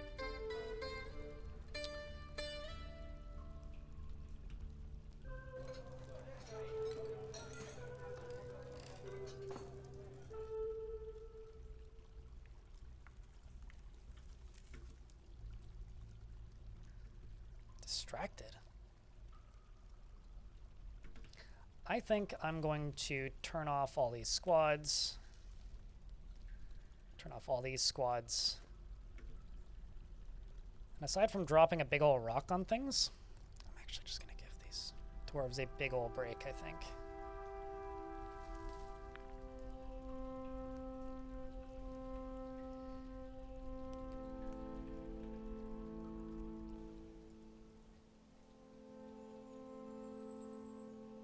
Give them all a chance to go put away their owned items, equip other things, etc. Claim stuff they want to have.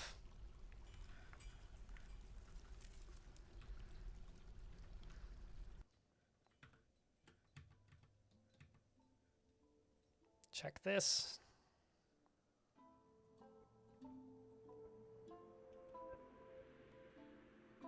That should be good to go. You're all hooked up. Let's go give this a pull. This could go horribly wrong, but here's hoping it don't.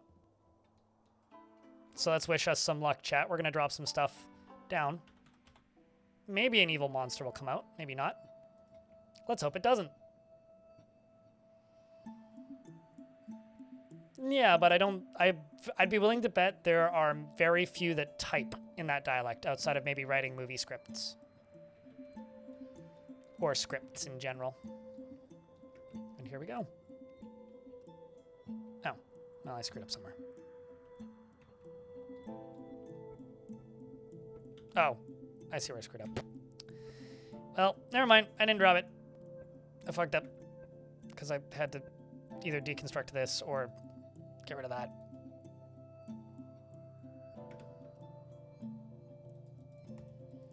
Whoops. Regardless, these dwarves still need a break, so we're going to keep giving them a break.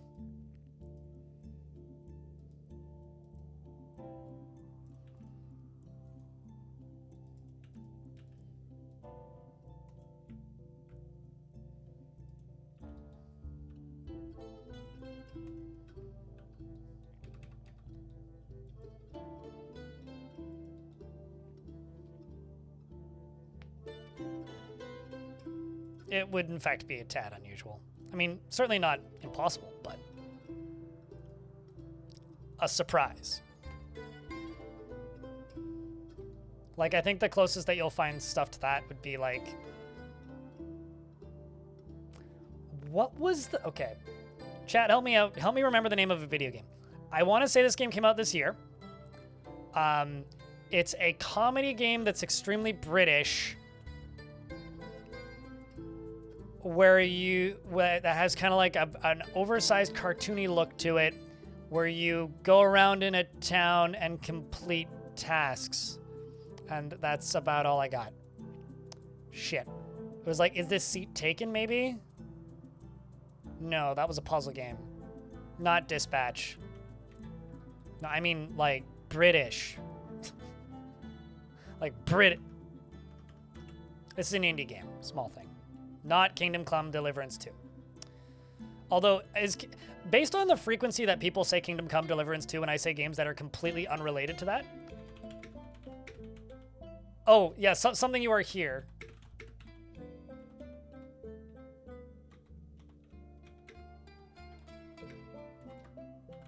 Maybe it's not on Steam. It might just be on Epic. I was trying to look it up on Steam, but... Thank goodness you're here, yes. That was it. Chat got it. But anyway, Kingdom Come Deliverance 2 is becoming like the, what's the name of this song? Darude Sandstorm. Yeah, this game. This is what I was thinking of. This is absolutely it. Extremely British game. Like extremely British. Very, very, very British. Series of mini games, task things, cute town. People like it. On sale now, I guess.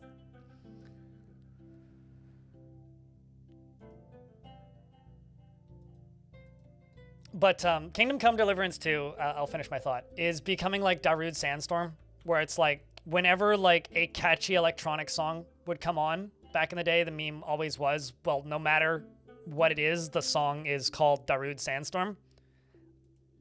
I'm starting to get to the point now where I'll be like, hey, chat, can you remember the name of that 3D platformer with Kingdom Come Deliverance 2?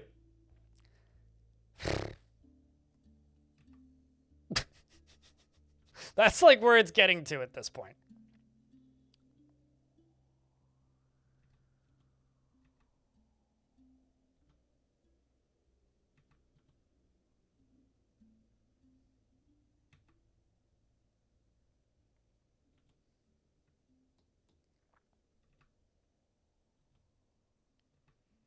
I don't know why that didn't fall.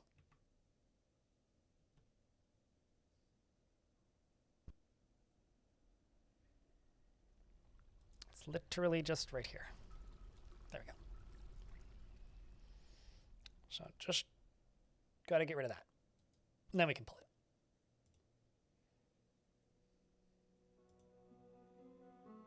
it. No, I'm saying that memes exist. And before humans created fake intelligence that tricks us into thinking it's intelligent, we were already taking bad jokes and driving them into the ground?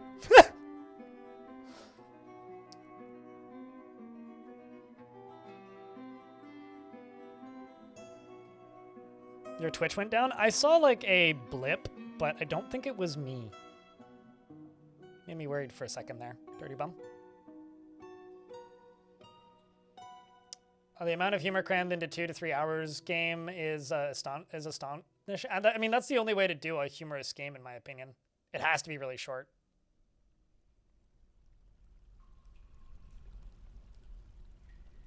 Unless it's like, you know, one of those friend slop games where, which I don't know.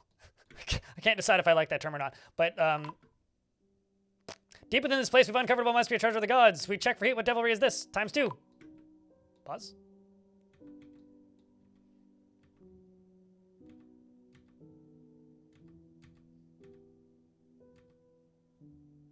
Well, we did it.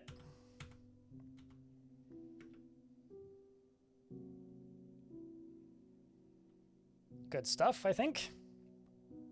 We've now exposed, from what I can tell, all of the remaining open areas. I found a bright metal training axe. Great.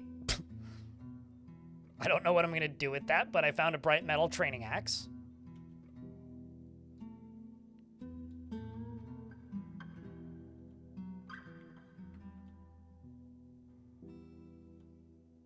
And this area now is completely usable.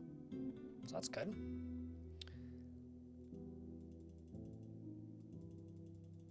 But yeah, I wouldn't give AI credit for humans taking a dumb joke and driving it into the ground. I think that that is one of the most classic pieces of humanity, and I will not stand or sit for the AI tech bros and corporate overlords taking that from us. Nobody can drive jokes into the ground better than humans, and that's all I have to say. We've been doing it longer than computers. Damn it. House training for sure. Or at the very least, diapers. I'm sure he's very old. In regards to God. Probably not the best manners.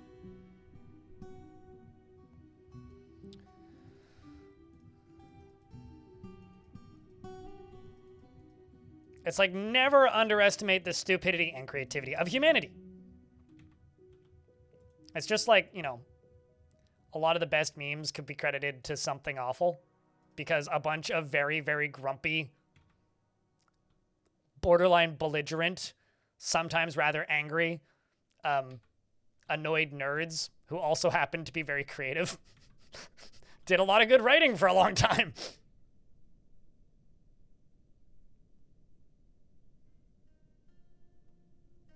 Sounds like that radio station has fallen on hard times. Dirty bum. So you can melt anything, English Dragon, that has a melt icon on it. That training axe is an artifact, so it has a name, so it can't be melted. But anything that isn't an artifact can be melted. As an example, I found several angels. And was able to get a pockmarked metal bar and a ruddy metal bar, but I'm waiting to see if I can get some more before I do anything with any of them.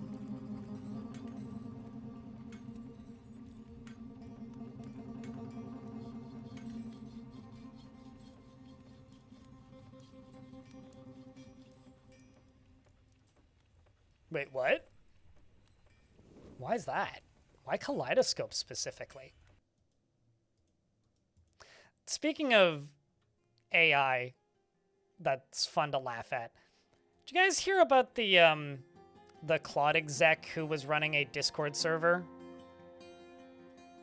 Who then just put Claude in it or Perplexity, I think is the name of the company behind it, who just put Claude into his Discord server after having a vote with people on the Discord, which didn't pass to put Claude in the Discord server.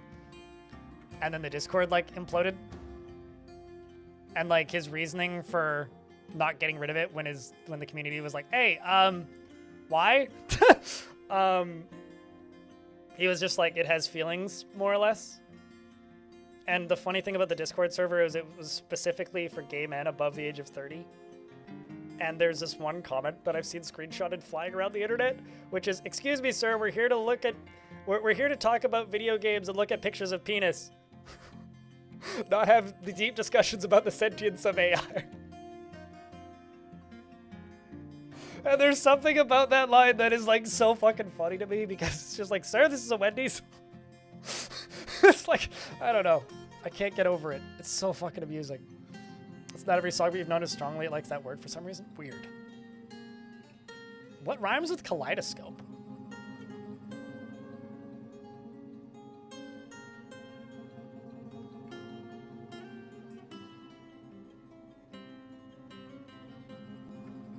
Clarifications to one of the questions I heard in the question and answers with Tarns. Apparently there's a bug regarding giant animals and animal people based on vermin that vermin spawn in murky pools. Giant animals and animal people copy their biomes from normal animals and they're based on, and vermin can spawn from pools as a result.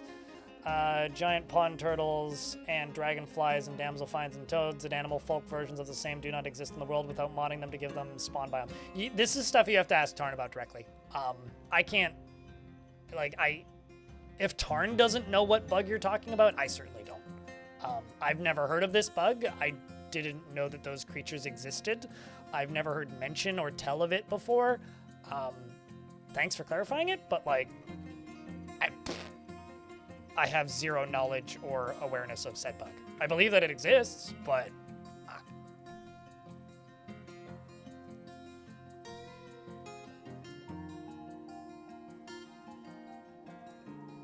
thanks for clarifying.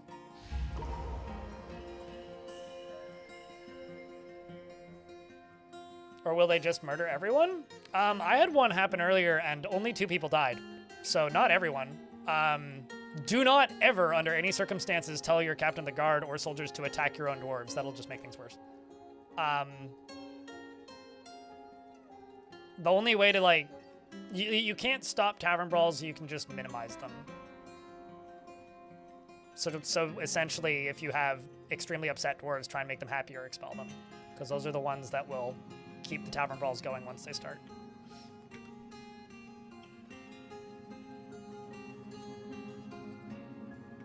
I don't think I've ever seen or even heard of a pond turtle man, but I believe it.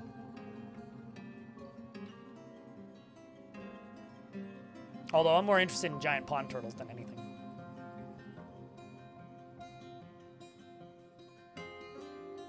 But, you know, doesn't matter how much time you spend playing this game, you still have stuff to learn.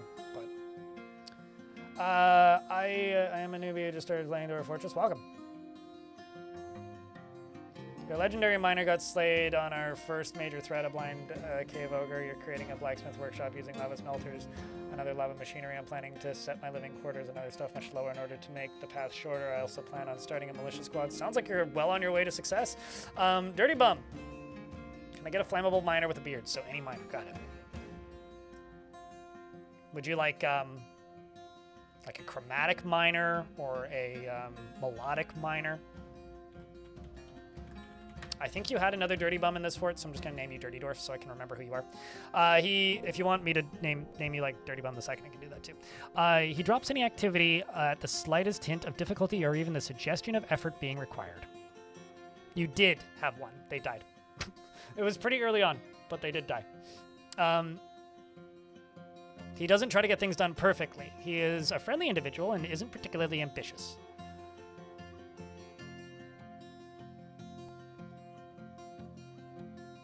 No, it's totally fair. Dracula. I mean, I would honestly say the best place to put the clarification is like in the comments section, and like I'd upvote it and leave a heart on it. Is generally the best places for clarifications, but there's a lot of things I don't know about this game and a lot of esoteric bugs that are like completely over my head. So no, it's appreciated, but if my response is a little like it's because anyway. He is a friendly individual, and he isn't particularly ambitious. He has a calm demeanor, and he prefers to present himself modestly. But I guess what I'm trying to say is, if you want the bug fixed, take it directly to the developers, because they're the ones who can do it, not me. The one negative thing for me about running those interviews is sometimes I get feedback directed at me,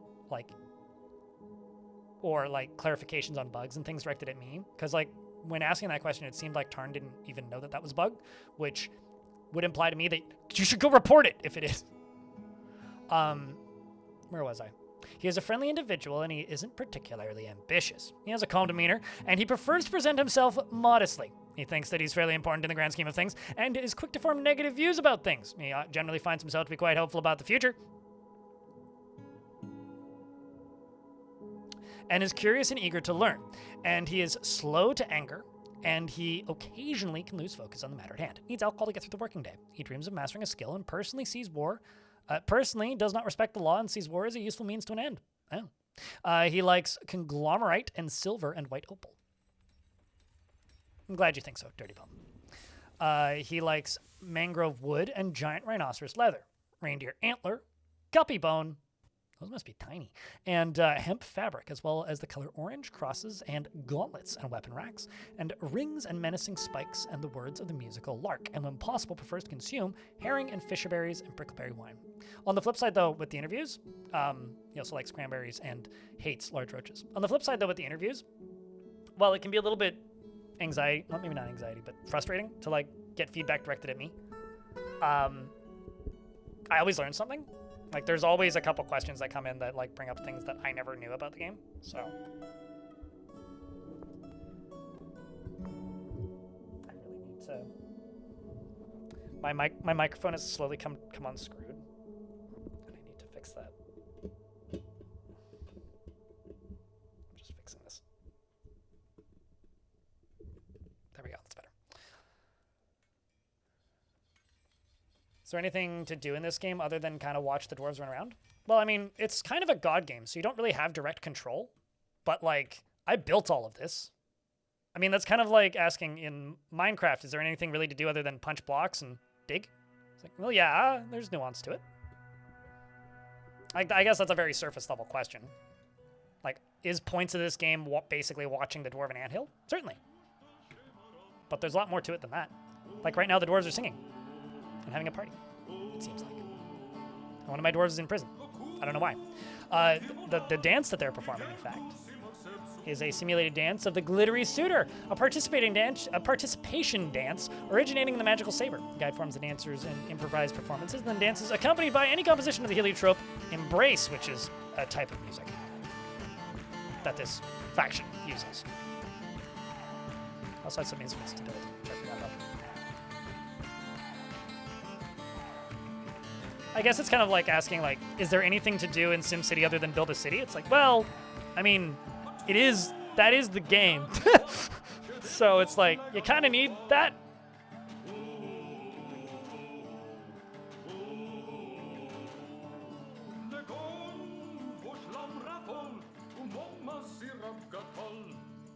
I guess if you want a very detailed example of the depth of this game, watch my dwarf. Watch my video. I followed one dwarf for 10 years.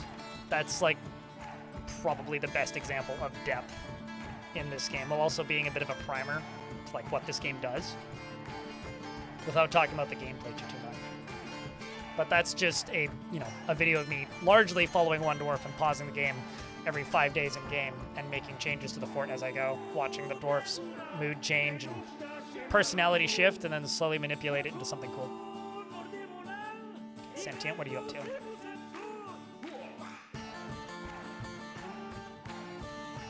So you've got all the way down to cut gems, leather skin, you've got wood, okay. Gems shining, okay. Bones, yes, you need to slaughter an animal. You've got nickel silver of all things.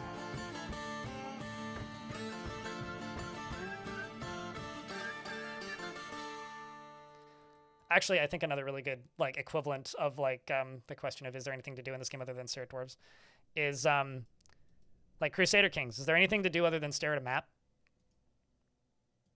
It's like, well, it's required for the gameplay.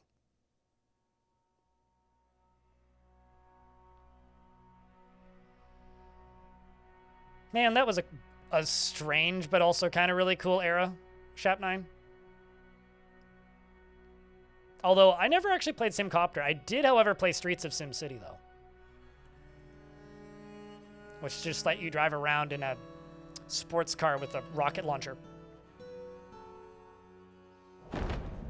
Forgotten Beast has arrived. A towering humanoid composed of ash. Has a broad shell and it scrams and fidgets. Whoa, that's a cool looking thing. You ugly Bye. Nice knowing you.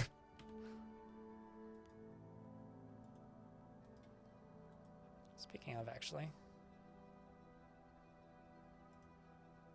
Appears the humans are doing war with the goblins. One of the goblins have gotten pissed off at me, which is interesting. Giving my military a break. Peekabooed you? Yeah. For a second he was there, and as fast as he arrived, he was gone. Forever a mystery.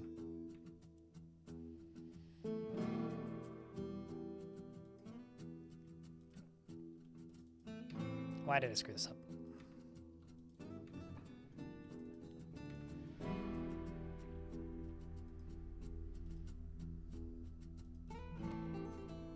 I do have to be a little bit careful with this, as I don't super duper want to, you know, accidentally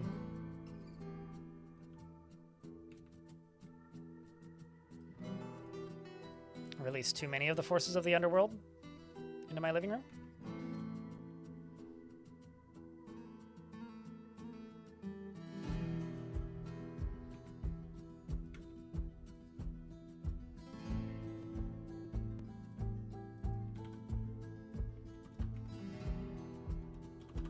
What?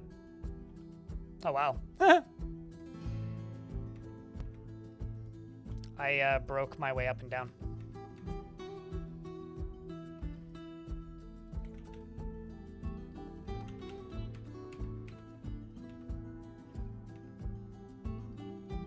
That's kind of funny.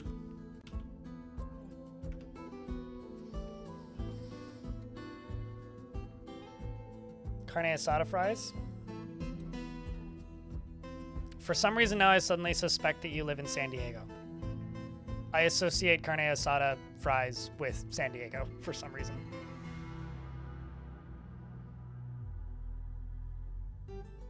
Like very heavily associate those two things. Rather that place with that thing.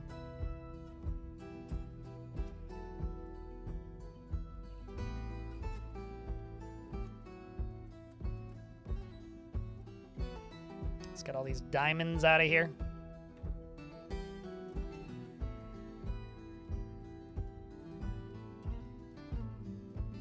Dallas? Okay, fair enough.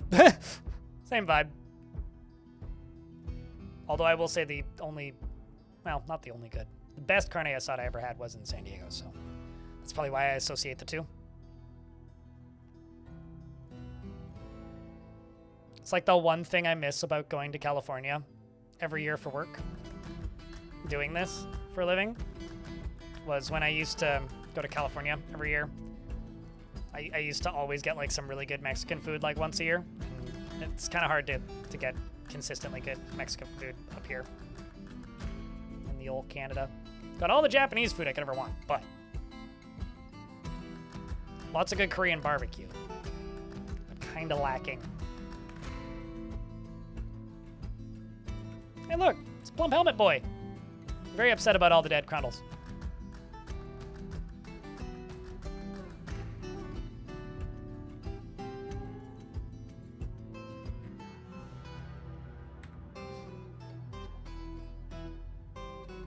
I hate many places. Well, you do. It's just very few and far between. Dirty. Because it doesn't generally make it this far north. And even then, like, the good places are still kind of seasonal. Because it's hard to get good fresh produce. Like, that you need for Mexican food. Unless it's in season. So instead of being like a year-round thing that you can get consistently, like it's like a summer thing that you can get consistently. Like you can get like okay Mexican food, but consistently finding good Mexican food is difficult.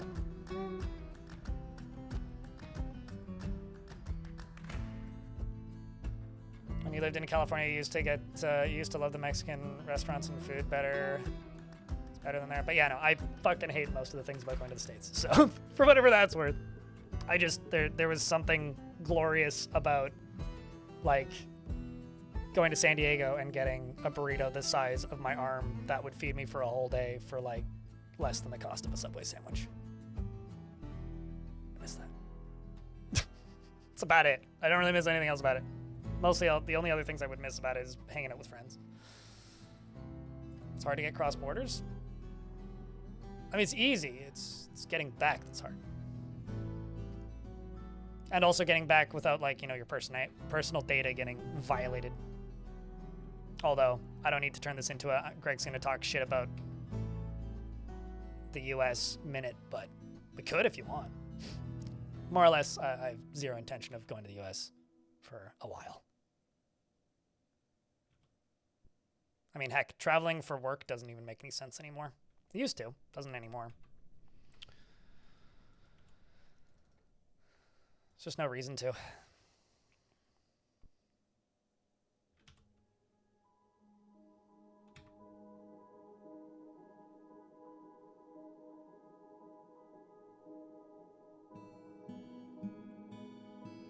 Set up a fort once to take down a necromancer, but then ended up a giant chinchilla farm. I love that you mean like giant chinchillas as in like large size virgin chinchillas. Like chinchillas of unnatural size. But like when you say giant chinchilla farm, you don't mean a chinchilla farm that is giant. It's a farm what farms giant chinchillas. You got denied entry into Canada? Mm-hmm. I mean, I didn't have the context, so I didn't really see it as a joke. But fair enough.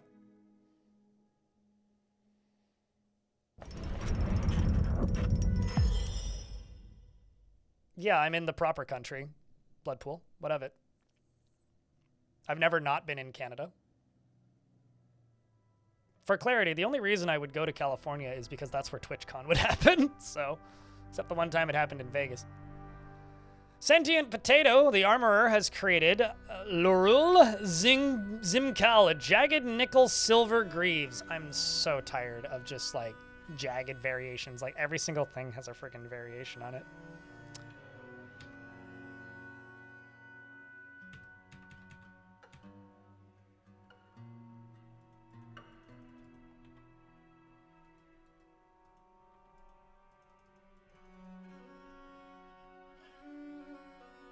The first fort I lost after the Steam version released directly was killed by giant chinchillas.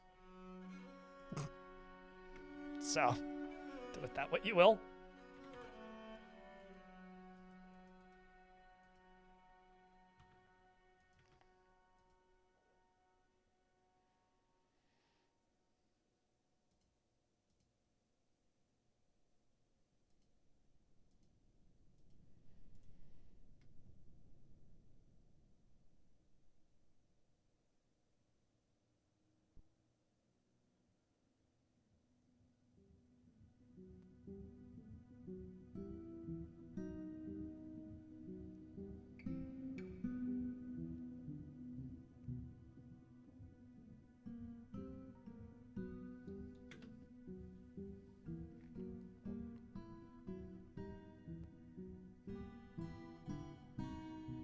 Jagged, bulky, and square armor pieces are still dwarf viable. They are if they're not large, but someone was mentioning that there's a bug in the game, which I don't remember being a bug before, where all of the artifact armor I'm getting is large. I don't know if that's a recent thing, but I've been getting a lot of large armor as well, which has been kind of annoying, but yeah, dwarves can wear it. It just doesn't have a sprite, so I kind of don't care, I guess, is like the actual issue. If they had sprites, then I would care and I would use them, but because they don't have sprites, like I'd take a 7-Up even, frankly.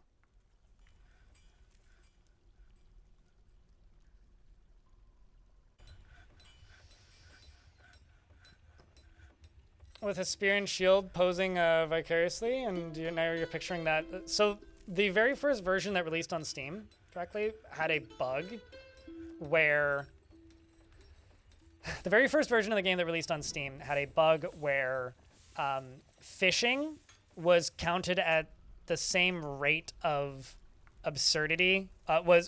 Fishing was considered like something that would increase the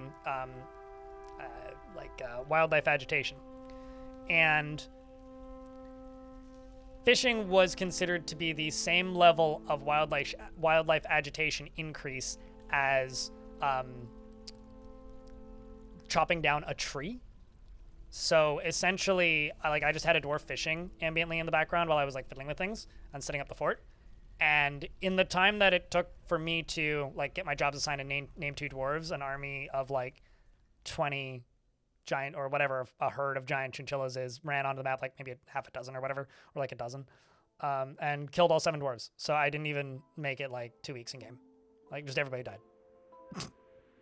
And I was like, I guess I'm not going to play an agitated wildlife map then. What is wildlife agitation? Is it important? If you're playing in an untamed wilds map and you do damage to the surface or produce noise, with time, the local wildlife populations will get angry, and then they will send, do I have any right now? I do. Agitated animals. And the difference between an agitated creature and a normal creature is the agitated ones will just like murder you on sight. Basically, like they're hostile.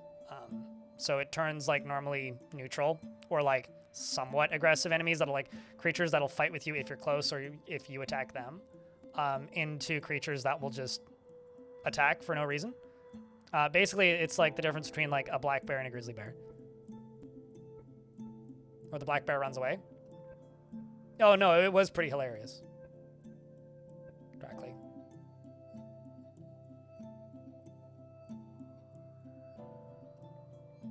Had constant giant Kia attacks? Well, I mean, they still will if you, like, you know,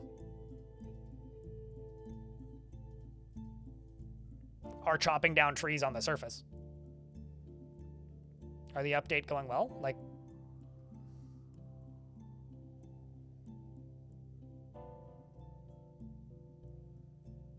oh, I'm just, like, intentionally, weirdly self-important about the existence of Canada because I get really tired of people assuming that I'm American. Bloodpool. That's all, really. But I don't mean it in any other way than that. But are the update going well? As in, like, the current patch? The current patch is pretty good, yeah. The last one had some weird balance things. I think digging through adamantine takes way too long now, but, yeah, no. Updates for the game are going well. You don't remember ever having that many attacks? It was quite funny in hindsight, though. Yeah. Uh-oh. Beastie. Feral Violence the Coastal is a crab which has deadly spittle and glass. Is made of glass. Just going to watch it. Looks like it's trying to climb in right there. Big spoder. Big spoder.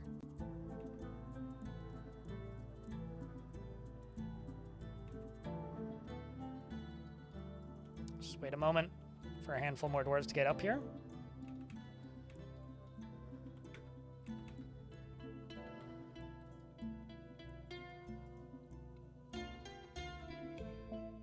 Let's just dig through this.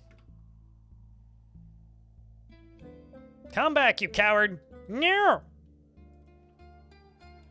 Here, kitty.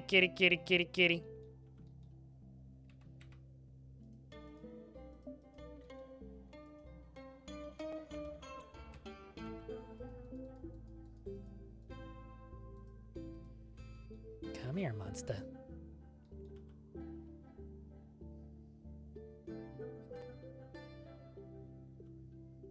Oh, I know that I've got holes in wall. Trust me.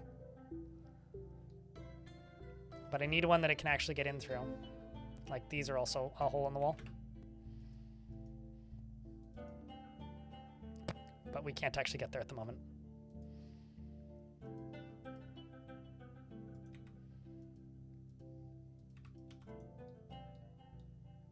That's my top 3 games this year. I don't know. I don't really think about games like that.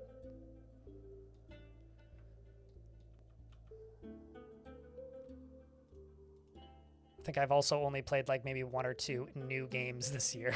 So.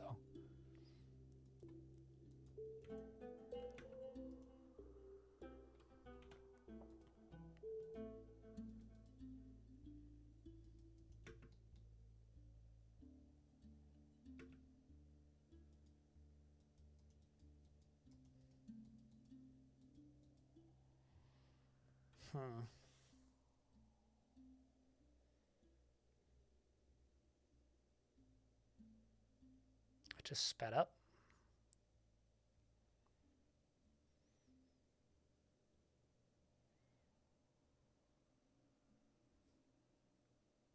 Mint is what I'm using, Cuglorf.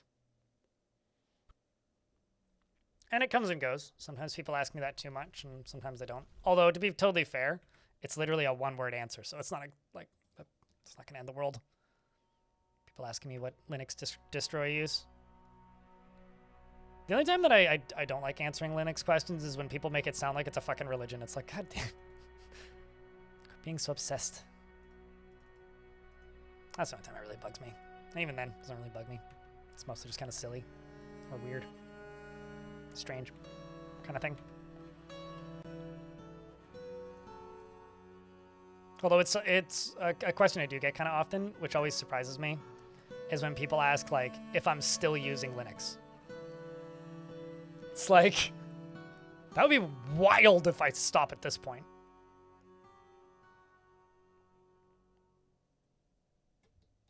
Like, truly. Like, that would be crazy to me. You're Linux curious? It's just download an image onto a USB stick and go mess around with it. Because, like, if you install Mint or any other distro, really, onto a USB stick and just go mess with it for, like, I don't know, 30, 40 minutes, you'll see, like, what the workability of it will be like in comparison to whatever you're used to. And you don't even need to install it. It'll just run in an isolated sandbox. You'll have access to most of your files, assuming you don't have encrypted drives. And you can just go futz around with it and play with it and see if it might be right for you. Like, don't install Arch as your first OS. Maybe avoid Cache, even though a lot of people recommend it. Download like either base Ubuntu or like Mint, which is, I like Mint because it's got the easiest on-ramp from the ones I've messed with. Like, I use Cache on my laptop, but I wouldn't use it as my streaming thing because it breaks itself a lot, and there's a lot of things to learn. So maybe someday I'll use Cache, but if like you just want something that is pretty straightforward and works, and if you used a computer before the year 2006, like whenever Windows 10 released, if you used a computer before Windows 10 existed, that's about the equivalent complexity of like Ubuntu-based or Debian-based systems. Enjoy your snoozes, Neezer. I mean, to me, talking about Arch is how you scare people away from Linux. Bismuth.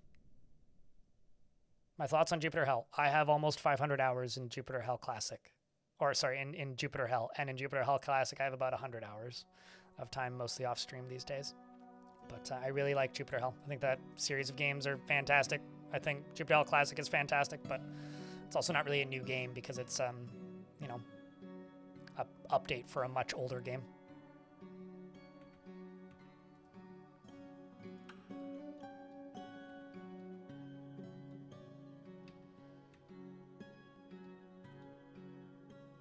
Also, speaking of roguelikes, because YouTube chat mentioned Jupiter Hell, apparently Thomas Biscap, the developer of ADOM,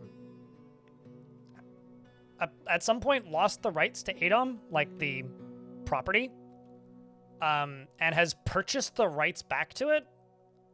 So now owns the rights to it again and is going to start patching it again, which is kind of nuts. At least I think it's kind of nuts.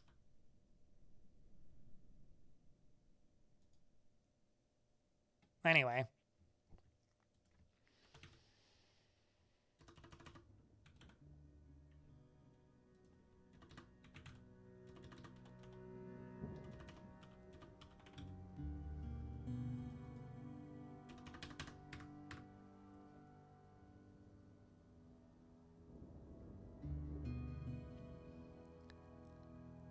Your cave crocodile pen got eaten. I once had a forgotten beast show up that was a blob, okay, made of snow, and it had deadly dust, and the only effect from what I could tell from the deadly dust was nausea and vomiting.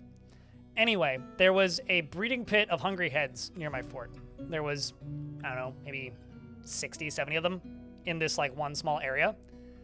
And this forgotten beast appeared right underneath them, and they couldn't damage it, and it couldn't damage them, but it made them all vomit.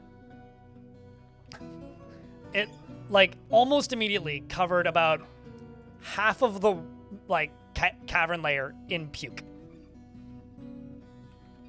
I don't know what you're going to do with that information, but that was the true assault of the puke monster.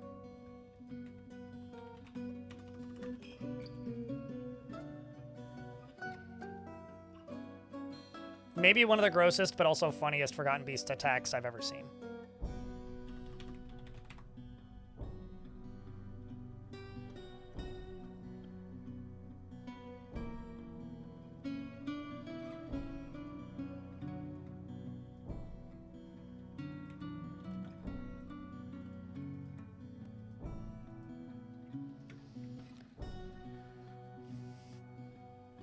Did they drown in puke? Puke can't be drowned in, so no. But they puked a lot.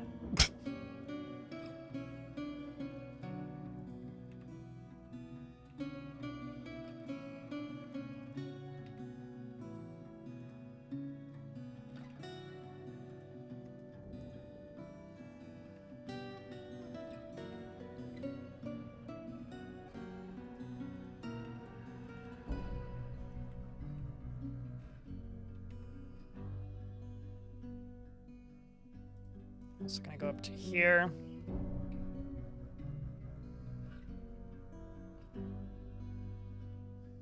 Dig through that. Dig through that.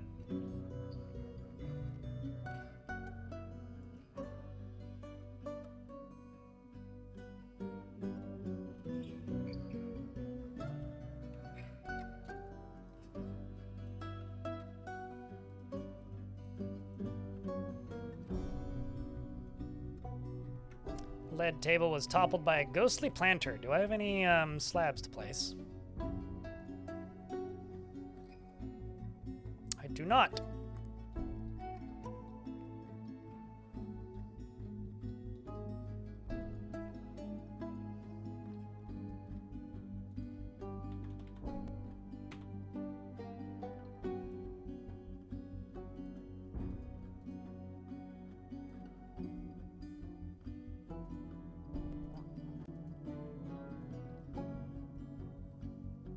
Oh, me too. Ista. Me too. Absolutely. But he's been quietly plucking away. Apparently he, like, retired from his corporate job, is, like, the initial gist that I get out of it. So he retired from his corporate gig, which is already kind of interesting on its face. And has been plucking away on a, like, proper, like, OG ASCII roguelike running in terminal that, from what I can tell, nobody's playing. But it exists, and he's working on it. And from what I can tell, is kind of trying to redeem that look. I completely agree, though, that that game was fucking garbage. Hi, how have you been, smiley face? How have I been? Pretty good. Yourself, Sauce? SOS? I don't know why I called you Sauce, but thanks for the 60-second month. Welcome back, mate. Yeah, I don't know. I tend to agree. Ultimate Adom made me like Adom less in hindsight. I don't know. It just felt really cynical and, like, not good. However, Chat, can I get a round of beers for SOS, by the way? I will say that, like, if you're a game developer or a product creator or something that makes a thing, and you made a thing that was really cool that I really liked. And then you make another thing that's like cynical, shitty, cash grabby feeling and just not good. Will I feel good about that thing? No. But will I be open to hear what you have to say if you decide to make something after that? Eventually, yes. And I am expelling this lady because their child is going crazy. Eventually, yes. I will eventually give you another chance. And I would be very curious to see what Biscup could do with another attempt. Or if he goes back to developing OG ADOM, or like, you know, him having the rights to the IP again. Theoretically, if he has rights to Ultimate ADOM, he could start developing Ultimate ADOM and maybe make that thing something that wasn't just a mess, but we'll see. It's been a wild ride, long time. I mean, I haven't seen you in a minute, so hopefully wild ride in the good sense of the word.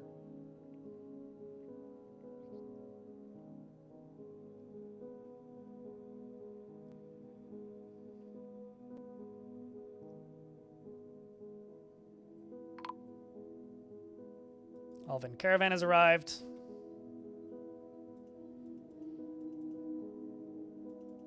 Wonder if they'll make it to the fort. They may.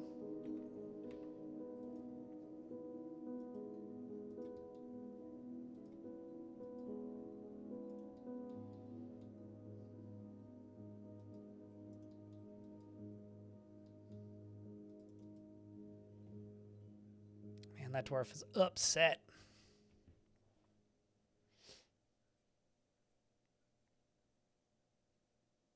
Article says just ADOM, not Ultimate. Oh, there you go. I mean, I wouldn't even say sadly, because I'll be honest with you, controlling that game was kind of a pain in the ass, and I think the UI design and ideas behind the UI design of Ultimate ADOM is kind of shit. So, yeah. Like, I don't know, that's kind of fine.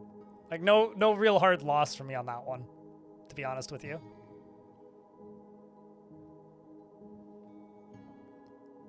You know what's funny? True story about me, bit of blind IRL lore. The last sponsored stream for a video game I ever did, because I used to do sponsored streams, but that was back when the audience who watched the stream was a lot smaller and I was in need of not going bankrupt more consistently. And Ultimate ADOM was the last sponsored stream I ever did for a video game.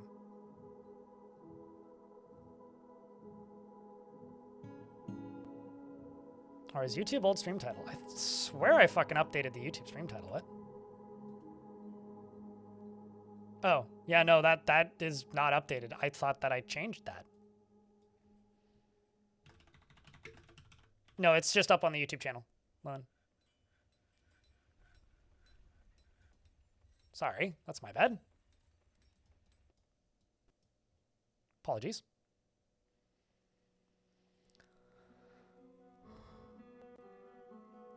Is this my game? No.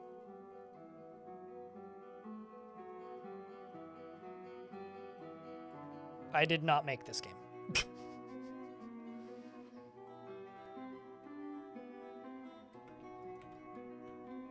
That's always a question that I will never understand, and I've gotten it on many games over the years, which is people asking streamer if they made this game. It's like 2 steps away from like the I made this Mario Maker meme. It's like, you made this? I made this. Oh, you hate this? I made this. Which, admittedly, pretty funny sometimes.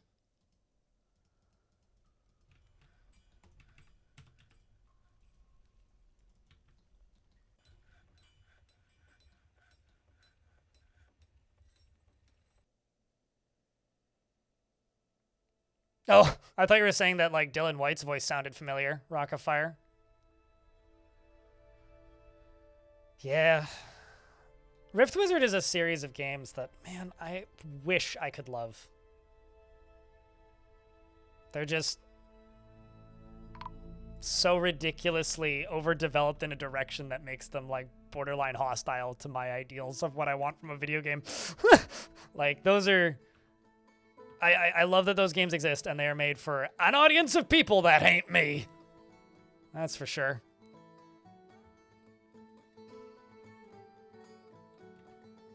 One thing's for certain is I do not have the brain for Rift Wizard or Rift Wizard 2.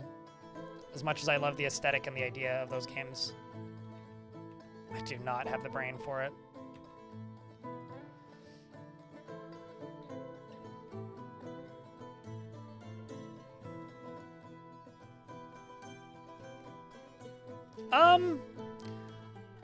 I'll tell you this, Riddle. On one hand, I agree with that. On one hand, on the other hand, I would say that I don't think it proves anything about the common wisdom of game development false in the case of Dwarf Fortress, because Riddle says Dwarf Fortress fascinates me largely because it's incredibly successful while actively proving almost every last piece of common wisdom in the games industry is false. I don't think that's true. I think what it proves is get in early and you can have unrivaled success. An example of this is RuneScape. If RuneScape released in 2025, nobody would give a shit. But because RuneScape has been around since the Mud days and was a spin-off of a Mud that became one of the earlier free-to-play MMOs, or largely free-to-play MMO with like a membership component, it built up a community that's stuck with it. And Dwarf Fortress, if nothing had ever existed like Dwarf Fortress and Dwarf Fortress released today, I don't think it would have the following as it does now. I am, and have been for a while, pretty convinced that like Dwarf Fortress is proof that timing is as important as literally every other part of success in games, if not more.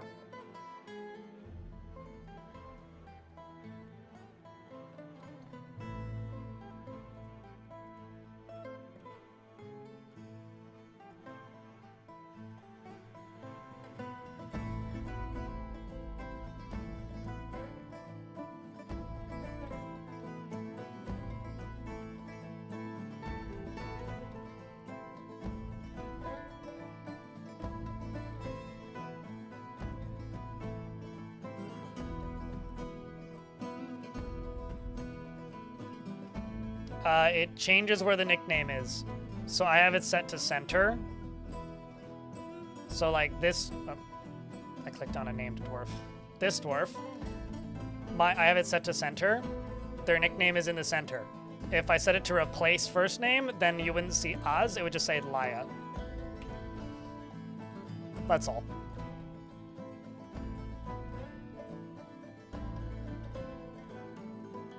Multi-user dungeons, yes. A text-based MMO. MMO? What? A text-based anima. A text-based MMO.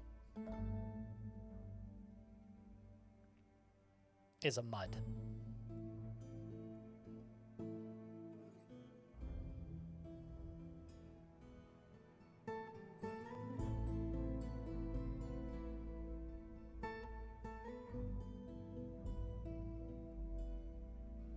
That's interesting. Biggest John alive. You originally subbed because you thought that I was a developer? I mean, I speak with the developer on my stream from time to time, but I got that question before I ever did that. Like, I've eventually, like, developed, like, this, I don't know, working relationship with the publisher and, like, association with the development team because of the tutorials that I made and the like consistency of me covering it, but not any more or less so than any other creator on a similar, in a similar style to me.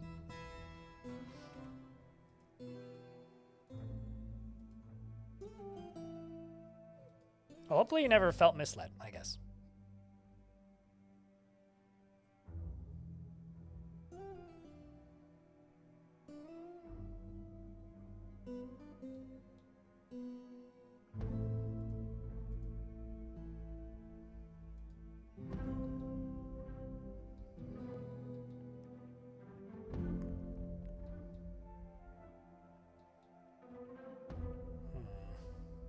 Yeah, we can just take this all out.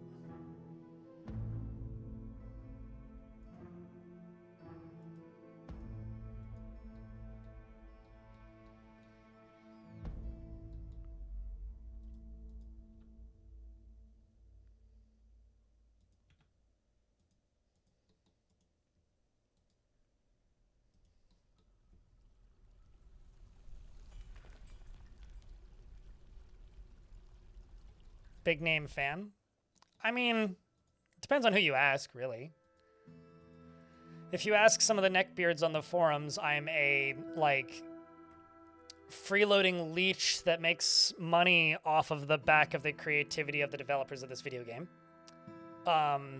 If you ask people who watch my tutorials, I'm Weird Tutorial Man. If you ask people who've been watching my streams for a really long time, I'm just somebody who has been playing video games on the internet for years. And if you ask Get Fox or Zach and Tarn, I'm like somebody who's provided a shit ton of free promotion for this game over the years. But I don't know. It's weird. I don't like to think of myself as like communities who watch streams like to point at somebody and like not crown them king. That's not the best word to use. Could not disagree with that any more than I already do, and I already disagree with that wholeheartedly with the entirety of my being. Radbug. Fuck you and your religious statements about me. Anyway, bullshit aside. I don't know. Like, there's a lot of people who create things about this game, and everybody has different levels of notoriety based on luck and timing.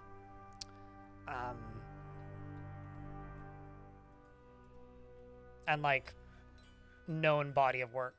And I think that I was somebody who was doing this for a very long time already, who saw an opportunity and I ran with it and it worked. And that has put me in this weird position where I have a lot of influence over a community, which sometimes makes me feel great and sometimes makes me feel weird.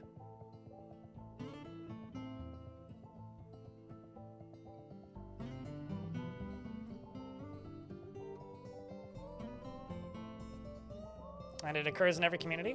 Oh, well, you know, like there are, do you remember the era of YouTube, Sapphic Megalodon, where if you made a Patreon, you were a dirty sellout? Like, I remember that happening, where like people were making YouTube videos and then were like, hey, I want to do this for a living, support me on Patreon. And then it's like, you fucking sellout. It's like, what? Like, that was the vibe for a very long time. I mean, you should also watch Deep Space if you get the time, Mark. So, like, I don't know. I think some people have, like, that's why I say neckbeards. It's like there's some people that have just, like, stuck to that mentality and never dropped it or given up on it, which kind of sucks. No, Deep Space. No numbers needed. Your ruler has arrived with a full entourage, and your thriving site is now the capital. With continued fortune and toil, the legend of a true mountain home may yet be written. Walks into map, gets ripped apart by giant birds. There's a steel short sword underneath you. Has no kills. Nothing super wild about you, but hold up.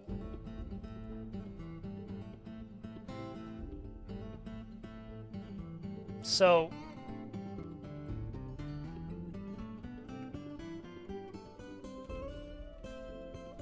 legendary swords dwarf? Oh, you must be just one of the guards, I guess. I'm going to send my militia out here because there's clearly giant animals close by. Here they come. In before King immediately dies to giant thrips. Hasn't entered the map yet.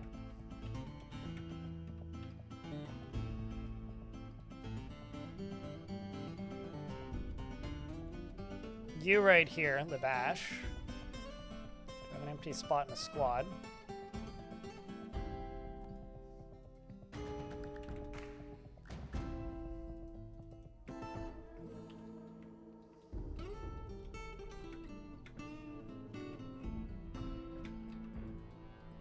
There's a legendary herbalist named Einod.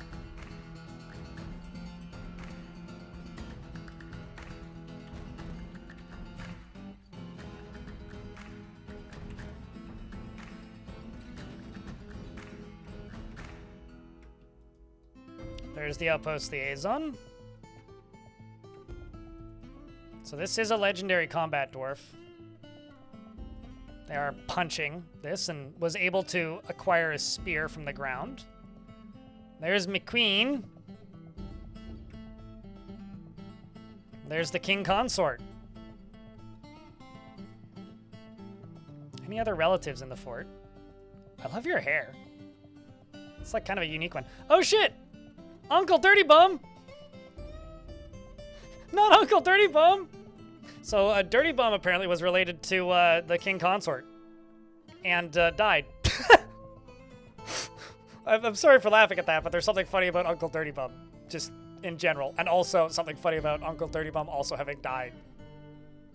Both of those things I find are very funny.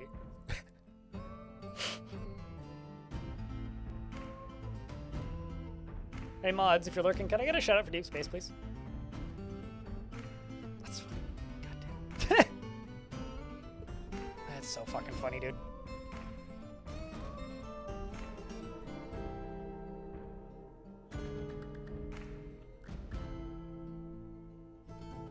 Seeing bolts flying.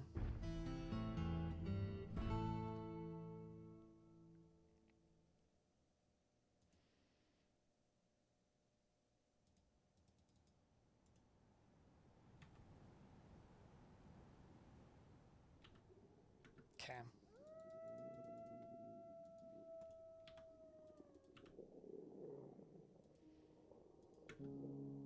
Uh-oh.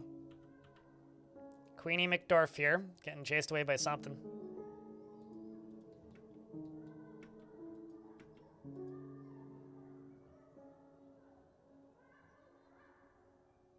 Just trying to make their way into the fort. Same with the king.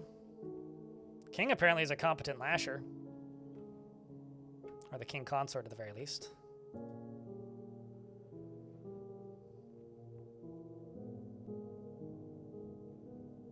So let's read about our queen. She lacks confidence in her abilities and generally acts with a narrow focus on the current activity. She tends to be passive in discussions and tends to make a small mess with her own possessions.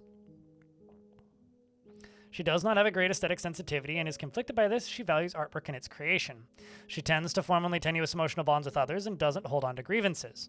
She's not particularly interested in what others think of her and tends to be a bit stubborn in changing her mind about things. She clicks her tongue constantly when she's trying to remember something, and she gnaws her lips when she's annoyed. She needs alcohol to get through the working day and is getting used to tragedy.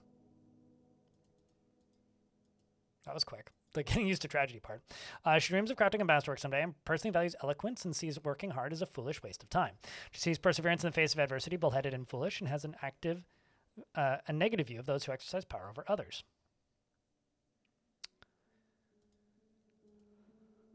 All right, let's just get these squads training again.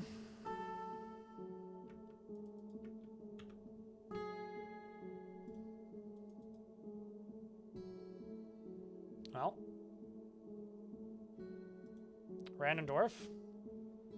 How's the outpost liaison look? Sigh smelling.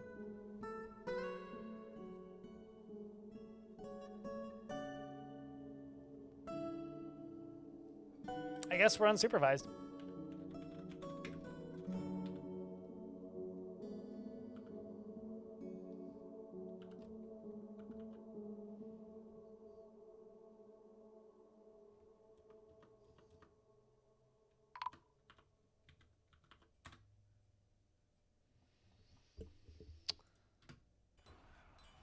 And a dwarf was found dead. Reason drowned. Oh, great.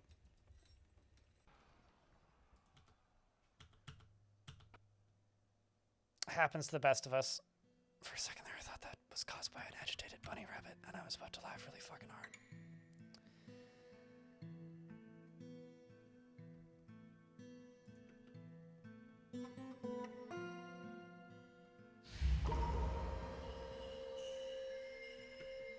I really want to teleport this dwarf out of the water, but I won't. Rest in peace, dwarf. Unless they're able to get out, which would be wild.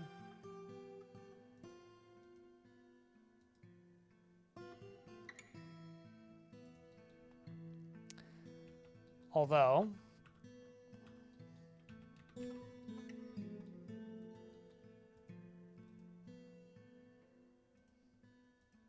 maybe. This is probably just going to end up killing more dwarves than anything.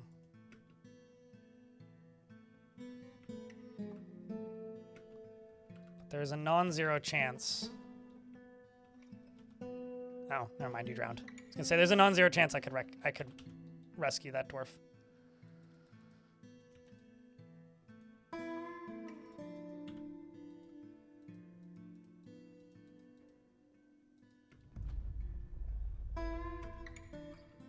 It's a giant agitated albatross. Bunch of them, actually.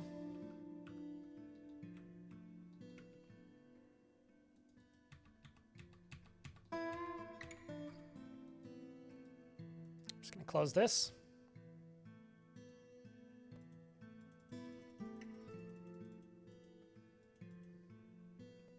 Dwarf has claimed a magma forge. Not seeing any dwarves on the surface, and if they are, they're dead. Here comes not one, but two giant agitated albatrosses. There's one dead, two dead.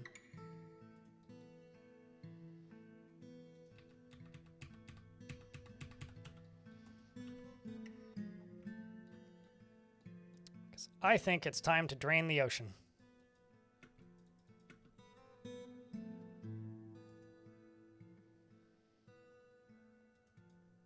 Where are you going there?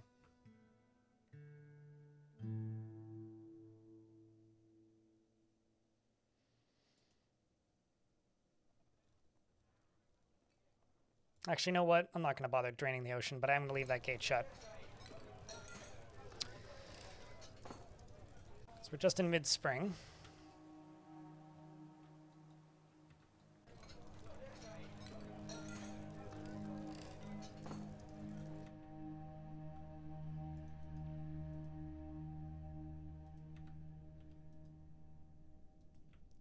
Make some ramps down here. And this gonna be where Queen's Quarter is gonna go. Although let's do these at priority 3, not 1.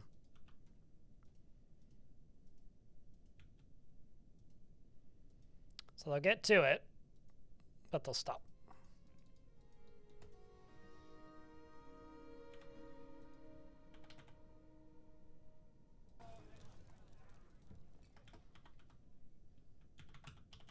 I'm assuming it's Sky Smeller. Anyway, Sky Smeller is reading Captivated by the Monastery, and he enjoys being in crowds and generally acts with a narrow focus on the current activity. He could be considered rude and is moved by art and natural beauty. He is troubled by this since he doesn't often experience strong cravings or urges and rarely feels discouraged. He is a little tight with resources when working on projects. And he has little interest in joking around and tends to be swayed by the emotions of others. He needs alcohol to get through the working day and doesn't really care about anything anymore. He dreams of mastering a skill and personally sees romance as one of the highest ideals and sees war as a useful means to an end and dislikes cooperation and doesn't respect a society that is settled into harmony without debate and strife. He likes pitch blende and lead as well as moonstone and rope reed fabric and the color copper, gems and crowns and wolves for their cunning in the words of the musical lark, and when possible prefers to consume goat and beetroot wine and can't stand purring maggots. He's married to Eurist, who doesn't live here. You know, that's like saying that you have a girlfriend that goes to another school. yeah, I have a girlfriend. Yeah, no, she goes to a different school. But you're married to a Eurist who doesn't live here.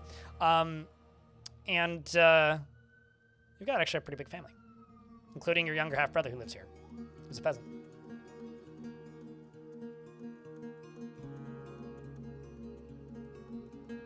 And you feel satisfied. You feel satisfied after reading, "The denial came full." Circle. Maybe it has. Well, I'm doing some stuff deep down, underground.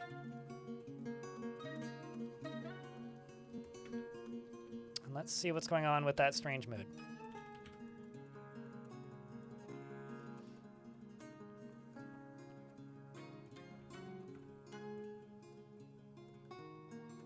Cloth, probably. Yep. You wouldn't live here either? I mean, what could possibly be worse than here? Yours actually isn't the most common name. It's just the most commonly reposted name. Maybe the most memorable. But there isn't actually any variance in the commonality of names in Dwarfort. I find I get like more like Cattons and Moldaths than Jurists a lot of the time anyway. Sup, Smaxy? How thing?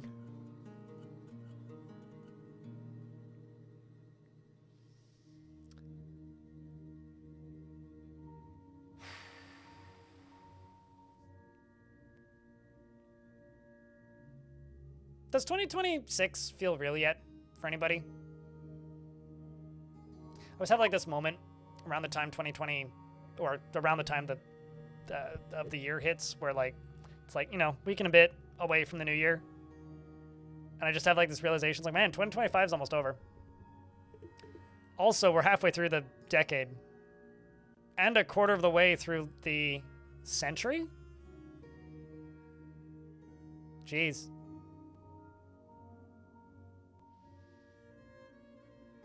Eye nods are pretty common, yeah.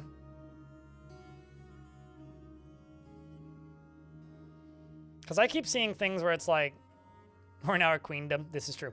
I pretty frequently see things like, oh, this video game is releasing in 2027. There's a 2028 release date that I saw flying around. It's like, release window 2028.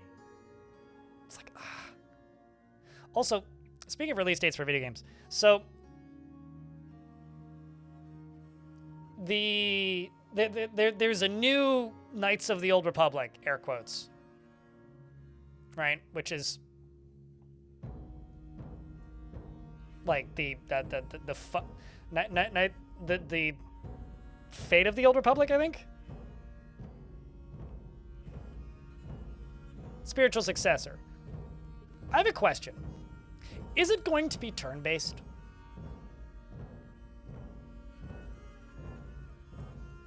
Sackcloth. Sackcloth, yeah. Leather. Leather. What's after leather? Skeleton skin.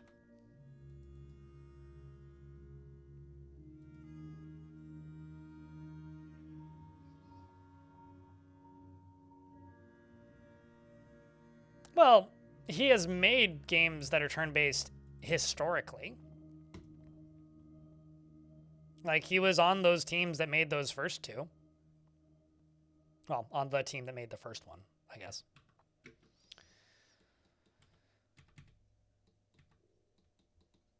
The only reason I ask is, like,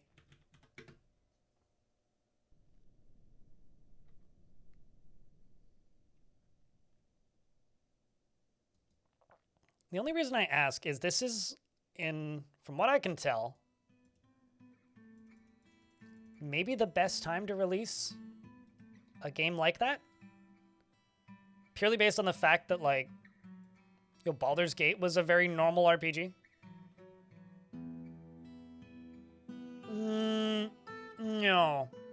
It was a third-person game whose combat was primarily taken part in a turn-based format, which you couldn't, like, you could theoretically play those original games in real time, but, like, I don't know anybody who did. Like, it wasn't really, unless you had it, like, on super easy mode or were extremely over-leveled, like, you were playing that game turn-based. Depends on what rule set they adopt. Why would they have to adopt a rule set?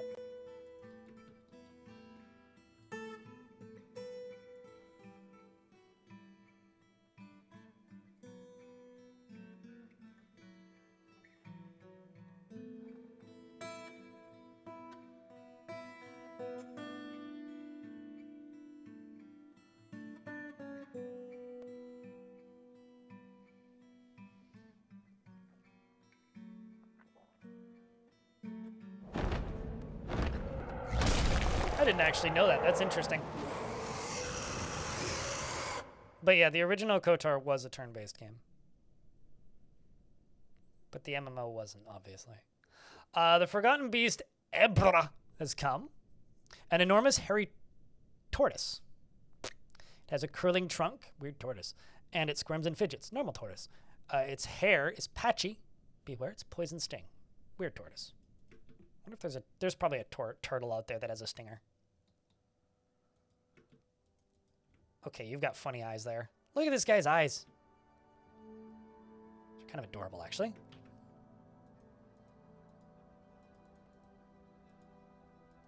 I wonder if they can get to it. They should be able to. No.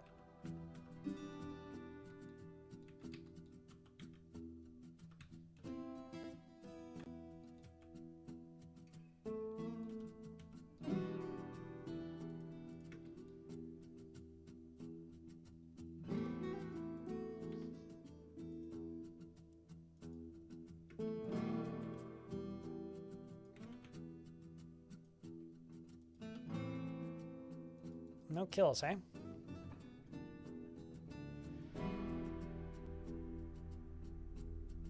Yep, for the past like 6 months or so. It's Maxi.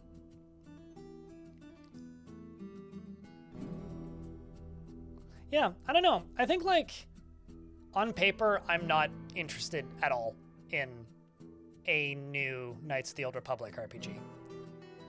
But if they decide to make it like a proper spiritual successor in like the same gameplay style as those originals, I'm suddenly very academically interested in it. Turns all your dwarves into ducks. Ducks aren't very good in combat, but that one duckling once did kill that titan, so.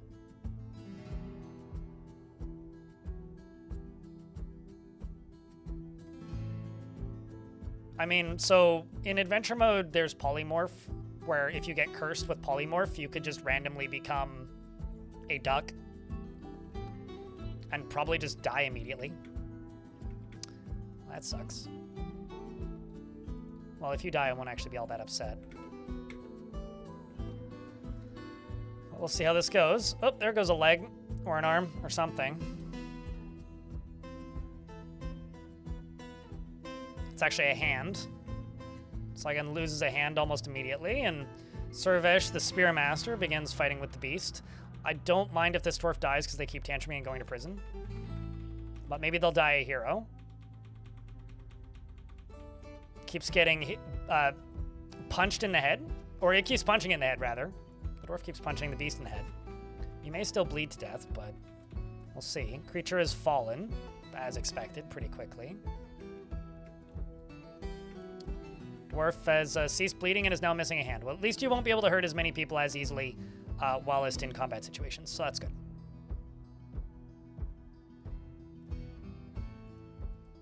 Dwarf said, "Unhand me!" and got what they expected to. Literally, the Forgotten Beast, or not the Forgotten Beast, Mothcat, the Armorer, has created Mebenanithgeth Unib Fokash. Fokash D's not. A silver right gauntlet. Oh my god, something normal! And offers it to the magical jaw of sharks. Dear Queenie, have a gauntlety. Also, you can have that fancy shoe.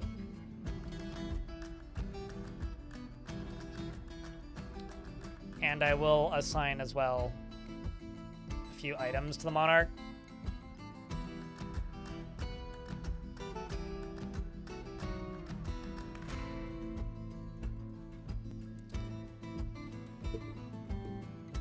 And this is a silver right gauntlet. All craftsmanship is of the highest quality. It is encrusted with cushion-cut yellow zircons and decorated with alpaca wool and encircled with bands of silver and dog leather. This object menaces with spikes of yellow zircon and dog bone. On the item is an image of thin crosses in dog leather.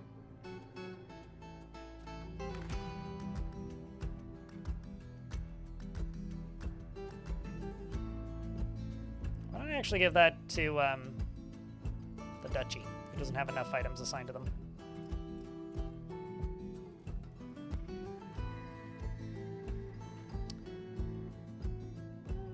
What's up, Infinity?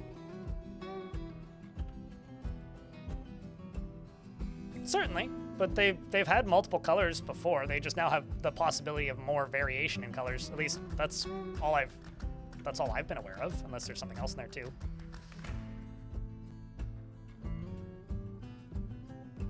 But yes, that is correct.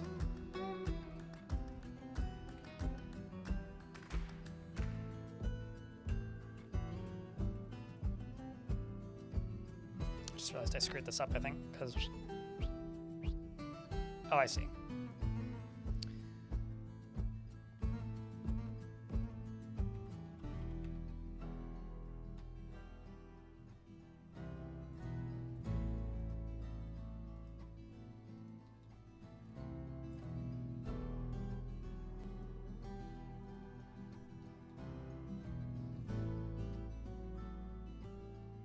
This is like super ugly.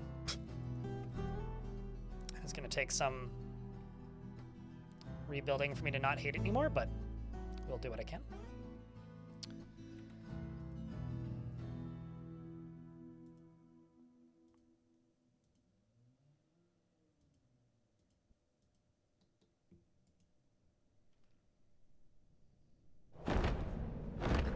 Meanwhile, a Hill Titan arrives. This one is called Ostrum.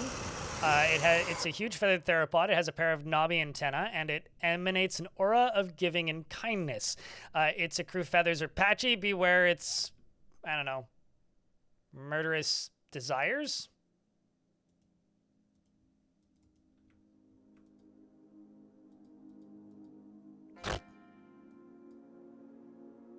Killed a kobold in year 1.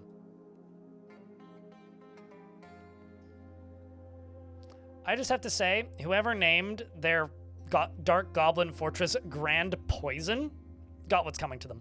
I'm sorry, what? A Demon of Osmos. I'm sure that's probably a necromancer experiment, right? That has to be. They killed a skunk woman? She stank. Must have smelled bad. Well, it makes sense that you're enemies of John Karuko Tibus. That checks out. Giving in kindness? Yes, Santa Claus. Absolutely. That's what this is.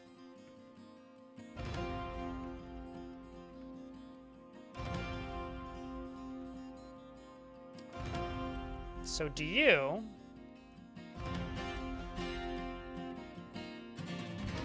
I mean, it's just that their feathers are patchy. I mean, it's late spring.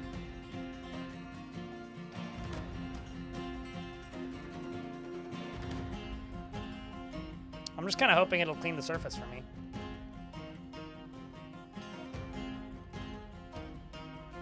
Like, there's two giant albatrosses. Albatrosses.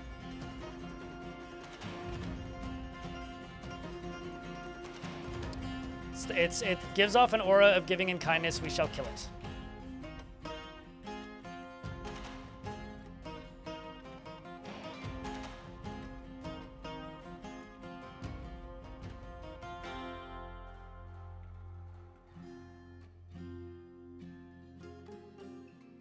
Okay,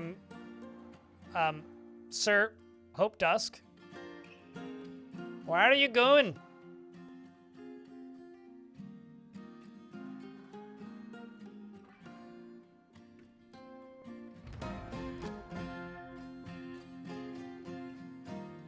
Just remember, there's no such thing as save scumming in a single-player video game. There's just reloading because you're not having fun. And there's nothing wrong with that. Or reloading to try again. Save scumming only is relevant in games with a leaderboard. Because then it's scummy.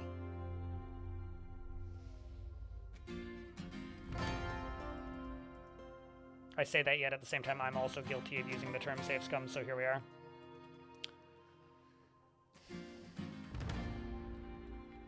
I think now is a very good time to drain the ocean, because lol.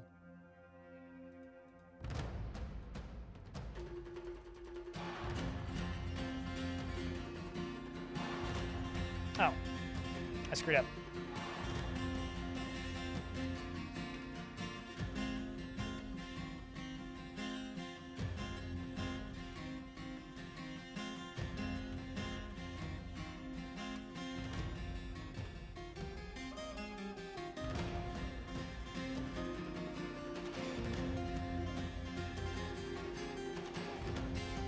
There you go. Good thing I checked on that. I've got an ad break running. I'm going to leave the game paused until the ads are done.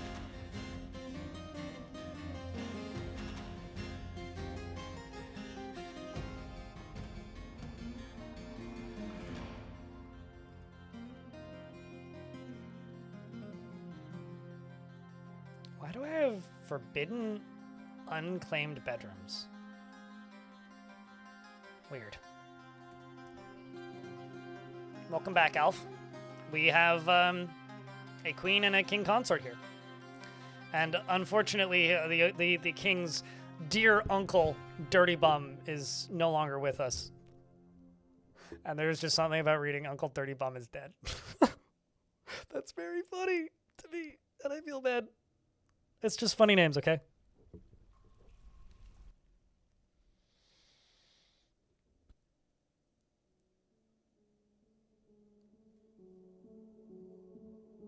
Does this game have dogs? Lots of dogs. Oh, you didn't die.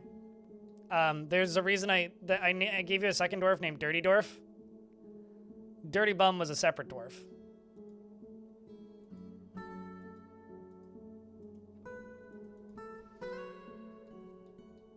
But I did state that Dirty Bum died. Yeah, it was the old one that died.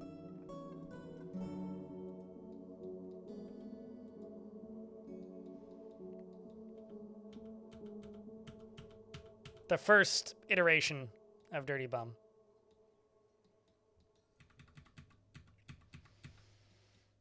Anyways, I'm draining the ocean. Gonna give this Titan a surprise if he's still hanging out in the ocean. This fortress is called Wavepool. Sometimes I have to use the Wavepool, you know?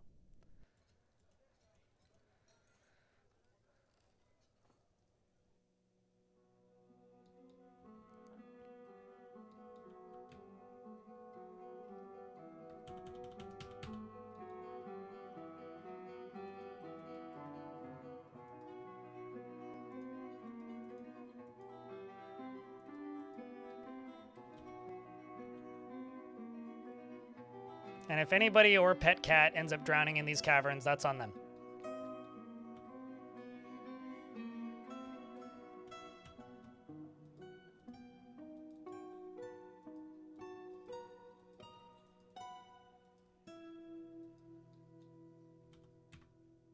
Here it goes. Part whoosh.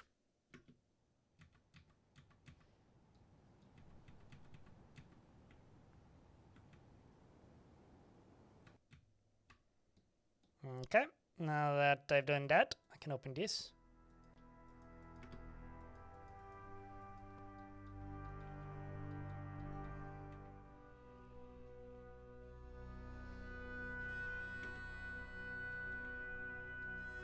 Let's see where this Titan is. Please be in the ocean.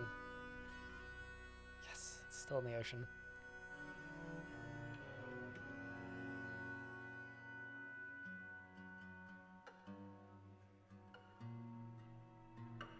He's relieved being near a waterfall, chat. It's got nothing to do with being relieved about being in water while it falls. But my frame rate is 3 FPS, by the way.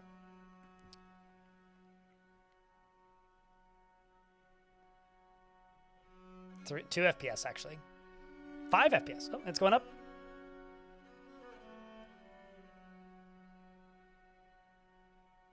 Why are you trying to kill Nemo? Oh, well, it was still deep enough that it didn't actually matter.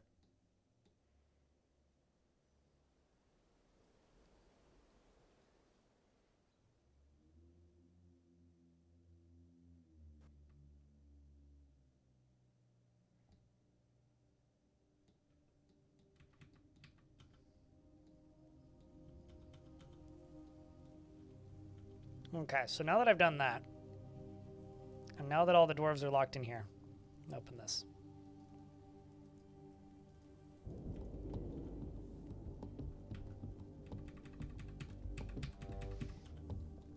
And I'm going to go into here.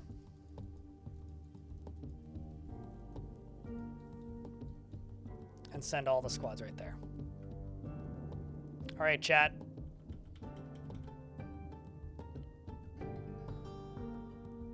big round of water. Or beers, or whatever. I don't care. Stay hydrated. Because we got this Titan coming in. In fact, frankly, I'm sending him an invitation. Hope Dusk the Goldenrod, right here.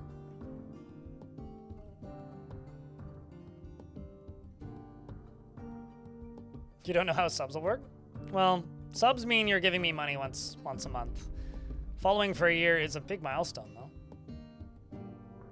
There's a few channels on Twitch that I've followed since like 2011 that still stream. And whenever people do like the talk about how long they've been following a channel, I sometimes like to be like, yeah, I've been here since it's 2007. It's been like 6 weeks. Couple days. Ilmiran, thanks for gifting us sub to numbers. Let's kill this creature with an aura of killing and kindness? Killing and kindness. I'm just gonna tell them all to kill it.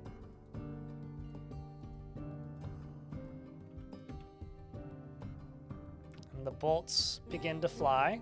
This one was loosed by Dumbo.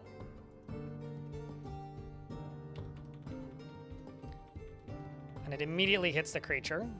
And they start bleeding and are now instantly injured. The bolt hit them in the head, tearing the muscle. The steel bolt hits them in the head again, tearing the muscle.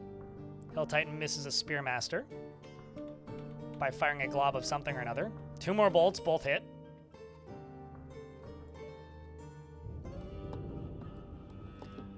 Steelmaster stabs him in the lung. Flying bolt hits them in the upper body, tearing the right lung. Steel bolt hits them in the upper body, tearing the right lung. Well, at least it's not the wrong one. Spearmaster stabs the Titan. Numbers, thanks for paying that gift sub forward. It's very kind of you. Cheers, man. Spearmaster stabs the Hill Titan again. Pulls the spear. Stabs the Hill Titan in the lower body with a steel spear. Hill Titan collides with the Spearmaster. The dwarves are surrounded. Vengeance is sweet. Meanwhile, Dodok here, while fighting with this Titan, is remembering fondness while making a friend. Their friend being Iffy Spiffy. Iffy Spiffy, who's right here, holding his Whippy Gippy.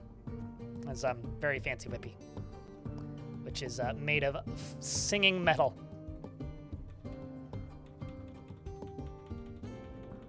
It's just playing a Luncanem the whole time. Here comes Iffy Spiffy, the High Master Lasher, charging towards the creature as it falls. The final few bolts collide with the creature in its home. But who got the kill, I wonder? Hope Dusk was killed by Lycott. Well done, Dwarf. A glorious soldier. And a great success. I'm actually just going to lock these so that they don't run off to the surface that way. I'll let them go to the surface once I get the ocean secured. We'll do that. Take everybody off this. And put them back into this burrow. I don't know if this is an even remotely decent way of doing this, but here we are. Go up to here, grab this, close this.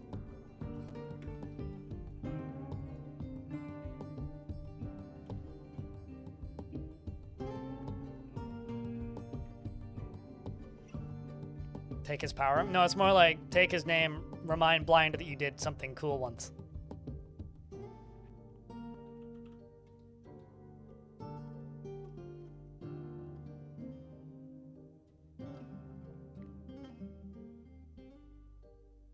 I don't think Mark's dwarves can friendly fire. Ballista can. But Mark's dwarves can't. Okay, so all that's done. That's closed. Excellent. So now we just wait for the ocean to refill. Ballista, catapults, and minecarts. Although, minecarts aren't really friendly fire.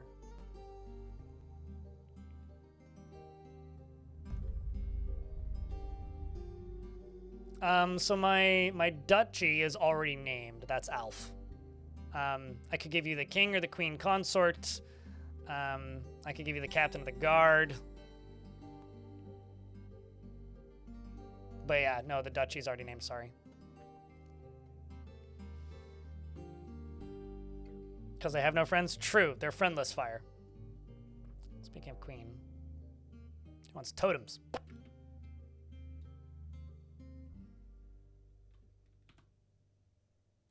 Truth Hunter? Right.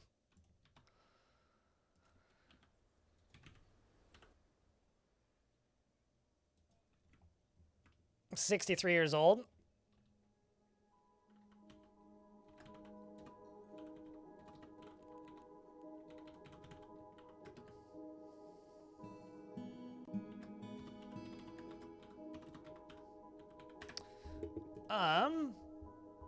Is very comfortable with others that are different from herself, and only rarely feels strong cravings or urges. She is inattentive to detail in her own work, and she tends to consider what others think of her. She tends to present herself modestly and tends to make a small mess with her own possessions.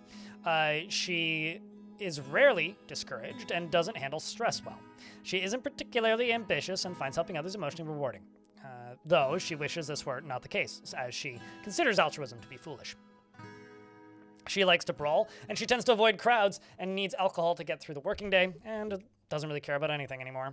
Dreams of mastering a skill and personally finds the participation that one should work on in life. That one personally finds the proposition that one should work hard in life utterly abhorrent. Oh, so you're French. And I agree, though. And thinks that the entire concept of sacrifice for others is truly disgusting. And would have the world operate in complete harmony without the least bit of strife or disorder, has the highest regard for loyalty, and greatly respects those that observe decorum and maintain their dignity, respects perseverance and finds artwork boring, finds leisure time wasteful, and isn't particularly caring about craftsmanship. Hold on a second. You find leisure time wasteful, but you think that working hard is an abject idiocy. So, what do you do in your free time? Dreams of mastering a skill. And, has a broad body bearing impressive muscles and a great load of fat.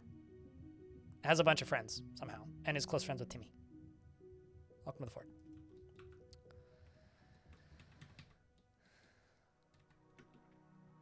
I would say that I don't think that minecarts have malicious intent. I think that minecarts are more like malicious non-compliance. You know? Or maybe malicious compliance or whatever. Where like they're technically obeying the law, they just go so fast that they turn you into pulp. It's like the self-driving cars that honk at self-driving cars. It's like, technically they're supposed to do that, but like they should know better. It's like, technically you're supposed to go this way, but didn't anybody tell you that there's a child in the way? They're like, well, I was fired off. I'm already moving. Gravity can't stop this.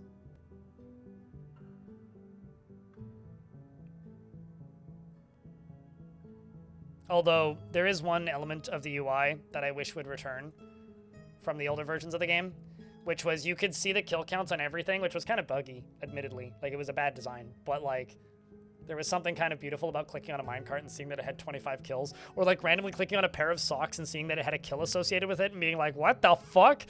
Who did that? Usually because, like, a dwarf picked it up and, like, whipped somebody and, like, that was the killing blow. Or, like, it got thrown or dropped.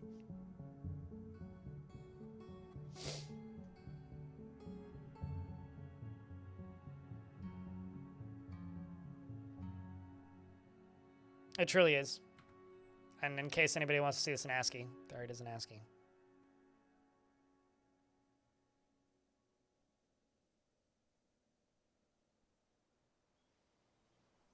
I mean, the dwarves are just like cursing the name of the minecart, saying that they are doing this intentionally, trying to murder their children. And then the minecart's just like, I'm literally furniture. It's like getting mad at your sofa. Uh-oh, I hear fighting sounds. Giant albatross is fighting with a bone doctor. No, they aren't? I don't get. More combat pops up then.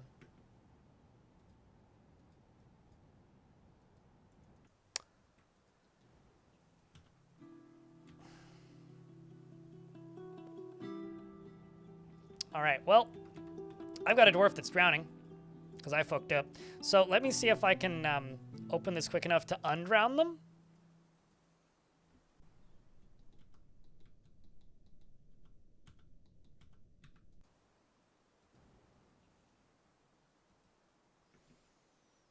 This is one of the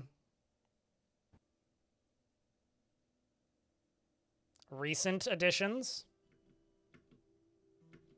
to the fortress. They came alongside of the queen. Rip. I was so close. Motherfucker, it's draining right now. Literally seconds away. No, that wasn't a puke slipper. This was probably just a dwarf that was pathing back to the fortress. And pathing through the ocean floor because it was open.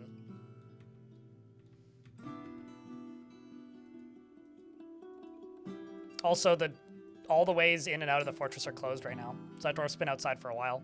They're probably like trying to use the deep way down as a way in.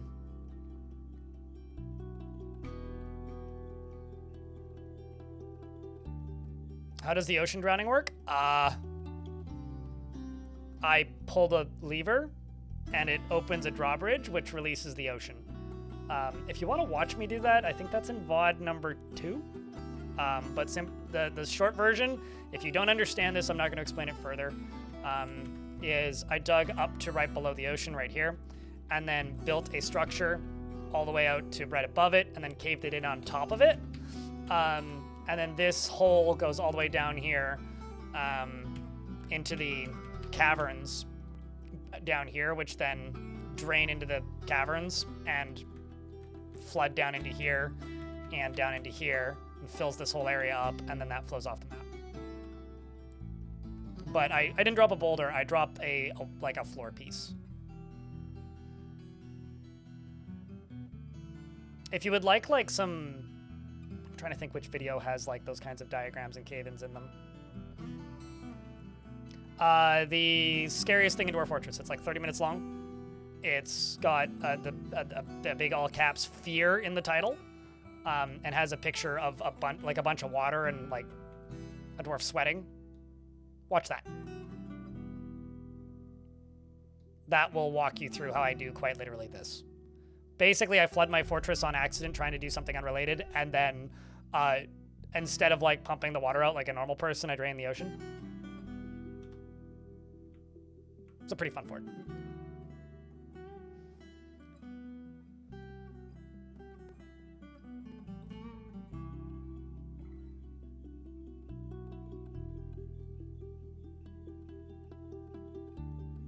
It was the 3rd highest viewed video I uploaded this year, actually. I'm kind of amazed that it beat out the vampire video, but it did, by kind of a lot. Not the most profitable video I made, but very successful one. All right, well, the dwarves are all down here now.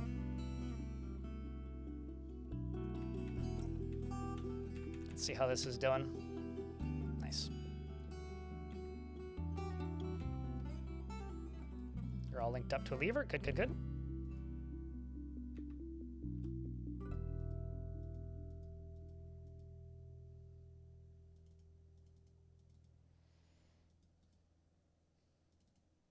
Just gonna get rid of these corners because I'm always concerned they're gonna break things.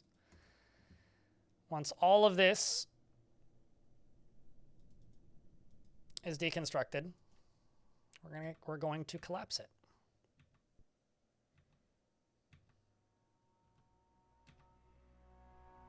Oh. I was wondering where Neezer died. Anyway, I figured out where Neezer died, chat. I was wondering how that happened. Crazy.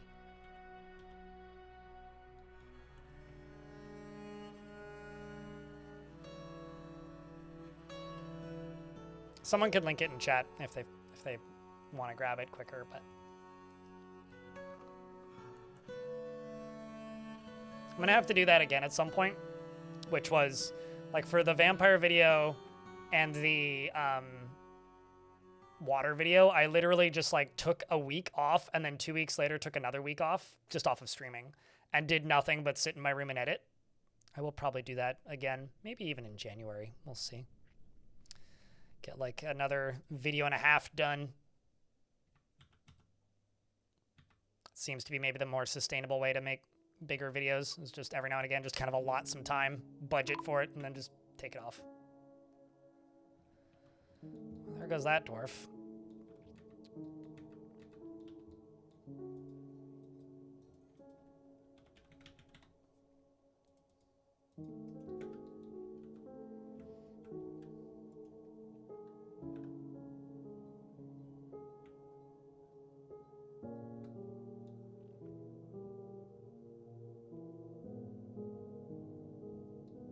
Does this follow in gameplay? I have no idea. I have not seen a siege since that change was made, because this is the only fort I've played, and this fort like hasn't been getting sieges for one reason or another. So I have no idea.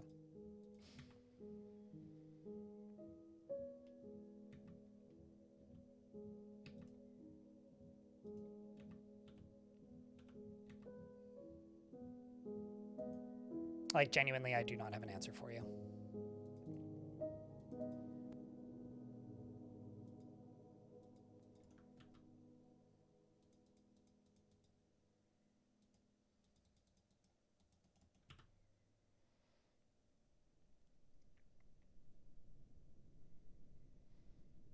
I'm glad you've been enjoying it, Prinny Ben.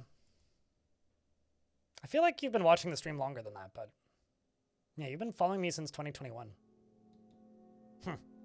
That's interesting. Must have been a lot of catching up to do.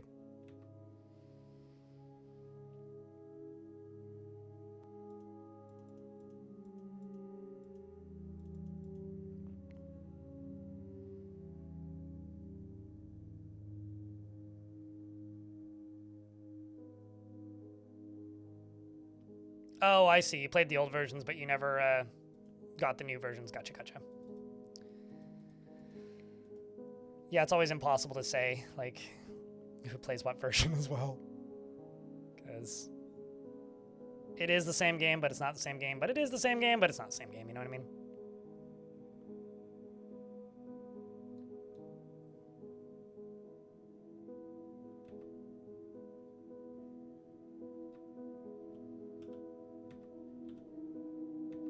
Okay, so this lower level down here.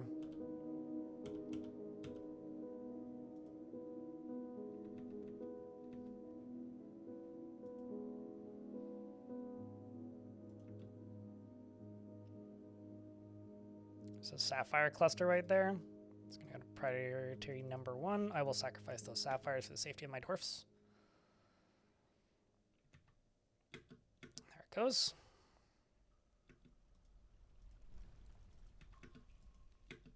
Shit. Shh.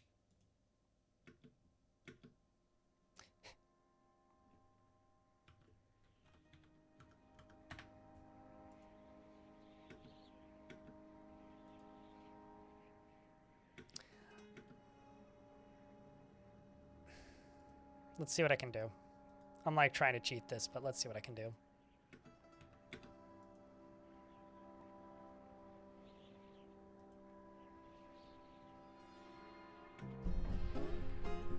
Rest in peace. At least I can memorialize you right away.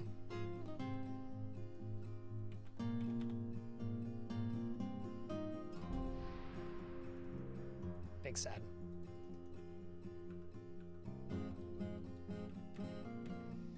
But yeah, I don't know. This is one of those games that's like old enough that like we could still have like, and you already know this, right? But like we could be having similar conversations about this game that are like relevant, playing versions separated by multiple, maybe not decades, but very large amounts of time, you know? Well, that's not good. Something evil is emerging from the newly exposed pocket. Pause game. What is it? It's a brine devil! Oh, you think you're so brine? It's composed of salt.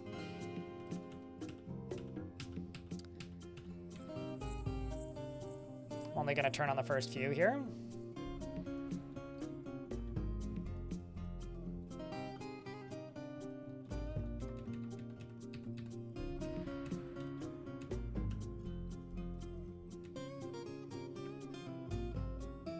Run away, dwarves. Immediately Toasted is found dead. Dustgal. Dustgull. That's probably what it is. Run, Flicker. Well, Flicker ran. Keep running, Flicker. Maybe don't run this way.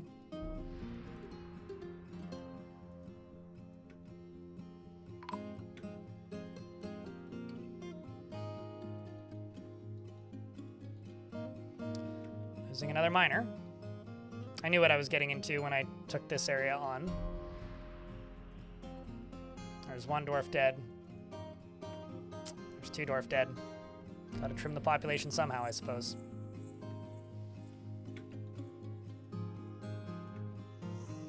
Three dwarf dead. And then Locum here. Immediately the creature falls. I don't even see where it went down. Lashed it in the wing. Ah, here it is.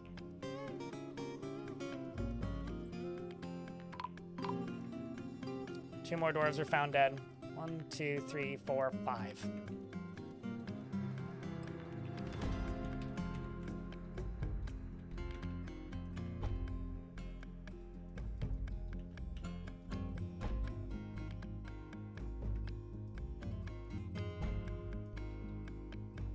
Let's see.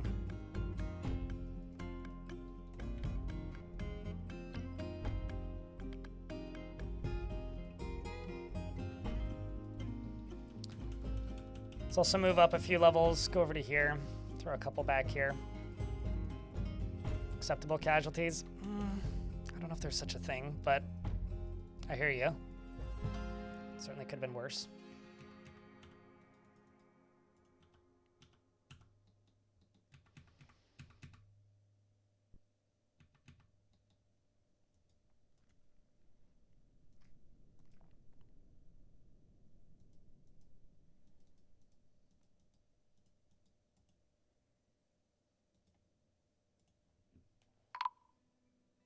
And a human caravan has arrived, and I don't care.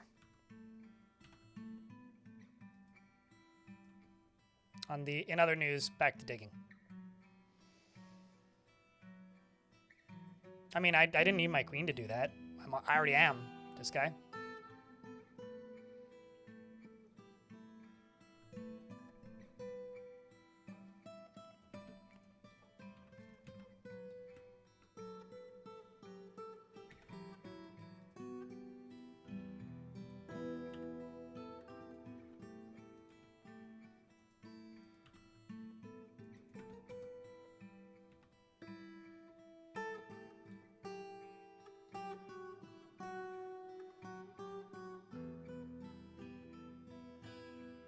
If I imprison a vampire in a cage after finding them guilty of their crime and then drop said cage into a volcano? No. Well, maybe if somebody sees them die, but it would be very weird if your dwarves could see the bottom of a volcano. I think then you'd have bigger problems.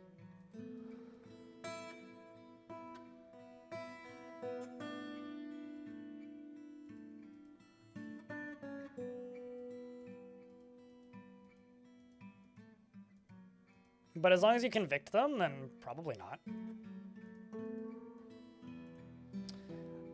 They would just go missing mysteriously.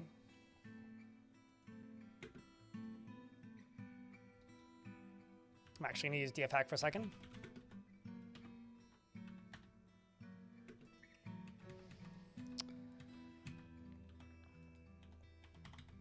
There we go.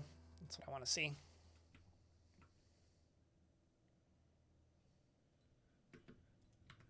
We're in an ad break, chat. But it's almost time to do another cave-in. I always call that Twitch chat or a Redditor. I haven't said a League player about something composed of salt in a minute.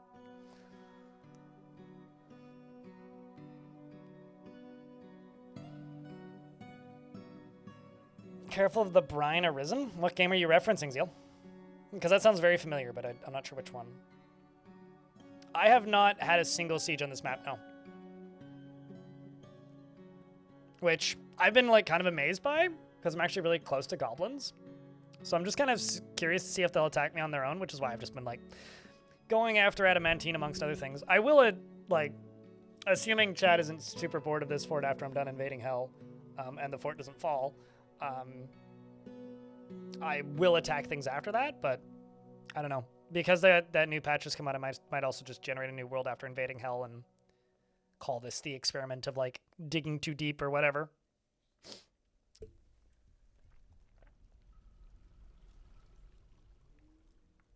I mean, that's just every Tumblr user. No, wait, no, aren't those gremlins?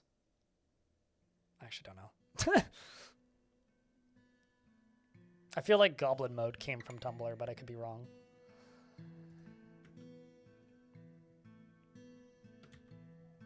It looks like this dwarf is standing in lava, but they're not. Simply standing next to lava.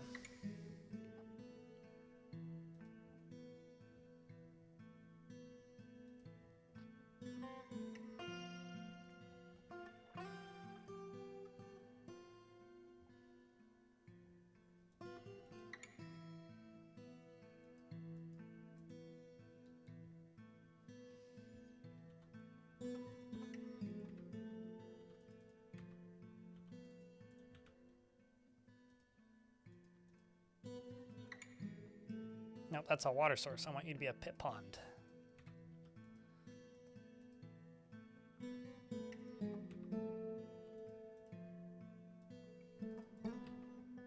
It's just the 2 diamonds burning. I'm actually digging at the default speed right now, too. Crazy.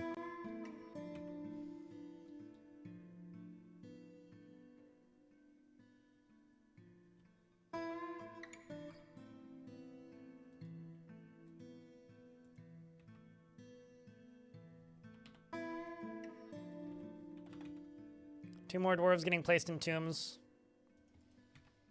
which is what you want to see.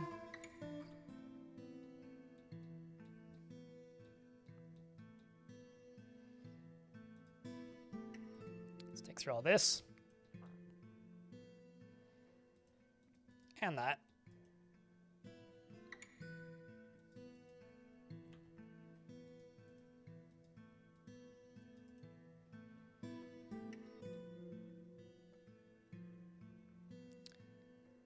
How do you reveal that a dwarf is a vampire? You have one that sucked 3 dwarves dry and had to build a dungeon, and he just got a beating in the first 2, and now he's sentenced to 230 some days. Give him a nickname. I think they have to admit to being a vampire specifically in order to, like, actually expose them as a vampire. But otherwise, they're just confessing to murder, so you're not getting, like... Because I've had that happen a couple times where, like, they get renamed as vampire. But I don't know what the actual, like, skill qualification is for that. I think it's just, like, hard to do. Like, as in, takes a while. Yeah. But I usually just give him a nickname. Is vampire.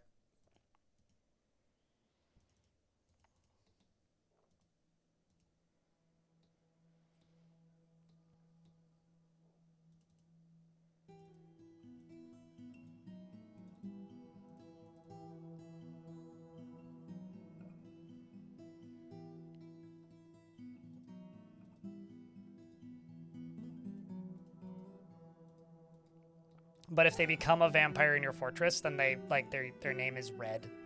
If, like, that's what you're talking about, then. Yeah, but that was not an intended mechanic, though. Enemy. But yeah, that is true. They were blue for a hot minute there. Which was kind of funny, albeit slightly busted.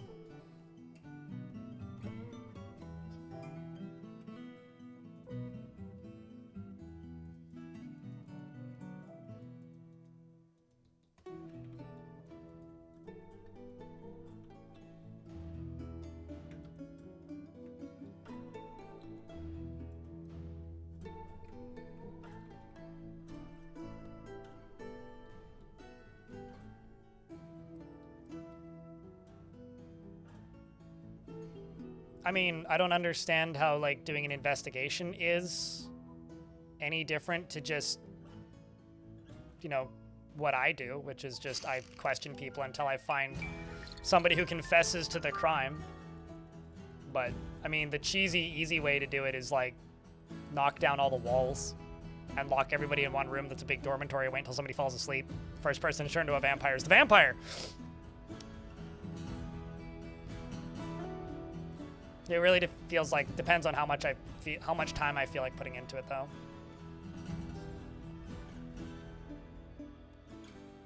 But what Riddle said is usually what I end up doing. But if they're talking about, like, finding the vampire, then what Riddle says is the right thing. If like, they're talking about, like, actually making their name go red, which is, like, a proper victory or whatever, which is what I do, then that just...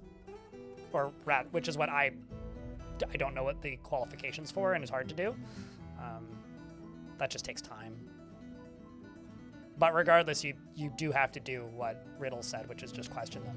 Like, that is the only official way, unless you happen to have a witness, which is pretty rare. You just ignore it until it becomes a problem, then start a new fort? Oh. Why don't you just give everybody a window in their bedroom? Like, literally, just, like, fortify, like, every other wall, and then, like, someone will see it eventually.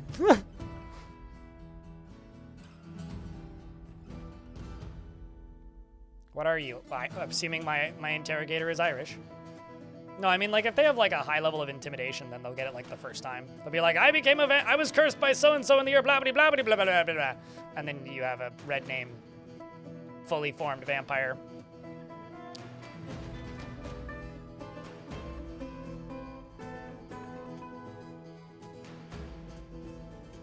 But you really do need to have, like, a very high level of intimidating, and that doesn't usually happen outside of some rare occasions. It's cool when it does, but...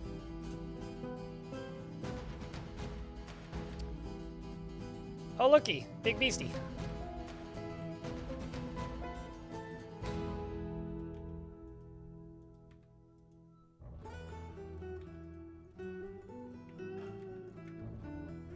So it's just this one burning now.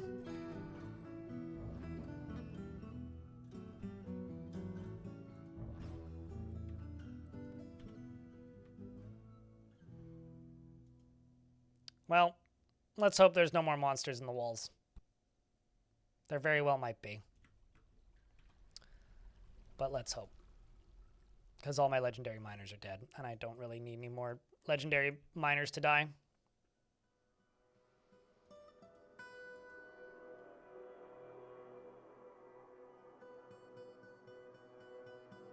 Almost threw the adamantine there, this poor dwarf.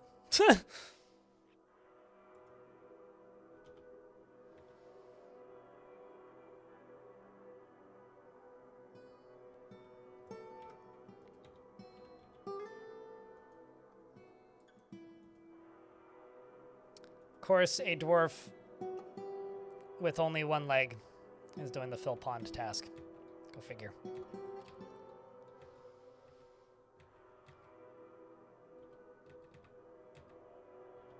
Go figure.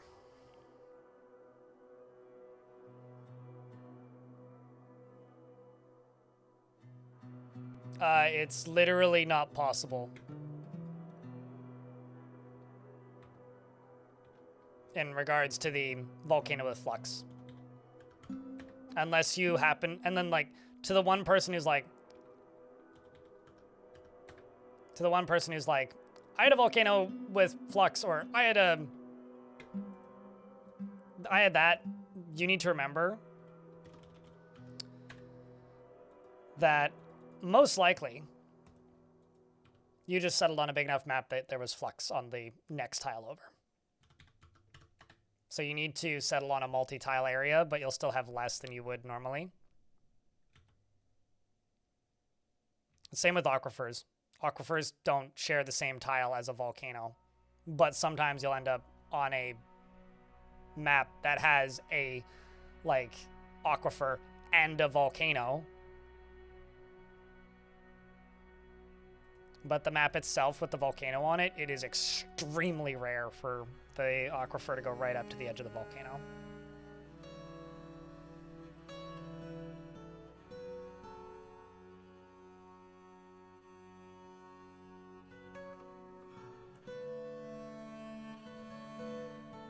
Because you're sharing 2 biomes, Proxy.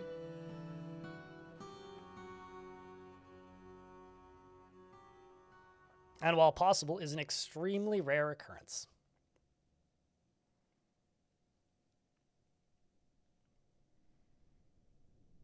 It's actually one of the reasons I don't like volcanoes as much as some people. It's because I like having maps with aquifers.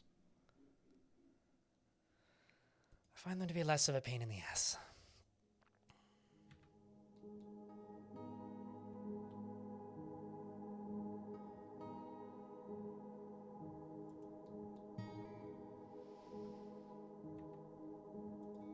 Okay, let's just wait for all of these gems to get taken out of here. Then we'll do another cave-in. Once found a volcano that was underwater and it instantly sealed up on embark. Oh, that's dope. Wait, hold on. Was the volcano taller than the ocean? Tiny Hippo? Hey, Deep Space, what's up? Hope things are good. Because if so, that's fucking cool, dude.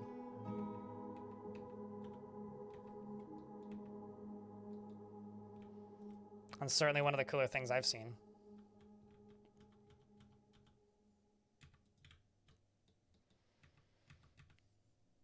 Okay. I've forbidden all this in the hopes that the dwarves won't do a dum-dum. But, you know, you can never fully fix stupid.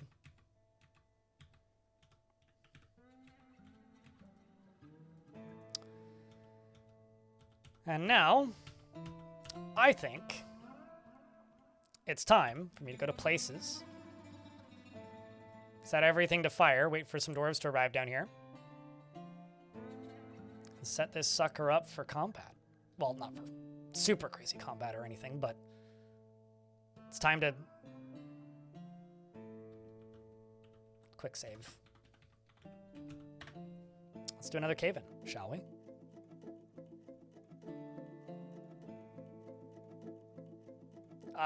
World Gen has not been changed, so nothing has changed in that regard, Sasper. World Gen has not had any major overhauls in its base functionality since like 2011, maybe 2012. Like whenever they went to more than 64 layers, which I think was 2012. Could be wrong. I might be off by a year or 4. But yes. Well, it's an approximation of reality. It's not absolute reality. So this pillar is connected to this lever, and we're going to pull it. And let's see who's pulling the lever. Who's ready to see a big cave in, chat? Well, if you are. Could I get a bunch of lava, please? YouTube chat, you guys can just hit the party emote, or like, I don't know, use a red square emoji or something.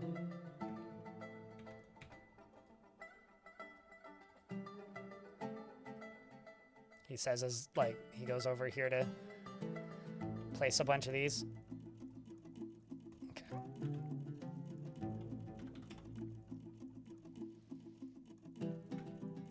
Good luck, Dwarf.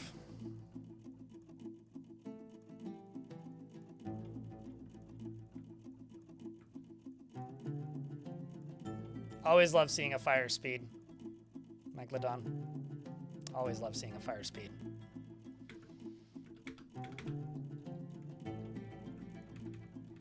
The real question is, what's going to come out of it? Really?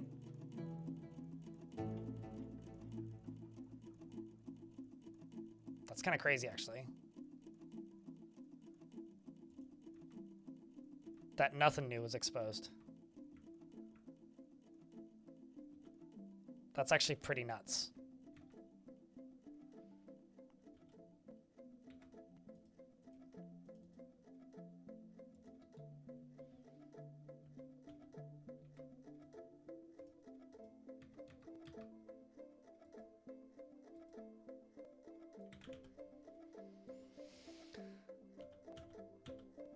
Well then.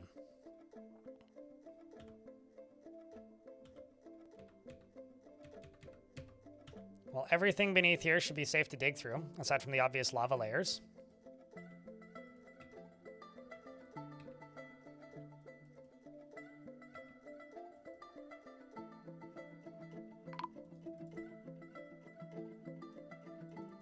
Got some ghosts put to rest, and poof indeed.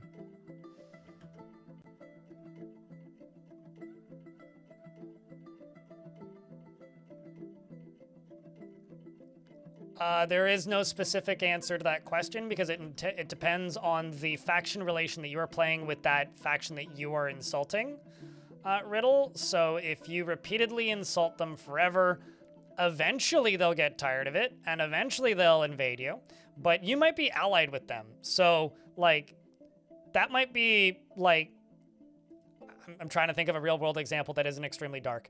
That might be like Costco going up to Walmart and being like, "You're too close to us. You're impacting our business." And then them going, "No." Like, what's that really going to do? Aside from, like, make a few corporate execs cackle at each other when they go out for pub nights. Might make the pub trivia night awkward, though, actually. But it's not really going to change much in the grand scheme of things. Positive or negative. So telling them to pack it, I don't know, try stabbing them in the forehead if you want to go to war with them. Or attack them if you want to go to war with them. But it's there is no specific number. Like, I haven't traded with the elves in this fort in, like, 5 years, and they've tried to impose limits on me, and I haven't been listening to any of it or even talking to them or acknowledging them, and they haven't attacked me yet because I'm allied with them. I'm still allied with them, so. A Forgotten Beast, Ada, has come. A hairy rove beetle. It has a long spiral horn. Beware its spit. Wear it.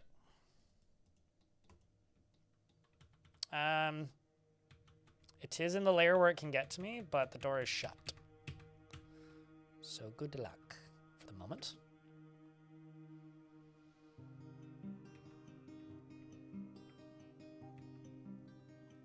I mean, I would drop a big rock on Costco if I was close enough.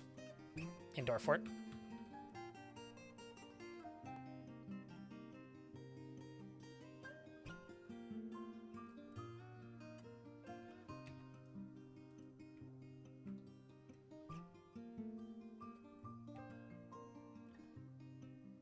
I'm actually not sure what's holding this up.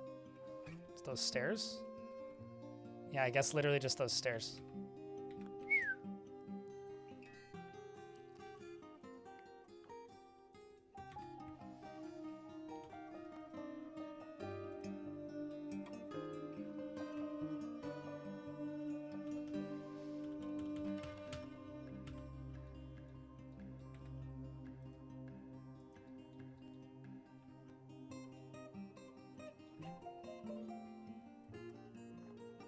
Oh, so basically, like, if you want to just ignore that limit, there's two things you could do, assuming you're not actively looking for war. You're the one stating, like, imposing rules. That reads like you're trying to start a war. I bet. If you just want to, like, play away and not worry about it, in the difficulty settings, you can literally set the number of trees that they will tell you based on, like, how much they're annoyed with you or how pissed off they are at you. So you could actually, like, weight that in your favor super heavily and just never worry about it. If you want to, like, go to war with them eventually, just give them some gifts whenever they come by. Give them, like, 2 gems or something. Just bribe them. Like, they're still sentient creatures that are imperfect, that are totally fine with being bribed. So just be like, "Yo, idiots, give us, like, sure, yeah, but, like, what about all this pile of used silk clothing that you'll totally take from us, definitely?"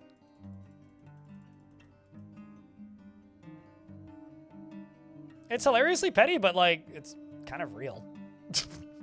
You know?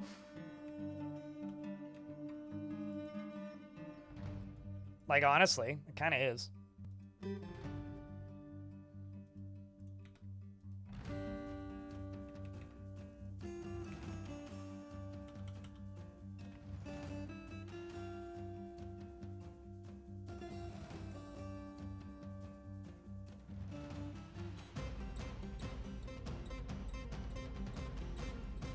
the other thing that I'll tell you this, I've literally stolen all of the items from my own faction's stuff like 4 or 5 years in a row before and not gone to war with my own faction. So like when it comes to trading disputes and stuff, you actually have to be pretty mean. If you're like neutral with elves and you reject the wood order and chop down more than the trees that they offer every year, like I've gone to war in like 3 years before, but like that's from neutral, so.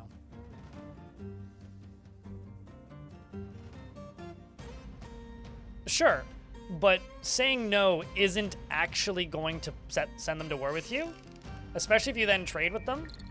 Like, all that's going to do is it's going to lose you some faction rep, right? Which is, for all intents and purposes, not much different than just being like, you know, how do I say this? Which for all intents and purposes isn't much different than just saying, like when, how do I put this? It's better to just say no and then still not chop down the trees than to say yes and then chop down the trees. You know? Like, it's not... I'll put it this way. The elves are very dramatic. And I will never understand the player animosity towards them because, like, their demands are always quite reasonable, with the exception of Untamed Wilds, where they're like, here, have 6 trees. But every time I've tried to stay within their requests, I've never not been able to. So, I don't know. I don't really have much more to say on this subject. It's kind of a very simple, cut and dry, like, it's an easy mechanic to work within. If you say yes once, and then they give you a number, that'll give you a pretty good idea, actually, of how happy they are with you.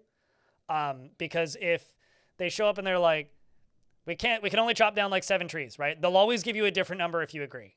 So if you agree, then they'll be like, we can part with no more than 35. Like, there was one time when I was in a wilderness biome, and they were like, we can't part with more than 12 trees. And I was like, well, I don't want to go to war with them because I'm already at war with humans, another dwarven faction, and a goblin faction. So I was like, well, let's talk about this. Let's work through it. And then their response literally was like, we can part with no more than 57 trees. And I was like, well, that's lovely.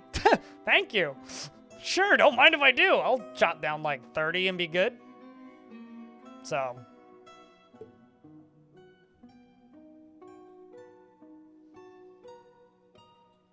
I mean, you're clearly not ambivalent. If you were ambivalent, then you would, like, abide by their meager requests and, like, import some wood. That's ambivalent.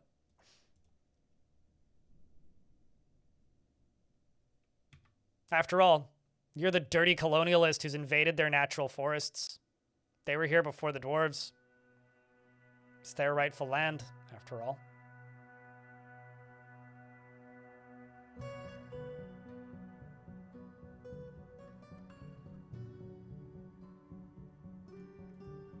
And in their hearts, the dwarves know that.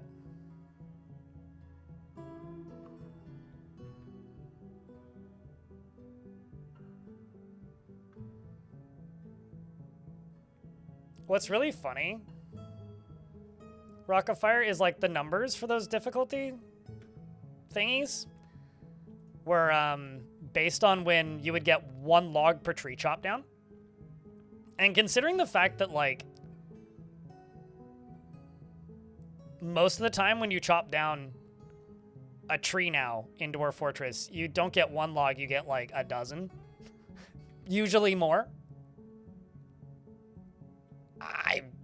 When I actually, and with the exception of Untamed Wilds, I've literally never had an issue just like completing the request and like not chopping down more than that many.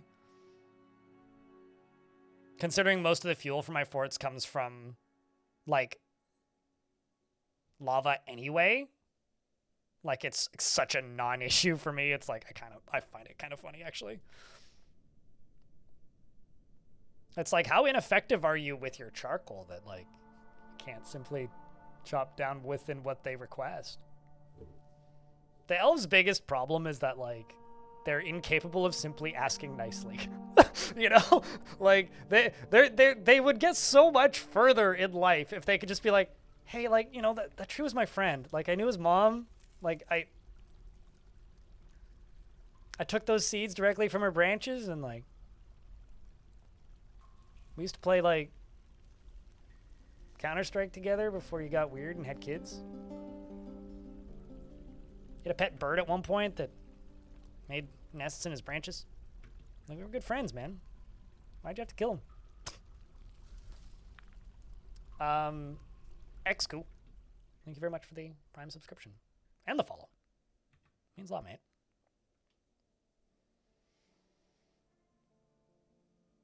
Yep, mushrooms have always counted as trees for elves. They're called mushroom trees. It's right there in the name. Although I like that theory, I like that fact. Tarn goes back and forth on it apparently, where like sometimes he'll be like, yeah, maybe I should change that. Maybe I shouldn't change that. The reason I like it is because in real life, mushroom mycelium can pass nutrients from one tree to another.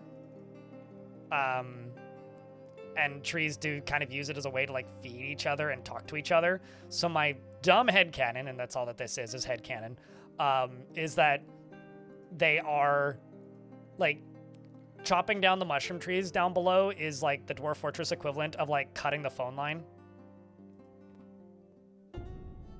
And that's my headcanon. That's all.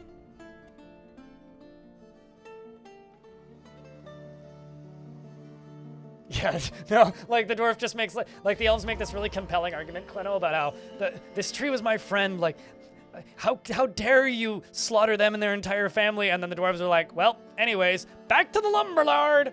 To the lumberyard. Ponce, thanks for the raid. What's up, dude? Check, can I get a round of beers for our friend Ponce? Ponce, OG salt tuber.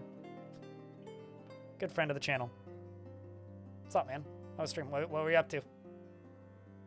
Psst, Clino, I need you to do work. Round of beers for the Raiders, chat.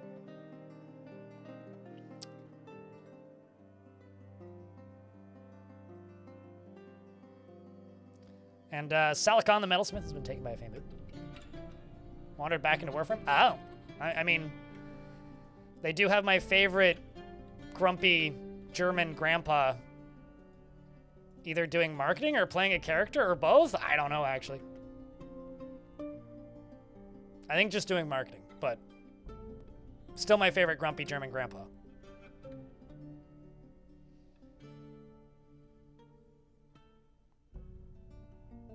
Not entirely sure. For those of you who don't know, Werner Herzog is in a trailer and I think voices a character.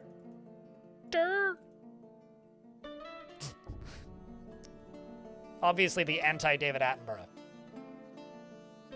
After the Game Awards, I immediately went and watched some Werner Herzog movies and watched this one called Fireball about asteroids. And there's like this whole sequence of this guy collecting space dust off of the roof of a stadium in Oslo, which is one of the coolest fucking hobbies I think I've ever seen. It's like, yeah, what do you do? It's like, you know, just like collect space, like tiny little meteorites off the roof of this stadium. He's like, I find like half a dozen a year and takes them to university to get them scanned. So fucking cool. So fucking cool. Both simultaneously some of the most boring films I've ever seen in my life, but you get to see some very excited nerds who are extraordinarily enthusiastic about a very specific subject that they study.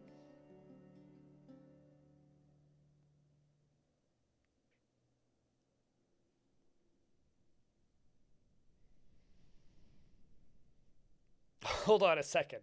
Paul F. Tompkins' impression of Werner Herzog reading a...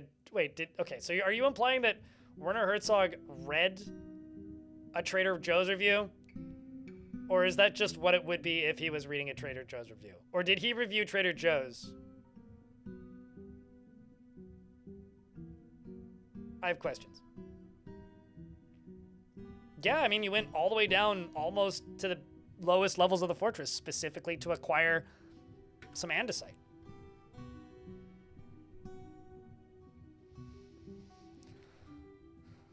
But hopefully you've been having fun with the realms of the WAF-RAM. We're in an ad break, but I'll just let it run. It's dwarf collecting stuff.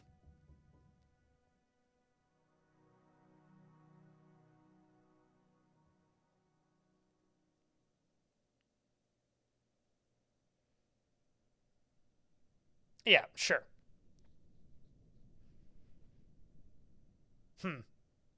Yeah, I don't know. I really like Werner Herzog. I can't tell if he's just like a really angry, mean person or if he's just playing a character of a younger himself at this point. I think it's actually the latter. So this dwarf here is a metalsmith and has claimed adamantine wafers, goblin cap logs, spider silk cloth, andesite blocks, and 2 rough gems. Well, whatever it is, it's going to be made of adamantine. It's going to be expensive. He's a good actor. I think he genuinely was genuine about some of the shit that he said when he was younger, but, like, these days, like,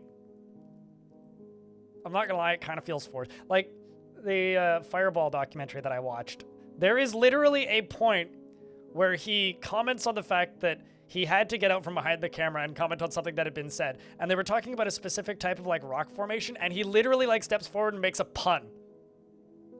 Like, he butts into, like, the host of the movie and this scientist, this geologist talking to make a pun. And he left that in.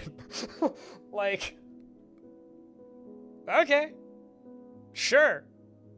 Followed by like a 10-minute interlude about why this town in Mexico is awful and no one should ever visit it. Like, I don't know, man. You've never extracted adamantine India? It takes a while. Actually, how many wafers am I at?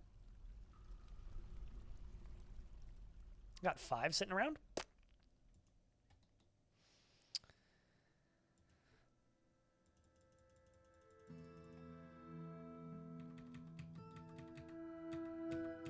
It's just time consuming mostly to go after adamantine.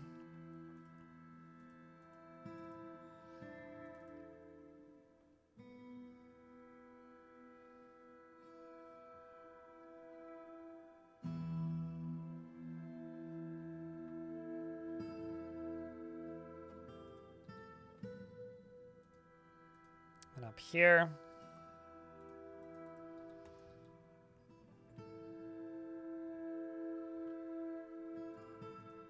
That's heaps. Well, I mean, I think these dwarves have equipped them. Yeah. Yeah, no, they've got them all equipped already. Hold up.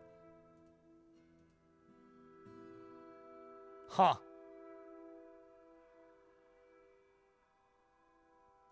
Apparently I'm not autosaving. How did I not notice this? I'm just gonna do a real quick save. I want to say it's 7. I had it disabled because I was, like, doing some recording stuff. But, like, huh.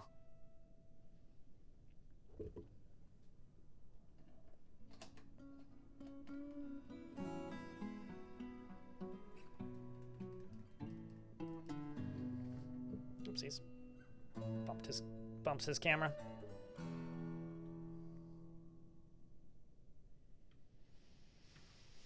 On the first day of Dwarfmas, my Urist gave to me 3 Zircon swords. Anyway, Salikon, the metalsmith, has created Baladvan Okil Zulban, an adamantine low boot, and claims it as a personal treasure.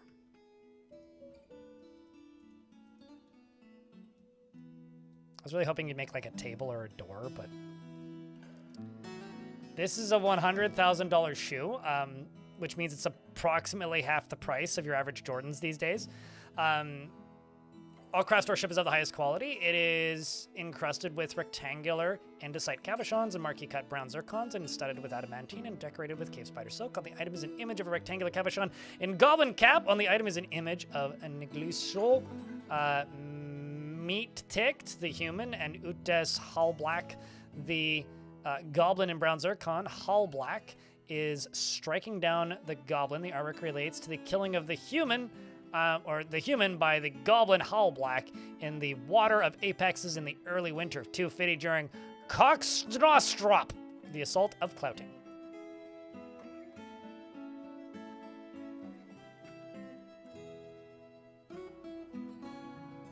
Which isn't to be confused with the assault on Cloud 9, of course.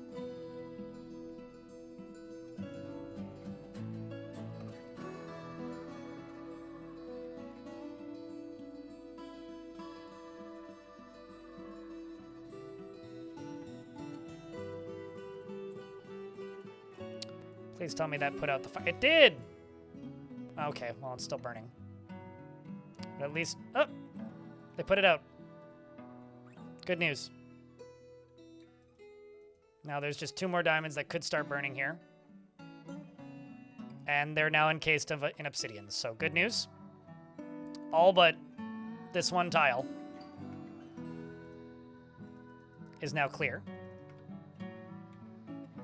So let's see if we can get this cleared up. Maybe not that.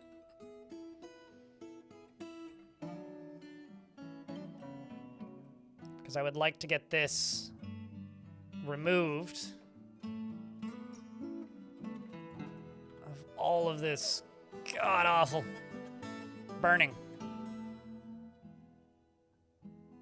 And I'm aware that someone should probably make the joke of they make a pill for that, but... or a cream for that. Come on, dwarves. Get over here, please. Or don't.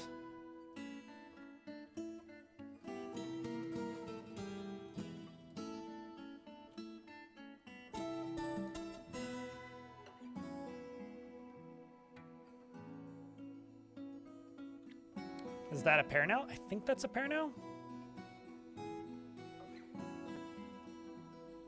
Yeah. Actually, my monarch could in fact have a pair of adamantine low shoes.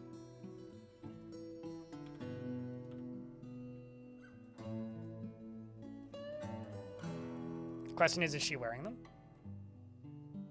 Nope. Go figure.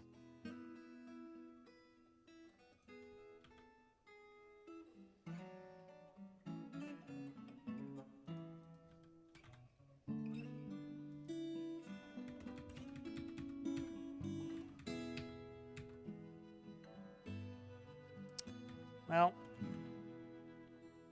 back to this old trick.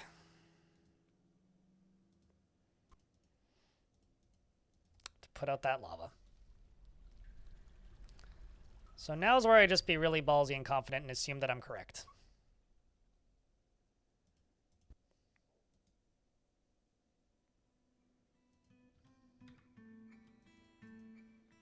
Because I did drop a bunch of stuff on the ceiling of this space. And that should mean... should...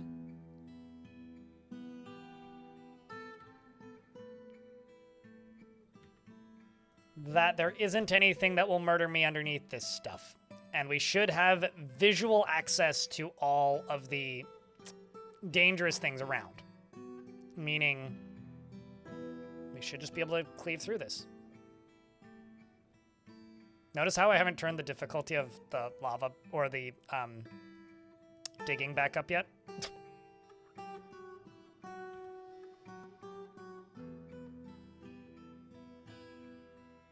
Because I haven't.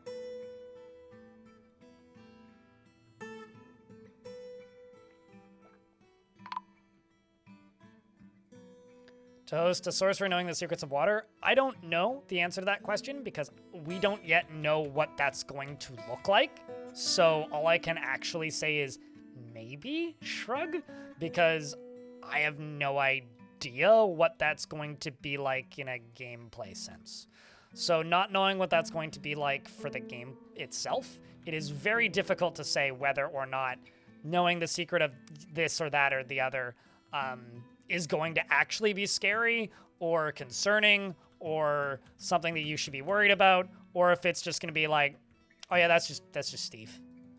So I honestly couldn't tell you. As with all those things, like until I see and get some like actual idea of what it's going to look like in game, I try not to conjure images in my head because that's how I either overinflate my expectations and disappoint myself, or do that for other people. So, if you expect me to be speculating more and I'm not, that's why.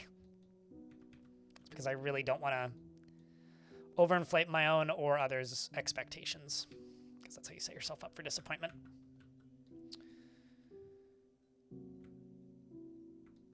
Yeah, you know, he uses water to communicate with people. It's like, so do I, sploosh.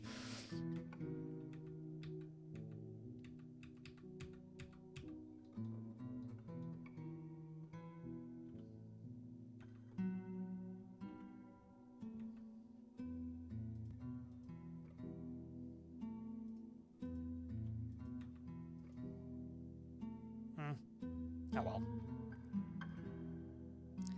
This is going to take 10,000 years.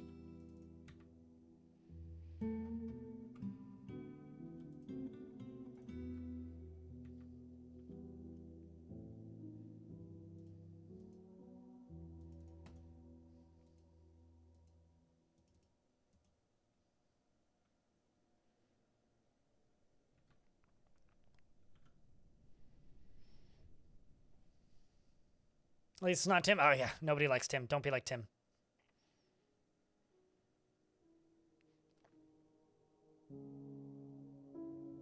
Usually just, yeah, I mean, like, a wizard of water could literally just, like, have the power of create mist and just, like, goes around just, like, sprinkling mist everywhere. And it's just, like, a portable mist generator.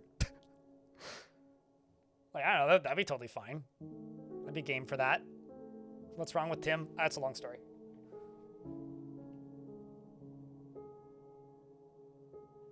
So I have a new light that I'm using, and I'm trying to figure out the best way of lighting this room with it. So if I'm standing up or adjusting things, that's what I'm doing.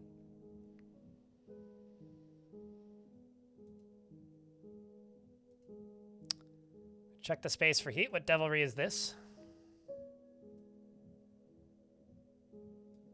I say, did a dwarf just become unexisted there? Maybe, maybe not.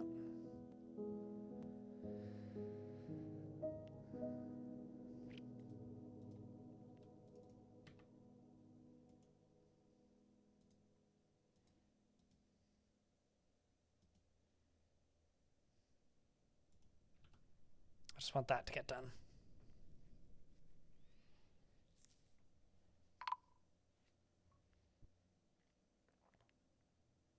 Ah, well, I did lose a dwarf. So somebody probably melted. Or got sealed into a block of obsidian. Currently doing their best Harrison Ford impression. But oh well. Comes with the territory after all.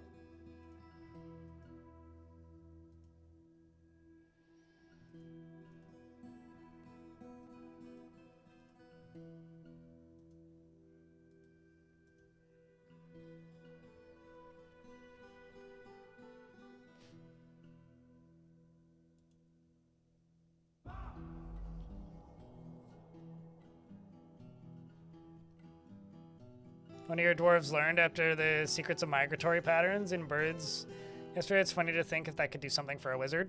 I think birds is much funnier to think about as a wizard power than secrets of water, but we each have our amusements, you know? Imagine just like, starlings, get them! Like, you know, that's just where my head goes. Or like, get them! Whoops. Crows, although that would be like Corvid specifically, right? I shall summon an army of giant keels, and all of the artifacts shall be mine. Mwah! Seagulls, exactly. Mine. Which means actually, like, the secrets of lungfish, which is something that we'll never understand, because why can they fly, may actually be a very powerful one then. It's raining lungfish. Hallelujah, it's raining lungfish. Well, down there, the dwarves seem to be getting by pretty okay.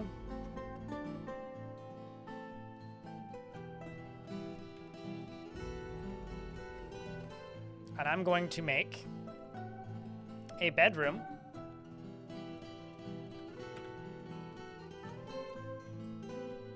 very noble.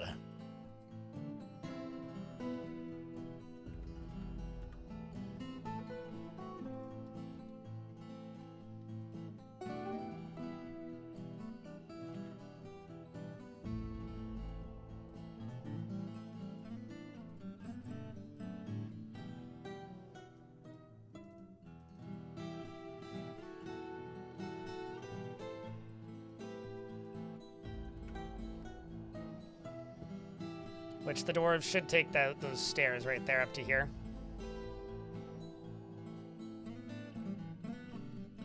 Which also, we'll stick through those as well.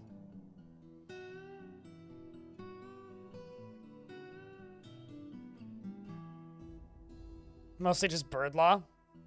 I think I sealed a dwarf in stone, maybe 2 actually. We dropped a bunch of rock down into the underground, and I'm now harvesting more adamantine. I still don't like how long it takes to mine adamantine, but I haven't turned the difficulty back down, so they're mining very slowly. Good news is, currently we're sitting on 7 wafers, 4 thread. It's progress.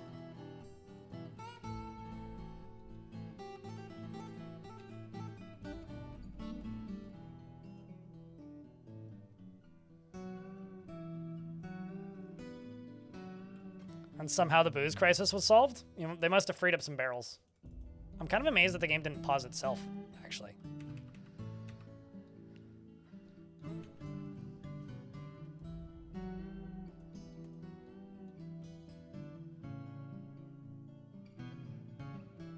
That's like maybe the most impressive thing there. Okay, so bed. Artifact bed it is. Oh. I lost a... Bruh.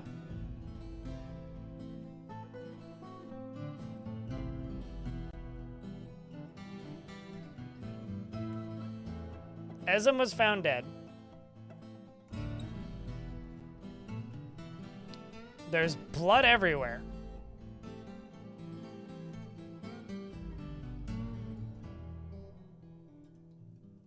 But what happened?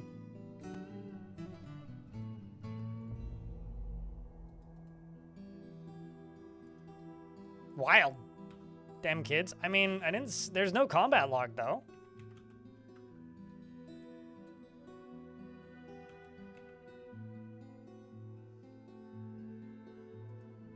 Like, somebody would have a combat log.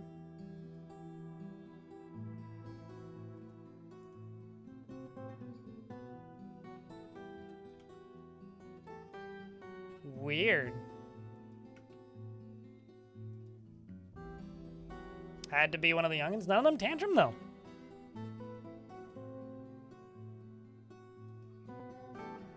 Like, maybe you? But you're not credited with the kill and did nothing.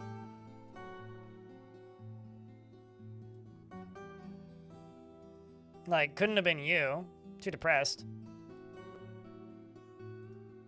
Like, it kind of looks like it was a ghost, but then it would tell me that a ghost battered him. Which it didn't.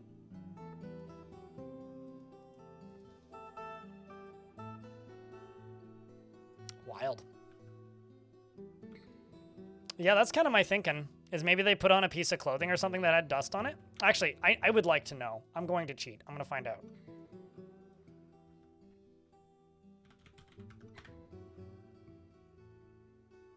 They bled to death. Yeah, so they weren't killed. It must have been a beast or something. Like, is an article of your clothing covered in dust or something? It is coated with albatross blood.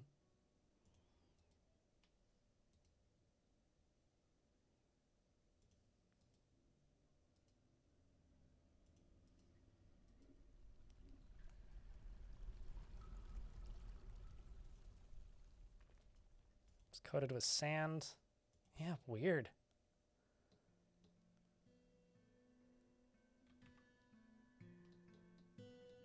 Burbs did it? No, those are at literally the opposite end of the map. Couldn't have been the birds.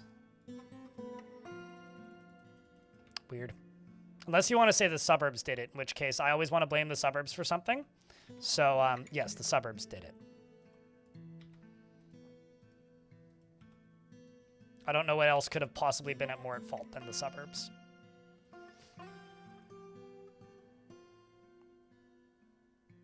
I like that. A pile of emerald. Just emerald dust.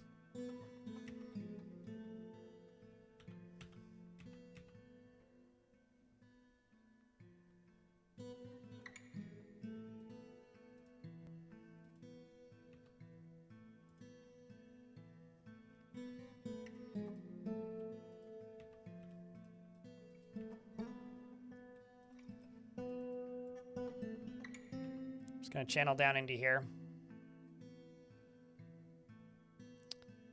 Just go get me that adamantine pick out of here.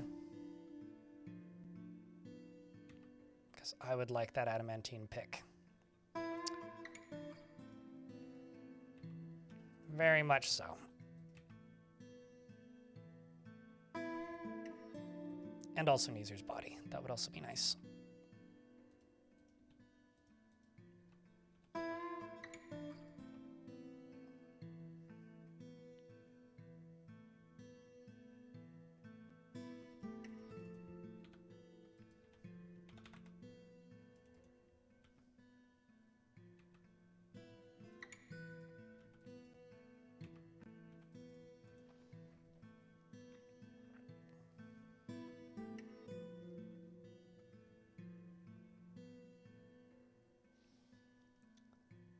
Goodness, my dwarf head for breakfast is pretty dense. Sometimes my reminders miss the rock and hit their own legs. That's probably not something that happens very often. One of your favorite things in the game in the last 3 months was water laced with water. This is a fragment of water laced with water laced with water laced with water laced with water. That isn't supposed to happen, but I don't know. It's not like it's a game-breaking problem or anything. Just weird off-brand contaminants infecting normal materials that are currently in the form of off like contaminants is pretty funny.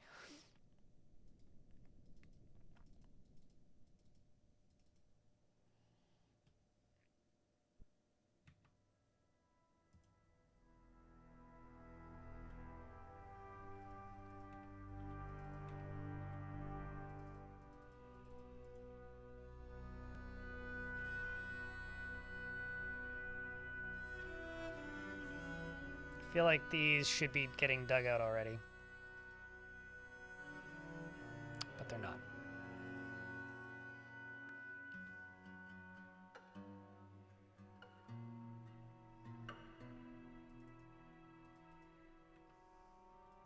These could very much have scary things underneath them, but oh well. If I hit something scary, I hit something scary. It happens to the best of us.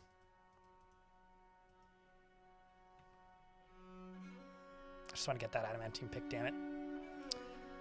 Dwarf has named their spear. There we go. Now you're digging down in here. That's what we needed.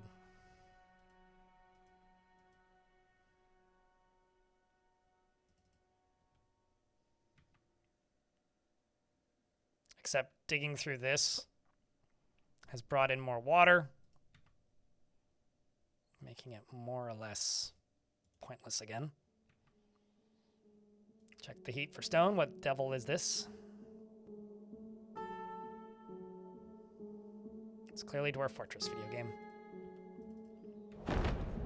Forgotten Beast Appa, something or another, has come. A huge bush tit. It has a short trunk and a gaunt appearance. Its eggplant feathers are long and narrow. Beware its poison nippers. And it's in a layer where it can't get to me, so that's all good.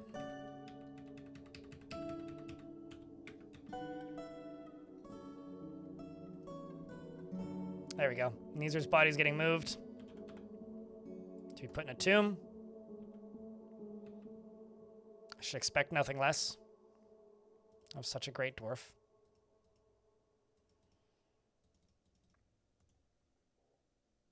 We've uncovered another treasure of the gods. This is a jagged bright metal halberd.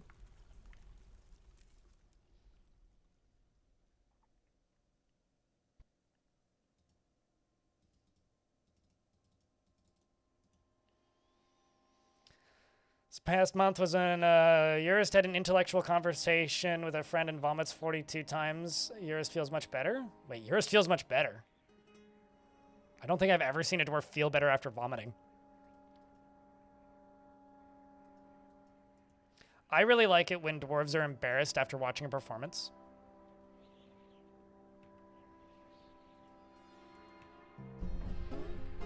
Like, that's always been one of my favorites. Oh, you might be digging something above you, actually. No. Frisco Born was the leader of my military.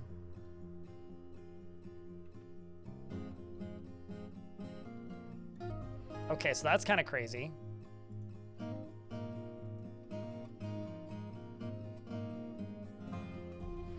I've got an agitated mantis ray.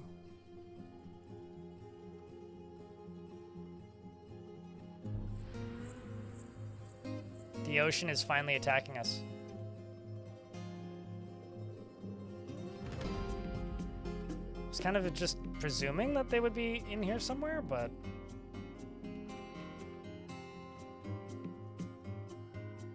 Look at that.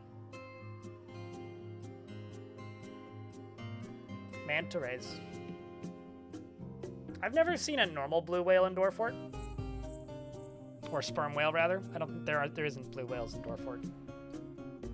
But I've never seen a normal sperm whale or a giant sperm whale, let alone an agitated giant one. But that's pretty fucking dope. This isn't even a giant one. This is just a normal one. I've also never seen a manta. This is at least not in this version of the game. Maybe in older versions. They may have just been an M before. Let's see if I can find that corpse.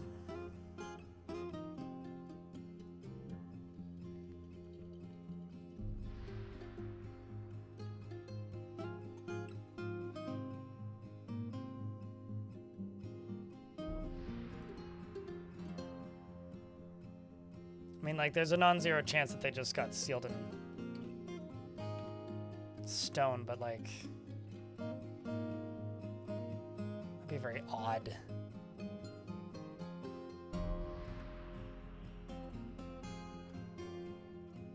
There was no foul play.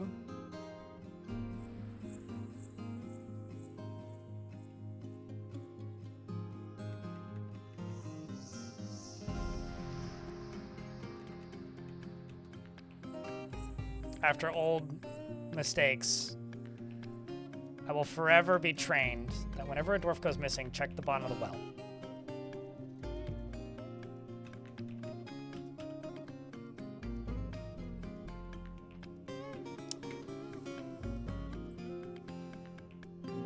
Those were a completely different game. At least for memorizing, like, icons. Like, I know I've seen sharks in ASCII. But not since.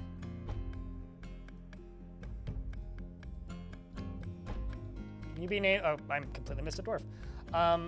Cucumber. Did you want a beard or no beard? Beard or no beard? What would your preference be?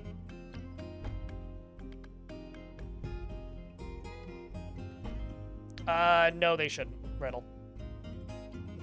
For a trillion reasons, but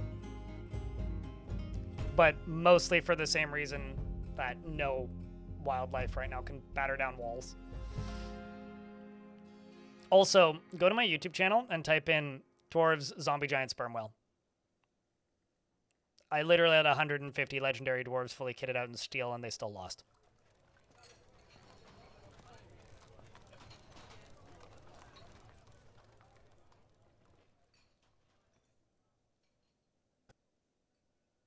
I could not tell you the last time I've had a well drowning accident, with the exception of when, like, dwarves fight right next to it, and it's literally at the back of my hospital at a dead end, so.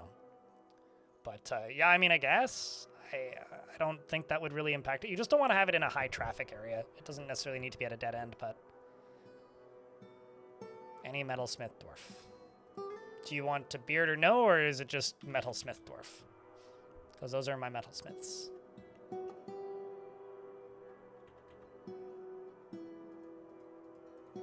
So we've got, like, this guy who's making adamantine wafers right now. Oopsies. Like, does that work?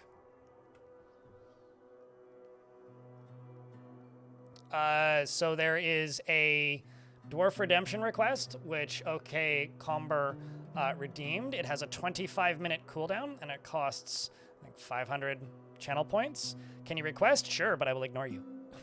If you want a dwarf, you got to get the redemption. Otherwise, because of the number of people that watch this stream, every dwarf would be named and no one would ever get a dwarf, which I don't think is fair. So I used to just take requests like whenever anybody asked, but I haven't done that in a long time. Lighting isn't quite sufficient.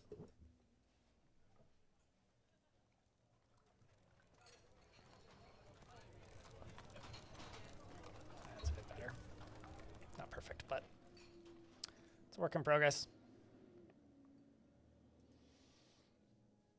I mean, you probably have enough channel points. Like, literally just by following the stream, you get 400. It's more of a matter of it just being off cooldown when you're watching.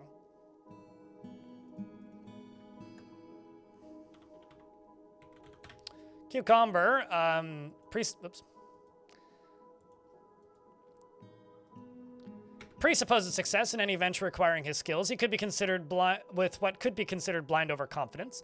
He is not careful with resources when working on projects and often spends unnecessary effort. He is intellectually stubborn and changing his mind during a debate regardless of its merits, and he finds humor in most situations. He is easily moved to mercy, and he tends to avoid physical confrontations. He works to square his natural tendency with his respect of martial prowess. He has a tendency, he generally acts with a narrow focus on the current activity and doesn't often experience strong cravings or urges. He isn't particularly ambitious, and he tries to do things correctly each time. He isn't given to flights of fancy, and he's quick to anger. He likes to keep things practical without delving too deeply into the abstract, and he rarely feels discouraged. He tends to not reveal personal information, and his hands jump all over the place when he's excited, and when he's annoyed, he starts to talk slowly. He needs alcohol to get through the working day and is a hardened individual. Dreams of raising a family and personally values eloquence. He likes selenite and lay pewter, as well as goshenite and tunnel tube wood, spotted web gong, leather, and the color raspberry pink. Squares and the words of the musical lark and the sound of the euphoria of music, and when possible prefers to consume sea nettle, jellyfish, pearl millet, beer, and nut oil, and fonio flour, and soybeans, and absolutely hates toads. He is weak, and his very long beard is neatly combed. He worships Zudalal and is a member of the Ashcorted Doctrine. Welcome to Zafort. You got into an argument recently. Interesting. I was a big fan of squares, yes.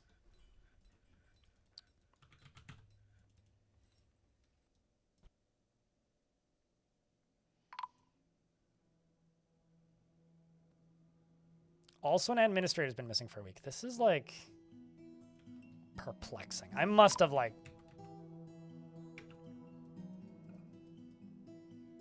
Oh! Well, that explains it. I locked some dwarves in the caverns. Oops.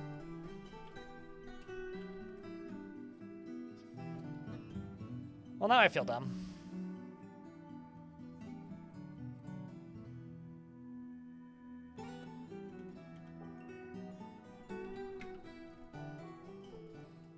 So I literally starved Frisco Born to death is what I'm learning here.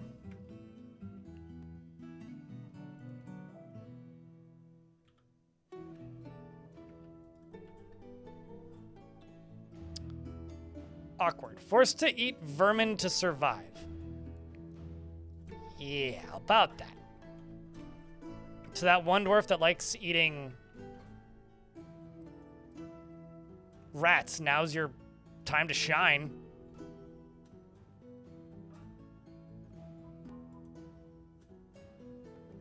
Awkward. Just happens. Well, didn't have to happen. I do sometimes name people from the YouTube chat, but not consistently or with any logic or pattern. At some point, I need to figure out a way that I could name people in the YouTube chat. The thing is, like, a lot of it is just my own ability to read multiple chats, because the YouTube folks love to, like, clown on the fact that, like, it's easy to joke that I ignore YouTube chat. YouTube chat, which isn't true. I don't. The problem is there are days where the YouTube chat will like be silent for multiple hours, and that's not uncommon. That happens like a lot. So I don't look at the YouTube chat as much. So it just kind of makes sense to prioritize the Twitch chat, and incentivize the chatting here, because that's just the way the communities end up working. So.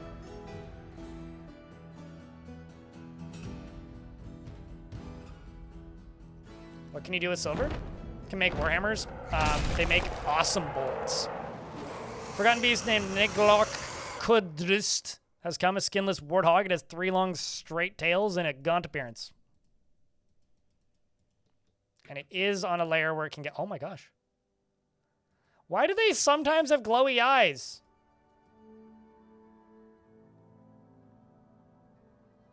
Anyway, this one's got poison vapors. When they have glowy eyes, they just look silly to me.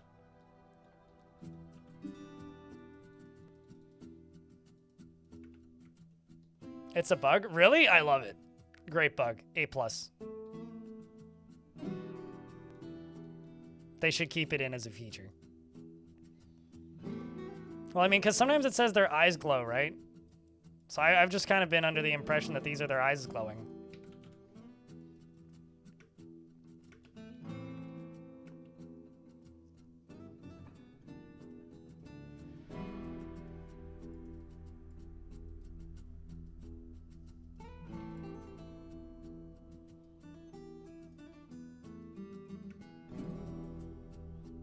Come on, dwarves, get back inside.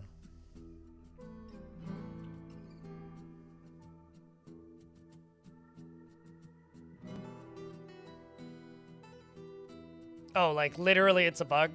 I mean, that's... No, it's a warthog. What are you talking about?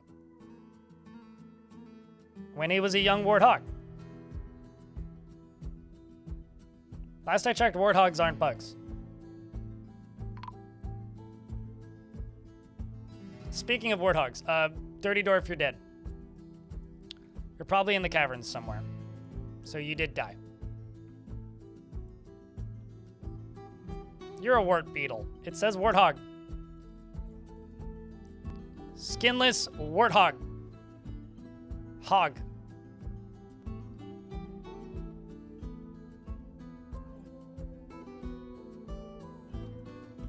Just saying, this is slander against the good critter known as the hog of warts.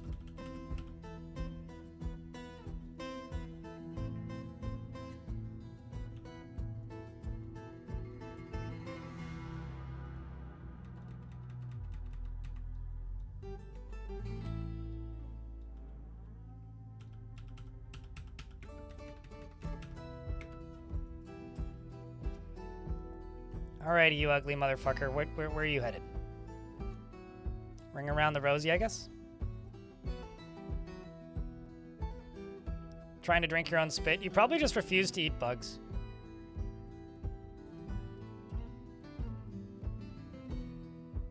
Like, most likely. Because I think you were one of the 2 squads that was stuck in the caverns.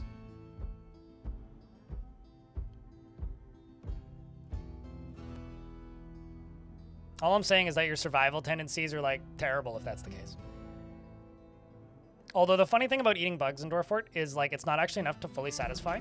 So they will eventually starve to death. It'll just take longer.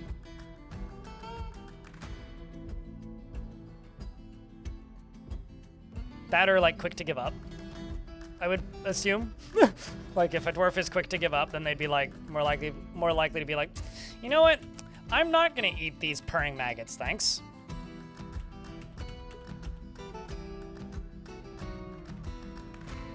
All right, Fugly, get up here.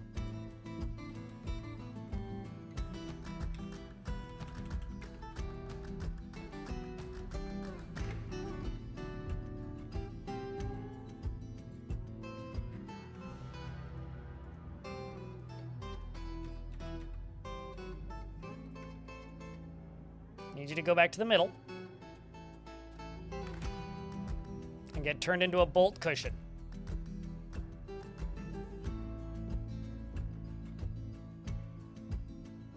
Wanderbot, thanks for the raid, man. What's up? Welcome, raiders. You guys don't know Wanderbot.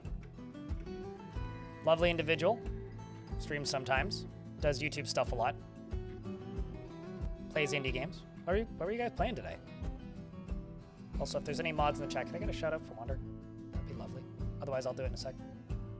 We're watching a forgotten beast swim around in a puddle. And clearly have health problems, even though he claims he has none, because he's got a bolt stuck in his lung. And is now getting turned into a pincushion. Because my Mark Dwarves up here are shooting bolts at him. But now he's coming up to try and fight them properly. Although he can no longer breathe properly, functionally now. And is still getting filled up with bolts. My dwarves are all up here just shooting at him, and then he does the angry monster thing and says rawr, and then I'm like, all right, dwarves, well then in that case, let's just kill it.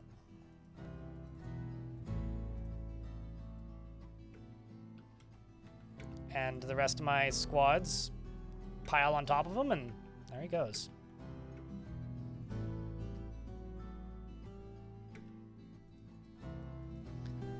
And just like that, we get back to work.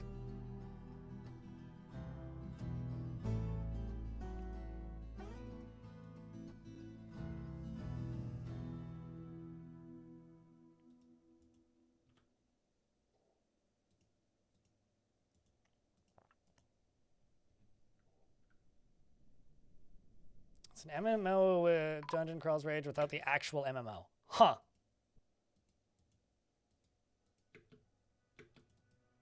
Also, now I get to find out just how bad that poison gas actually was.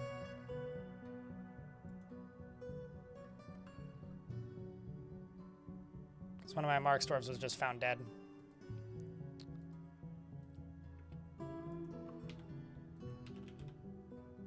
Several dwarves heading to go rest. Got one that's unconscious. Two that's unconscious, actually, with a fractured ankle. You're over here cleaning yourself. Two dead.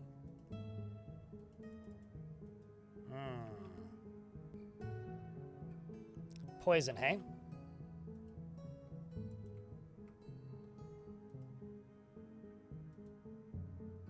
Poison.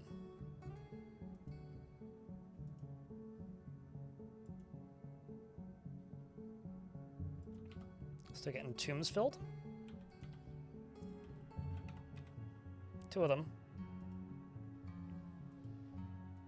Well.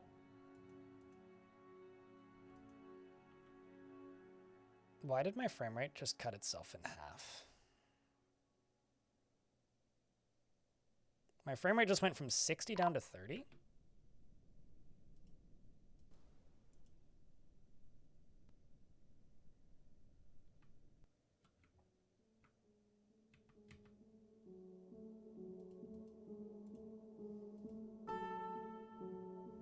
Ah, because I got the burrow turned off. That would do it.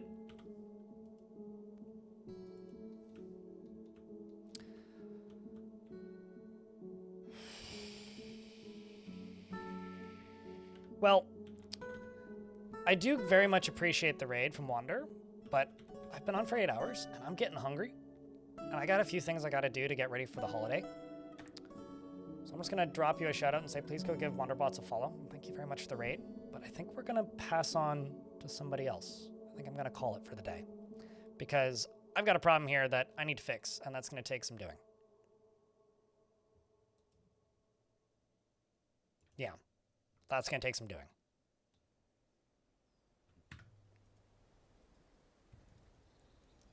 But YouTube folks, if you want to come raid somebody, pop over here onto Twitch. Otherwise, we'll be on tomorrow.